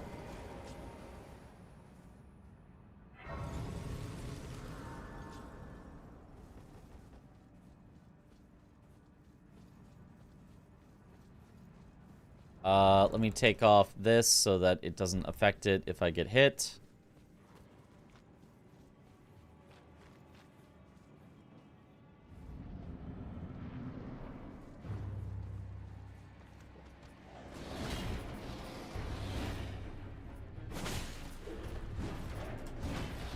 I wonder if I'm gonna kill him before I get a stagger.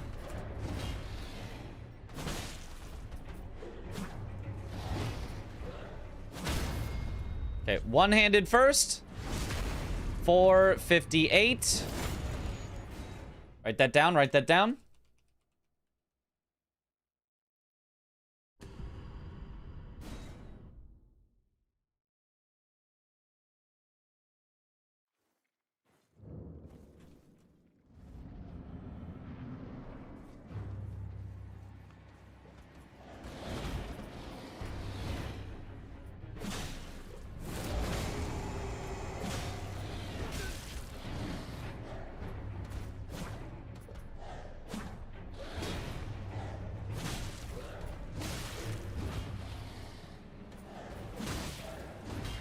Can you stop?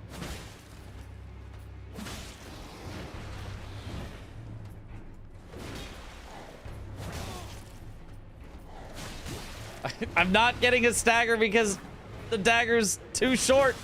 I can't keep up the... There we go. All right. Two-handed. 458? Wait. I mean, it's possible that the dagger just has so little strength scaling that it's not showing up as an AR difference, but...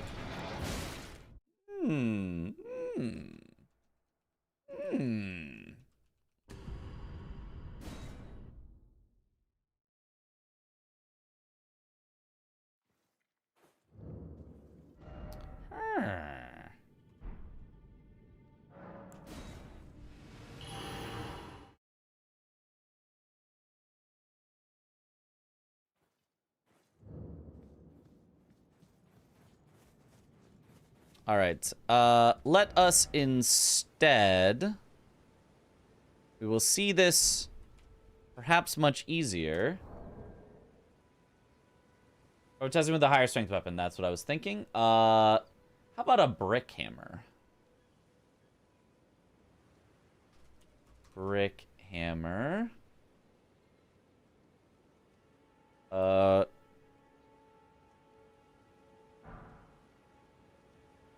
We will travel to...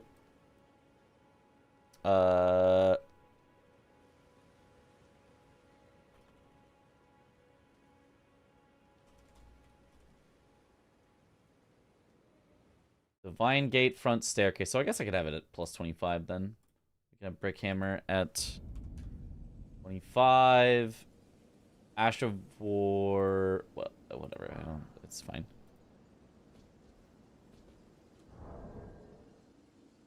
Give me a skidoo of 20. Give me an item. Buckler.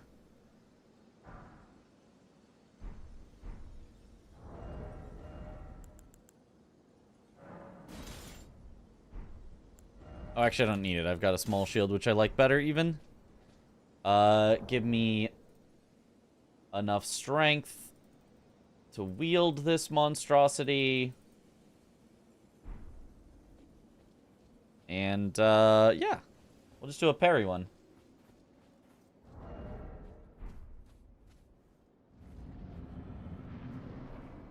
You put it on the +0. Oh. Yes.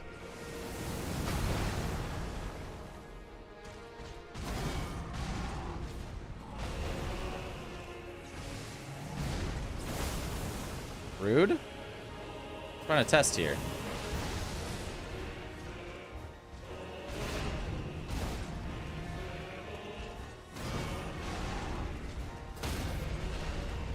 One-handed.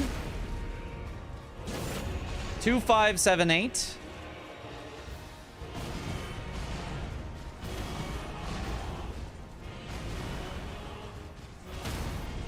Two-handed. 2, 5, 7, 8. It does not. You learn something new.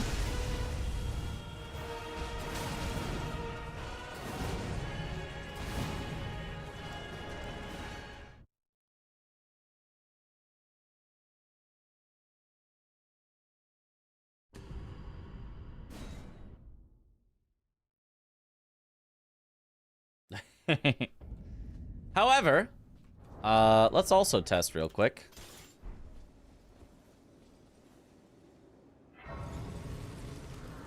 If Bloodhound's Finesse gets any two-handed bonus.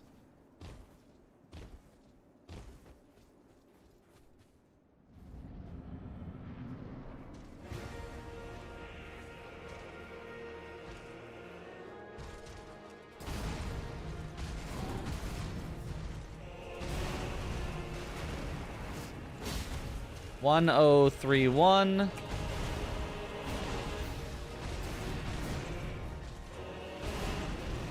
Exact same move. Oh, I need to not have a shield on.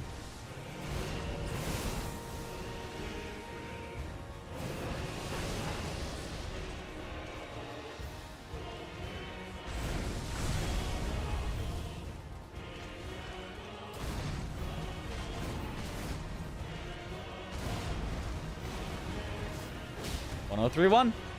Same for weapon arts. So it works the same way. So this is something I did not know. I knew that two-handed sword talisman did not affect riposts and weapon arts, but I didn't know why. And the reason is because those attacks don't get two-handed bonuses at all. Because those attack IDs just don't two-handed. So it affects everything that gets a two-handed bonus. Very interesting. What about the follow-up? I don't... It's not going to be... I'm not testing that. I don't... It's... No weapon art gets affected by the two-handed sword talisman, which means no weapon art gets affected by two-handed bonus for strength. So, very interesting. You can only get the two-handed bonus to your scaling on R1s and R2s. Which means if you're going a mostly weapon art build, you should actually go, like, potentially way more dex rather than strength. You should turn off the two-handed bonus slider on the website and see how much then it makes a difference.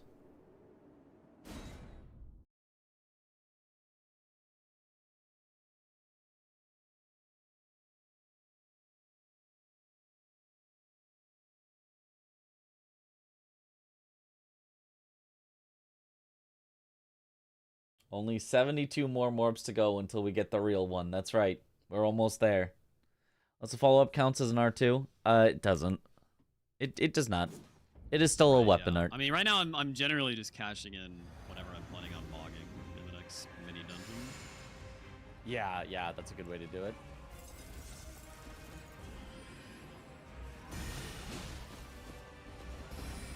Toward the end, though, when I'm doing all the snowfield shit, like, I get so much money. And it's honestly a lot more damage. I don't know if it's worth leveling up, like, 2 times, 3 times, or if I should just wait. Yeah. What you could maybe do is specifically route around where you're going to do the places that you I wonder if there's like a Loretta in script. You getting a bunch of money? So you have a reason to sit? We might I don't know if that's like a possible thing. we may want to look at Loretta. Maybe. I feel like there's a way to make Loretta a whole lot nicer than this. I routed a bit around, like, when I'm setting it to night, too. Just leveling up. I know that we had a RL1 yeah. Loretta script Good with idea. Serpent Hunter. It's just like when I'm in Snowfield, it's like, after every boss, like, I could cash in, like, And my 200 buffs, rolls, Myth and Night Rain is busted. but, like, Love surely that it perk would not so be worth much. to sit after every single fucking Snowfield boss. Oh, definitely not.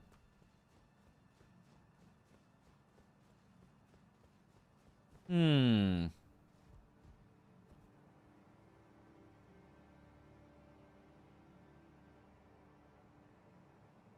Do you end up going much vigor in your route, or is it like all offense? I get to 35 big. Okay. Just to be nice and comfy. Yeah, Loretta is maybe the last thing that, like, I 36 or could... 56 decks. look at for Aggie, might be but I okay. kind of maybe want to do it tomorrow. I'm feeling kind of tired. Yeah, I'm think feeling kind of tired. if I remember Oh, correctly, I'm the a optimal tire. for Bloodhound Fang is Dex to 40, then Let me make Loretta nicer. Strength Addie came to in. 54, Stop Alpha then discrimination. back to Dex to 60. Anything but that. That's Really, the you one wanna thing get we more can't strength do. than Dex at some point. Yeah, because of the. You're not tired to the trust. 1.5 Oh, times. well, if you say so. Right, sure, makes sense. I think it's Interesting. like Yeah, maybe I'm both not to getting enough 20, strength. then both to 40, then actually strength to 54, then dex to 60. So I was wrong Or it about might be this. the other It's way. It might actually be dex to 60, then strength to 54, but it's something like that where both of them go to 20, then both of them go to 40. I'm almost positive. There is I think just an it's online dex to calculator, so 40, you then can strength see to it. 40, then dex to 60, then I strength to wonder if I should 54 keep as the strength a tier rough, instead of the Dex tier, though. like, good enough approximation. I mean, I think either way, you just make up for the difference in stats with how you level, so I don't think it matters either way. Yeah, true, I guess. So if you're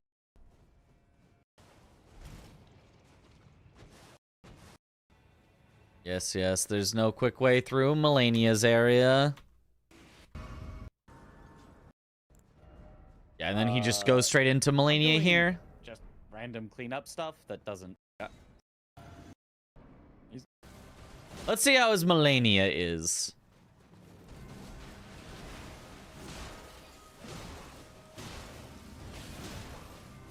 Oh, he really does just not care.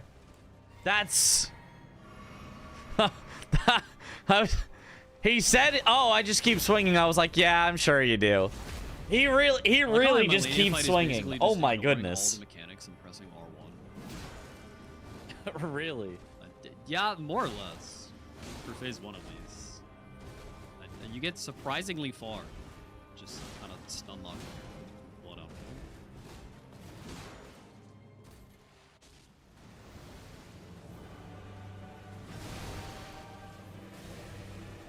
I don't understand this meta of like backstepping twice. Is it to put Melania into the center of the arena, I guess?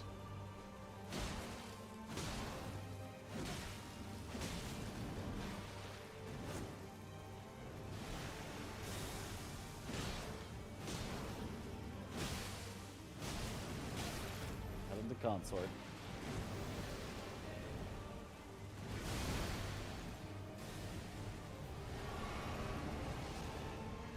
What happens this works really well with? You can also just R1 her down with hand-to-hand.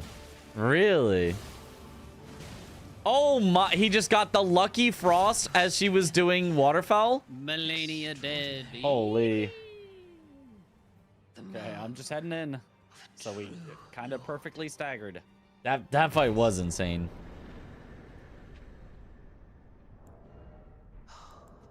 That's how I beat Melania's second phase with Alablaster. Just keep swinging. I do Heck wonder yeah. if I can work in deflections into consort, but I Okay, well, that's the end of his route. Way to do that. That's the end of his route. That was about it. We can look at Loretta next time, but that's I think all that I could come up with. I think I can just push the button on sending him all the stuff we talked about swapping. Maybe we can do the same for PCR. I don't think that one's gonna work. I don't know about that one.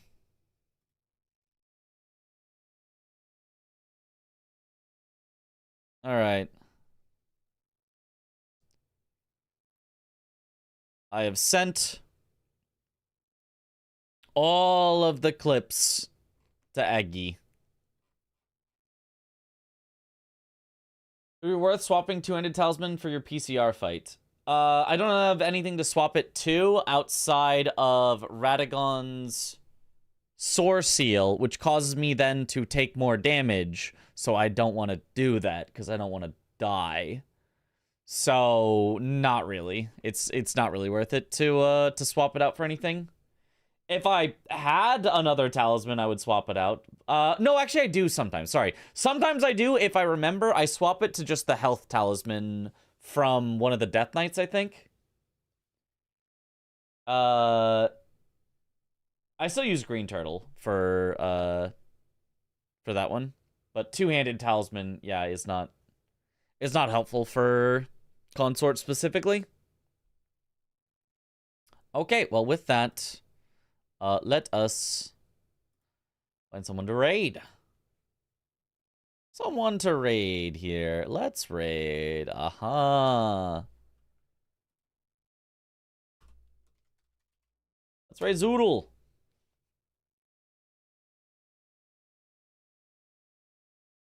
Zoodle Hoomst has challenged me to an archipelago race on Friday. Saturday for him. Saturday probably for a lot of you in Europe, but Friday for me. If we get it going, because it is short notice, but if we get it going, should be a lot of fun. Just got here. What's happening? What's happening is we're ending stream. You got here right as we're ending. Unfortunate. But yeah, thank you all for watching. Have a good night, or morning, or afternoon, or evening, wherever in the world you all happen to be. And I will see you all later. Morp71, what the heck? I will see you all later. Have a good one, everyone. Oh, bye-bye.